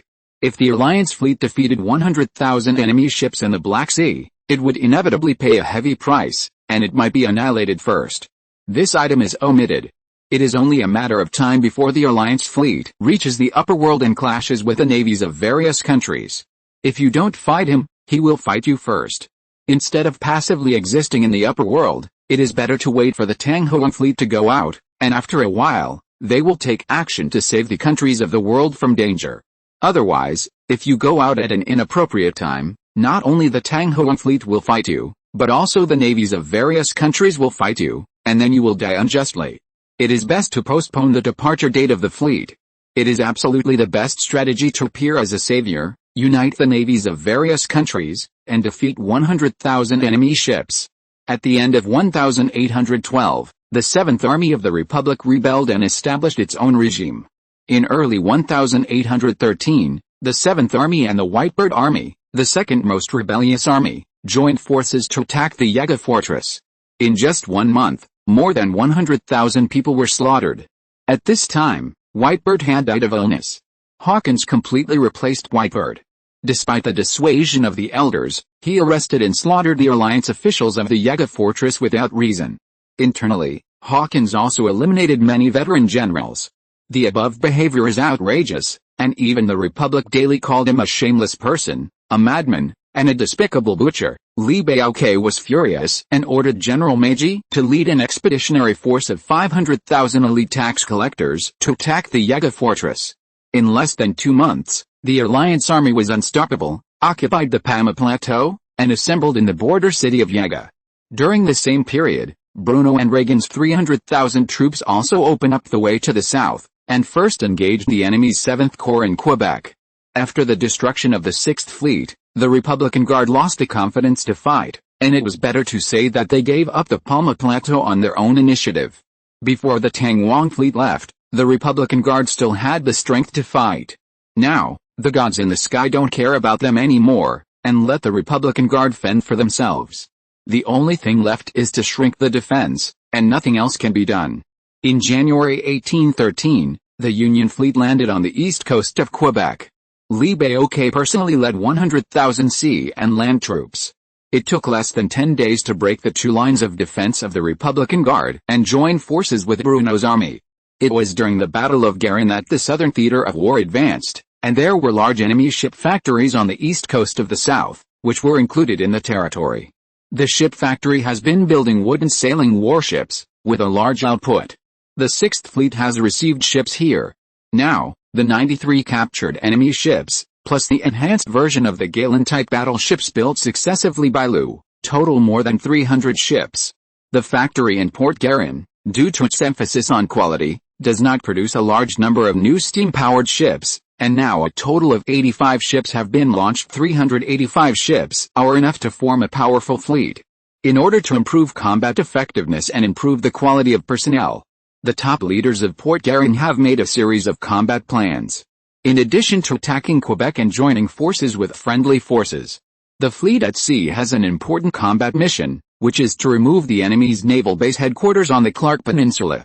The remnants of the 6th Fleet are there. Previously, Li Baoque appointed Bont as the commander-in-chief of the fleet and Hardison as the deputy commander-in-chief, and the military operations were discussed by the two. The 4 brothers, including Bu Fan, are currently serving as captains, and the warships are still named after them. The coalition fleet at sea is not idle. Chapter 194 Negotiation. War is not what we want. We all want to live in peace.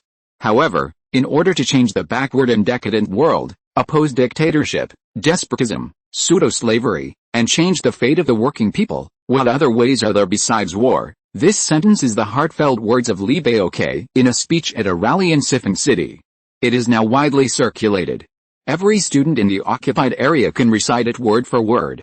Later, this sentence was erected at the gates of major campuses, including Li Baoque's statue, for people to admire. No matter how good the speech is, no matter how inspiring it is useless. In the end, the audience will wake up and make their own judgments. Lies and deceptions will never stand. People's livelihood is a big problem. A regime that does not pay attention to people's livelihood will not last long. Therefore, some examples of wise rulers in ancient China inspired Li Baoque. He felt the people's livelihood more than once, disguised himself to talk with civilians, and understood the sufferings of the people. Most of the policies and guidelines implemented now are beneficial to people's livelihood.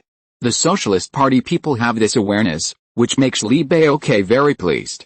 Later, Li Baoque returned to the upper world and handed over the power to the Union government. He was still very relieved. Now, the people in the occupied areas no longer starve to death on the roadside. The Union government has made sure that everyone has enough food and lives with dignity. In addition, the Union government has also done a good job in changing the environment. Originally, in the areas with the most serious air pollution, people had to wear masks when going out, and acid rain could kill 2-headed dogs. Now it has improved a lot. I believe that environmental governance is not a one-day job, and it will take some time to complete. In addition, the development of science and technology is advancing by leaps and bounds. Small towns are basically equipped with electric lights, Soil improvement has been successful in some places, and grain crops and sparse vegetables can be planted. Dr. Smith, the current director of the Machinery Manufacturing Bureau, manages not only military enterprises, but also a large number of newly established civilian product manufacturing enterprises. His student, Ms. Garland, serves as the general manager of the Military Enterprise Group. At the end of 1812, her enterprise group merged with the DuPont Research Institute, and the old black powder artillery and flintlock, musket, were completely eliminated. Now new rifles and artillery are mass-produced. General Meijei's expeditionary force and Li Baokei's fleet were fully equipped with new weapons. It would take at least 3 years to equip the army with all the weapons. Otherwise, how can we say that technology is amazing? The new artillery is called the Garland Improved version, which uses a hydraulic buffer system to minimize the recoil during firing. The improved artillery has just been equipped on the new ships, and the unimproved new artillery has been replaced on wooden ships. Someone else invented a smaller steam engine with the same kinetic energy. It has now begun production and plans to install ships first and then equip chariots.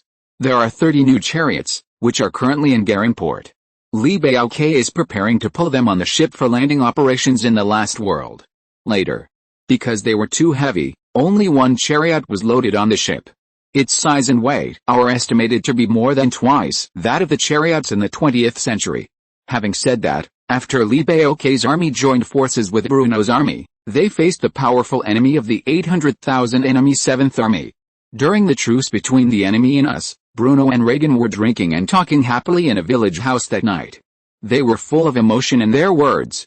Since they embarked on the road of rebellion, they were dazed and felt very lucky to be alive now. Cheers! The topic changed and they talked about Miss Rooting. Li Baokei's tears were rolling in his eyes. This woman who had been with her for several years, he only saw her a few times after waking up, and then never saw her again. How much hatred would it be to say it out loud? Li Baokei said to Reagan, when there is a chance, move Miss Tuanting's bones and send them to Jailanport. Remember to go back and do this, Reagan replied, I will. Please rest assured, gang leader. Privately, Reagan still called Li Baokei the gang leader, that is, the leader of the Wild Wolf Gang. If it weren't here, Li Baokei would have forgotten that he had such an identity. Bruno and Reagan told Li Baokei that the messengers of the Whitebeard had visited the Zijin area many times to instigate them to rebel against the Union government and offered many favorable conditions, all of which were sternly rejected. It was expected that Hawkins sent people to poach talents, but it was unexpected that Bruno joined the Socialist Party. Bruno told him frankly, and Li Baokei felt awkward at first, as if something was wrong, but he didn't say anything in the end. After a while, Li Baokei figured it out. It was an inevitable trend of historical development that the stone fortress would be assimilated by the Socialist Party sooner or later and then become one. Anyway, Li Baokei wanted to leave, so no matter how his former subordinates tossed, it was none of his business. As long as they lived well, that was what Li Baokei thought. Because he felt that a national regime did not allow two forces to exist at the same time, either assimilation or exclusion and provocation of fighting. He hoped to be assimilated, not to fight. It was a beautiful thought, but what about the reality? After Li Baokei's fleet left the other world, the extreme right forces of the Socialist Party provoked a purge activity and vigorously suppressed officials from the stone fortress. Senior generals such as Sir Paul and Bruno were imprisoned for education and investigation. This was what Li Baokei did not want to see.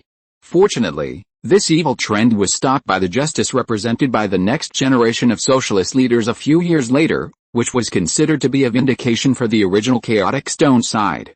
Think about which regime or party in history has experienced painful caesarean sections, discarding the false and retaining the true, discarding the dregs and retaining the essence, and finally embarking on the road of harmony and unity is also a historical necessity. It is said that the army that joined the battle was commanded by Li Baokei himself. In the Battle of the Kola River Valley, 5 divisions of the enemy's 7th Corps, nearly 100,000 people, were completely wiped out. The 500,000 reinforcements from the Allied occupied area were assembled 1 month after General Meijei's expedition and are now on the way. Li Baokei's son, John Jr., served as the deputy commander-in-chief of the reinforcements. Li Baokei's army arrived at the outskirts of the Yaga fortress in February and joined forces with General Meiji. Their primary goal was to destroy 12 blocking enemy positions. Hawkins' 800,000 troops on the periphery and the 700,000 troops of the enemy's 7th Corps. Li Baoquai's army concentrated thousands of new artillery pieces and bombed for 2 consecutive days, opening several gaps. They were not in a hurry to attack, but deliberately delayed the time. Like playing Go, they deployed troops around the enemy to form multiple defensive and offensive strongholds. Speaking of delaying the time, it was not to wait for the arrival of reinforcements. The Alliance reinforcements changed their route halfway on the Pamir Plateau and went straight to the old nest of the former Whitebeard in the central region. In order to consider the tough battle, the reinforcements carried a super cannon. It was this super cannon that easily knocked open the door of the Whitebeard fortress. It took 2 days to attack the old nest and 20 days to occupy Hawkins's hometown. In the early morning of March 15, Li Baoquai received news that the Alliance reinforcements had won and Hawkins sent 500,000 troops back to his hometown for rescue. It was a great opportunity. At 8 a.m., the Alliance army launched a general attack order, with artillery fire opening the way and mechanical war vehicles following up, and they reached the city of Yaga before dark. After the loss of their home base, most of Hawkins's men had no intention to fight. This mood indirectly affected the enemy's 7th Army, so they were defeated and basically collapsed at the first touch. Li Baoquai did not expect the attack to be so smooth. At least 6 enemy reorganized divisions surrendered directly. Li Baoquai generously stated that the surrendered troops would be treated the same as the headquarters and could directly participate in the battle. Officers and soldiers would receive corresponding rewards based on their merits. Each soldier would first be deprived of his lower-class nationality, and in the future he would be able to get a house and land allocated by the government, and he could freely go in and out of any place after retirement. Except for the Union government, the Republican Guard or the Whitebeard Legion seemed to have never really respected the grassroots soldiers, and only regarded the soldiers as slaves and tools. As a result, more enemy troops surrendered. With the will of the people, the Union army was naturally invincible and invincible. On the top of the Yaga fortress, Hawkins and the commander of the enemy's 7th Legion saw their troops defecting, but they were powerless. At this time, another news came that the 500,000 troops sent back to their hometown had been persuaded to surrender by Brother John of the Socialist Party. Cough. Cough. Cough. Hawkins was furious. Just as he was about to curse, he spat out a large mouthful of blood and fainted on the spot. No one cared about him. After a brief exchange between his deputy and the commander of the enemy's 7th Group, they reached a consensus: escort Hawkins out and negotiate with the Alliance army. Knowing that the enemy wanted to negotiate, Li Baoquai was overjoyed. It was best to win the enemy's support without fighting. The negotiations took 3 days and 4 talks, and finally an agreement was reached. The Alliance's attitude was very tough, and they would go to war if the conditions were not met. Helplessly, the enemy representative had to compromise and sign the agreement. The agreement was very simple.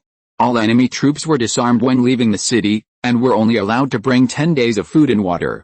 Hawkins's subordinates returned to their base with the 7th Army. As for Hawkins, as the main person responsible, he was directly taken to the Foursquare City to wait for disposal. This surrendered army was soon incorporated into the Republican Guard and later destroyed by General Meiji. The result of this battle directly changed the pattern of the alien world. The Kapama Plateau in Quebec province and the former occupied area of the Stone Fortress were connected, occupying half of the territory of the Republic on the map. The Bond fleet at sea, at the cost of losing 12 ships, captured the headquarters of the Republic's naval base and captured more than 400 enemy ships of various types. In this way, Li Baoquai saw hope, gathered the fleet, and it was no problem to defeat the Tangwang fleet at sea. Chapter 195 Fire Dragon Dickens. On the way back to Port Garin, when passing through the Pama Plateau, Li Baoquai went to the Xianquan farm again and paid homage to Mrs. Zhu's grave. Thinking of Mrs. Zhu's crown, it is still on the Prometheus, which is currently in the naval headquarters of the Guard. At the beginning, the goddess Arcir sealed some cabins of the Prometheus. Presumably, the room where the goddess and he lived together is still the same? Mrs. Zhu's Ming princess crown is in the treasure chest in the bedroom of the room. Li Baoquai hopes that a Bond fleet can capture the Prometheus and fulfill this thought. Later, when returning to Port Garin, the Bond fleet also returned one after another, and lived up to expectations and brought back the Prometheus. The brothers on the original ship all went on board to find the feeling of the old days, attracting some people to watch on the dock. Someone in the know pointed to the ship and said, "Look! That's Commander Lee's ship. It was invincible in the world, defeated pirates, and frightened the navies of various countries, back then. I'm not bragging." The legend of Lee Baoke, Joseph's team is fascinating enough. The most regrettable thing is that the Black Bear treasure is still lying on an island, probably at the junction of the Indian Ocean and the Pacific Ocean. Many people have asked Lee Baoke about the secret of the Black Bear treasure map. Every time this happens, he smiles and says nothing, leaving people with endless room for reverie.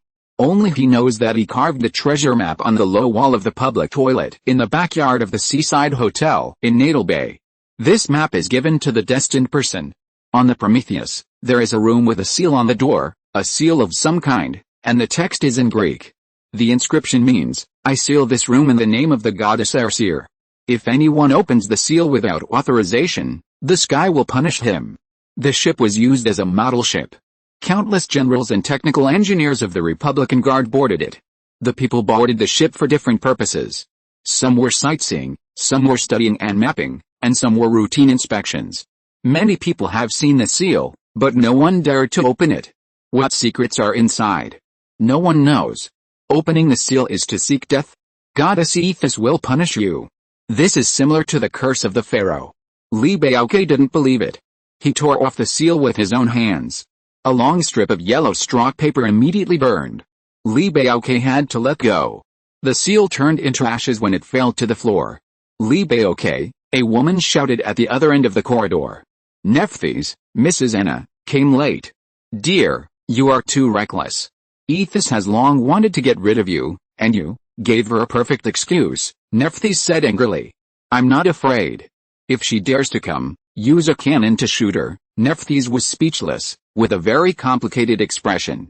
Lee Baoke curled his lips and changed the subject. "My wife, please follow me." He pushed open the door and continued, "My property in the previous world is probably all here. Please sign for it, my wife." Her husband's witty words did not make Nephthys' brows relax. Looking inside, dust covered the wall curtains, spider webs were everywhere, and the red carpet was also covered with dust. Nephthys followed Lee Baoke in and called a few soldiers. There were several large wooden boxes under the bed in the inner bedroom. The soldiers received orders and took away the wooden boxes. "Lee Baoke, you must have a lot of feelings when you revisit the old place," Nephthys teased. "This room is full of the shadow of Sushu, goddess Arsir, and the portrait of the former First Lady is still on the wall. Of course, the third party is unhappy. I do feel a little emotional, and I can't help but think of the past." Lee Baoke had to admit, "That's in the past. What I care about is our future, and our future will be spent in the Qin dynasty. You promised, didn't you, Anna? Use the wealth here to live the life we want." "Yes, dear, I promised." Nephthys was a little moved, and her eyes were filled with tears. "When we return to your hometown, we will live together as a family." After the seal was broken, the goddess Is in the god realm immediately felt it. At the southern foot of the mountain of gods, the goddess Is had just returned to the palace halfway up the mountain. She had just returned from the temple of Amun. Amun announced the decree by voice transmission, and the gods went their separate ways after receiving the decree. Amun was very dissatisfied with the progress of the attack on the upper world, and ordered the gods, led by goddess Is, to flatten the upper world within 2 years. No one knew where the main god Amun was. Perhaps he had already turned into nothingness and scattered between heaven and earth. As mentioned above, Eth felt the seal and immediately performed a miracle, showing a picture on the wall of the palace. When she heard that Lee Baoke was going to use a cannon to hide her, goddess Eth smiled. In front of her, a winged fire dragon was crawling at her feet. She stroked the mane on the back of the fire dragon's neck with her hand, and the fire dragon whined woo woo woo with great enjoyment. "Dickens, did you see that? I want you to burn that ship and the people on it." The fire dragon's name was Dickens, and it could understand language. After reciting a spell, the shackles on the fire dragon were removed, and goddess Eth took 2 steps back. The fire dragon stood up and shook its torso. It was slightly larger than an adult yellow cattle, and its tail was short and tapered. The fire dragon's wings were 7 to 8 meters long when they were spread out. It took small steps forward, staggering, and was as happy as a child. "Go, Dickens, come back before sunset tomorrow." After Esther said that, the fire dragon Dickens had spread its wings and flew, passing over the heads of the golden armored guards and flew out of the temple. The miracle appeared again, tearing a gap in the air, which was a convenient passage to the other world. If you rely on the fire dragon to fly, you need to cross several city-states, reach the edge of the cliff, and then go down to the other world, which will take at least half a day. Let's talk about the Prometheus first. Some people standing on the deck noticed that the sky was abnormal and looked up. After 2 o'clock in the afternoon, there was a gap in the gloomy sky, and the sun scattered from the gap. "How beautiful the sun is," a soldier exclaimed. "Sunshine means vitality, which fills the earth with vitality." An officer praised the sun like a poet. "You know, in the other world, the geographical location is too low, so the sunlight received is limited. As mentioned earlier, most areas do not receive more than 3 hours of sunshine per day. The sunshine time on the Parma Plateau can be extended. Therefore, it is reasonable for people in the other world to yearn for sunshine. At this time in the afternoon, the sudden sunshine makes people feel happy. The original Lee Baoke team has deep feelings for the Prometheus. Just now, his wife also said that the hull should be preserved and eventually brought back to the upper world. Lee Baoke said to his wife, "The Prometheus has been in disrepair for a long time. I am afraid it will not last long. We can rebuild a warship and still name it after the original name." As they said, the couple walked out of the cabin, and Nephthys, Anna, nodded, "I want each ship to restore the current furnishings, exactly the same as before." "That's no problem, the ladies' wishes must be met." Lee Baoke smiled. At first glance at the sunlight, Nephthys shielded the sun with her hands, looked up, and her face changed. "Run. The fire dragon is coming." She was originally a primitive god, and now with the physique of a mortal, she can still foresee some dangers from the gods. She guessed right. "What?" Lee Baoke was stunned. "The fire dragon Dickens is coming, everyone run," Nephthys shouted anxiously to the people. There were many people from the original team on the ship, including Demark, Wang Jin and others. They knew the First Lady's background and chose to believe her. Colin also shouted, "Run. Let the ladies go first." People rushed to the pallet, and Miss Margaret, Princess Uria and the First Lady went there first and went to the dock. It seems that the wish to hold a party cannot be realized. "Look! What is that?" Someone pointed to the sky and exclaimed. The sunlight was half blocked, and a black dot grew from small to large and rushed towards the dock. The dismissal was carried out in an orderly manner. Mitchell, who went there first, called the nearby guards. The guards were all equipped with new rifles, and they aimed their guns under the command of the general.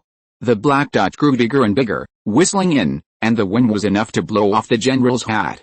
The fire dragon Dickens saw many ships moored on the sea surface of the dock. With the supervision of the Dragon Clan, he quickly locked the Prometheus. After circling around the dock at low altitude, it spread its wings and flew straight to the target. What a big flying dragon! It was the equivalent of an elephant's body with a pair of wings. People could see clearly that there was a tuft of red hair on the dragon's head, a lizard's mouth, rhino-like wrinkled skin, and translucent wings similar to those of a bat. As it swooped down, 2 streams of clear smoke came out of the dragon's nostrils, and flames spurted out of its mouth. The people on the pier were engulfed in flames, and more than a dozen people were burning all over. Amid screams, some fell into the sea, and some had to jump into the sea to put out the fire.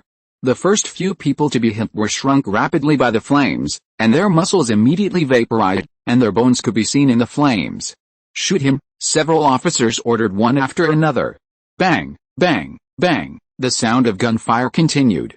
Jump down, Lee Baoke commanded the remaining people to jump into the sea to save themselves. He took out his musket and fired a shot at the passing black shadow. Today's pistols are still gunpowder guns, and new pistols are still in the research and development stage. The dense bullets did not cause much damage to the fire dragon. There were several obvious holes in its wings. It was shot several times on its body. Although it had thick skin and flesh, it also suffered some external injuries. This made the fire dragon very angry. Fortunately, it was a new rifle with greater lethality. It is estimated that the gunpowder gun could bounce the bullets off the fire dragon's skin. The fire dragon flew upward to avoid the bullets, then circled over the dock, and then dived and pounced on the soldiers who fired. From 50 meters away in midair, flames fell from the sky, and a sea of fire was in a radius of 100 meters. Several soldiers struggled in the sea of fire and turned into residue after more than 10 seconds. During this process, The fire dragon Dickens was shot more than a dozen times, and his whole body was in pain. He flew upward again to avoid a rain of bullets. After a few more circles, the fire dragon Dickens flew low over the sea. This time the target was the ship. If he attacked the dock again, the bullets would be too much for him to bear. Soon, the fire dragon Dickens turned and pounced on the Prometheus. In an instant, the flames spread from the bow to the stern, and the lowered canvas and all wooden materials were set on fire. There were more than a dozen soldiers and sailors on the ship, and they were soon burned to charcoal. More and more soldiers on the dock continued to shoot. "Kenai, run!" Li Baoke saw the sharpshooter Kenai, motionless at the right bow of the stern, raising his new rifle to aim, and the flames were very close to him. Without thinking, Li Baoke ran towards him, hoping to push him into the sea before the flames sprayed, completely disregarding his own safety. And little Tom, who was closer to Kenai, was holding an empty wooden barrel and planned to jump into the sea to escape. Seeing that Kenai was in danger, he swung the wooden barrel and threw it over in a hurry. The moment the barrel was in front of Kenai, the flames shot at the barrel. At the same time, Kenai fired a shot, and the fire dragon Dickens' right eye was hit, and the flames stopped abruptly. Li Baoke pushed Kenai into the sea, and the two fell together. Howl! With a wailing sound, the fire dragon Dickens was a living creature after all. The bullet hit his brain. He glided forward for dozens of meters and finally fell into the sea. Chapter 196 Attacking the Divine Realm. The fire dragon Dickens was quickly swallowed by the seawater, struggled for a while, and then sank. Its roar before death was terrifying. At the same time, bubbles and a puff of green smoke appeared on the sea surface. Victory's always hard-won. People were so excited that they couldn't believe it was true, because it was not easy to defeat the dragon in history. In some places in ancient times, there were precedents of brave men holding bows and arrows or long swords to kill dragons. These warriors may be related to gods, such as the illegitimate children of a certain great god. They are always legendary and mysterious. Therefore, the probability of ordinary people killing dragons is not high, but Li Baoke's subordinates did it, which is indeed worth celebrating. The dragon from ancient times will eventually be destroyed by humans, which is an inevitable trend of history. Cheers rose, and more people flocked to the edge of the pier to watch the fire dragon drowning. Someone shouted, "Long live the Alliance! Long live Commander Li! Long live the Alliance! Long live Commander Li!" Li Baoke came to the middle of the soldiers and raised his hand to signal everyone to be quiet. He greeted some people cordially and comforted the wounded. He felt a burning pain on his back, and the clothes on his back were so tattered that he could tear them apart at will. People on the dock rescued the drowning people, and more people rushed to help rescue the wounded. The situation was critical at the time. The wooden barrel blocked the flames, and Li Baoke blocked Kenai. The remaining flames burned his back, not only damaging his clothes, but also causing a layer of blisters. After counting the number of people on the scene, 40 sailors and soldiers were burned to death, and nearly 100 were burned. Li Baoke said to General Mitchell, "We are not sure whether the gods will come to harass us again, so everyone should be careful. People know that the gods will not give up." Goddess S unilaterally broke the contract and violated the rules of the gods using miracles in the other world. Once they opened their mouths, the consequences would be disastrous. It has to be this way. Mitchell issued a second-level martial law order according to the instructions of the highest officer. There is new news. General Manager Garland of the Alliance Ordnance Enterprise submitted a report saying that there has been a new breakthrough in the transformation of shoulder-fired artillery. Li Baoke wanted to go to the factory for inspection, but was pinned to the bed by the medical officer. The medical officer told the First Lady, "Chief Li's burns are very serious. It is impossible to recover and restore his original skin." The lady was relieved that his life was no longer in danger. The medical officer said, "Chief Li needs to rest and cannot turn over. It will be very painful after tonight. Here is a bottle of medicine. Take it orally 3 times a day." "Okay, Mr. Medical Officer, I'll take note." After sending the medical officer away, the First Lady found a few female nurses, and picked the ugly ones. That night, the lady stayed with Li Baoke in bed and saw that Li Baoke was grimacing in pain, which made her feel bad. People in the divine world are unfamiliar with human pain. She couldn't understand how much pain her husband was in. It was unimaginable. But seeing that Li Baoke couldn't sleep all night, his forehead was bulging with blue veins, covered with sweat, and he often clenched the bed sheets, she began to understand the difficulty of being a human. Once a person is sick, It is very fatal. Each time he took the painkiller, it worked for more than 2 hours. The medical officer had warned him that the painkiller had side effects and he should not take too much, otherwise it would affect his brain. Someone had become addicted to it and eventually developed dementia. So Li Baoque took the medicine at a minimum number of times. The spasmodic pain in his back and the pain of cramps were completely supported by willpower. How I wish I was the one who was injured. I can share half of your pain, dear, Nephthys murmured, sadness occupying her heart. To be honest, the highest commander was quite moved. It was a completely different feeling from Su Shu, Goddess Esther. On this day, Dr. Smith and General Manager Garland and his party came to visit him and brought gifts. According to Garland's report, the new shoulder-fired artillery has achieved a breakthrough. It was the report submitted last time. The arsenal still uses the hydraulic buffer recoil design, and the rifling has been slightly improved.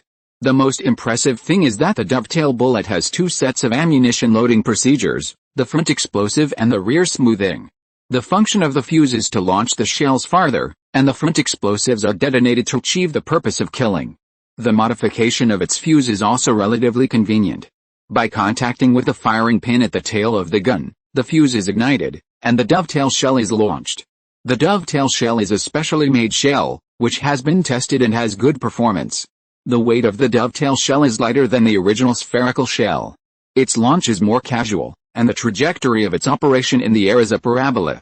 When operating the gun, the arm is dragged on the gun body to 45 degrees or more, and a parabolic, long-range, vertical air strike is implemented. The main inventor of this shoulder-fired artillery is Maupassant. The Ordnance Enterprise has its own laboratory and R&D team, and it is named after him. How to describe the significance of its existence? If this artillery is equipped with a launching base, people in later generations call it a mortar. The 2 artillery are essentially the same. Li Baoque is very interested in Maupassant's shoulder-fired artillery. Unfortunately, after the fleet left the other world, it only took away the sample and 10 dovetail shells.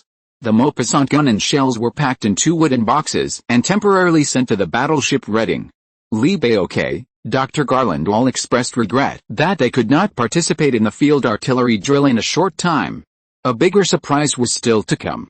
A convoy of Reagan subordinates traveled thousands of kilometers and safely sent Queen Eve and Devil Stephen to Port Garin. Because of physical reasons, Li Baoque met Queen Eve in the ward.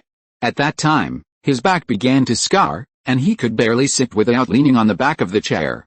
He could not wear clothes on his upper body, revealing his strong physique and at least 6 abdominal muscles. The female nurse wrapped an apron around him to make him look less rude. Brother! Brother! I miss you, Devil Stephen cried and rushed to Li Baoque, who burst into tears and gave him a hug. Queen Eve first greeted Chief Li and the First Lady. The ward had been decorated with 2 rows of sofas and coffee tables. The lady asked the queen to sit down and shook hands to greet each other. Brother, the 14-month salary I owe you has not been paid yet. Stephen's brainless words made Li Baoque laugh. Pay. Not only pay, but double it. Yes, a lot. I'm going to go shopping. During this process, Stephen's red cloak slipped off, revealing a devilish face, and the female attendant screamed, "There is a devil! Guards! Guards! Guards!" The female attendant rushed out of the door, and the guards in the corridor heard the sound and blew the whistle to call the police. When the soldiers swarmed around the ward, they found that it was a misunderstanding. Incredible, the captain of the guard murmured to himself and shook his head. Our highest commander actually has a devilish brother. After returning to silence, the female attendant returned to the ward, and the commander and his wife did not mean to blame her. When asked about Li Baoque's good friend, the original Egyptian guide Abdullah, Dark Snake God, Stephen and Eve were both missing. What happened? This guy disappeared again? Queen Eve said to Li Baoque in a serious tone, Mr. Joseph, I want to avenge my husband and my people. Stephen sat aside tactfully and stopped pestering. How do you want to take revenge? Li Baoque smiled slightly and waved his hand to signal the female escort to take the cigar, but the lady gave her a look and the female escort dared not move. Because the lady controlled Li Baoque's smoking amount, 1 cigar a day, and that cigar, Li Baoque had smoked it when he got up in the morning. Li Baoque glanced at the female escort and knew that it was the lady who was making trouble, so he took back his hand without feeling embarrassed. Eve's husband Jackson was Li Baoque's good friend and subordinate.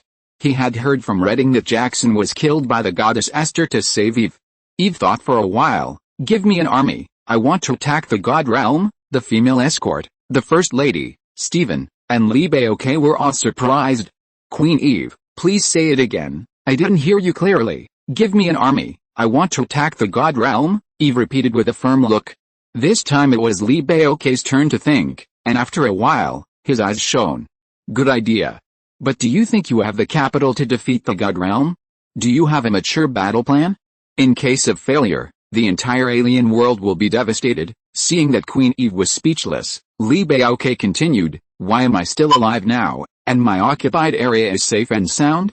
That's because the contractual relationship between the god realm and the alien world has not been officially broken. Once we go to war with the god realm and completely break the contract, the gods will descend on us and perform all kinds of miracles, such as plague, tsunamis, volcanic eruptions, etc., to strangle us mercilessly." Eve, who has survived in the tomb of Cleopatra, has long disregarded life and death, but it is impossible for her not to consider the safety of other people's lives.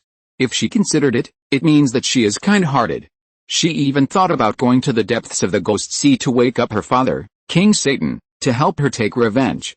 Seeing that Queen Eve didn't speak, Libeoke sent the female escort away. This matter was of great importance and was top secret, and no news could be leaked. "Let's do this. I'll write a handwritten note, and you go to my General Meiji and Chief of Staff Ligia to draw up a detailed battle plan.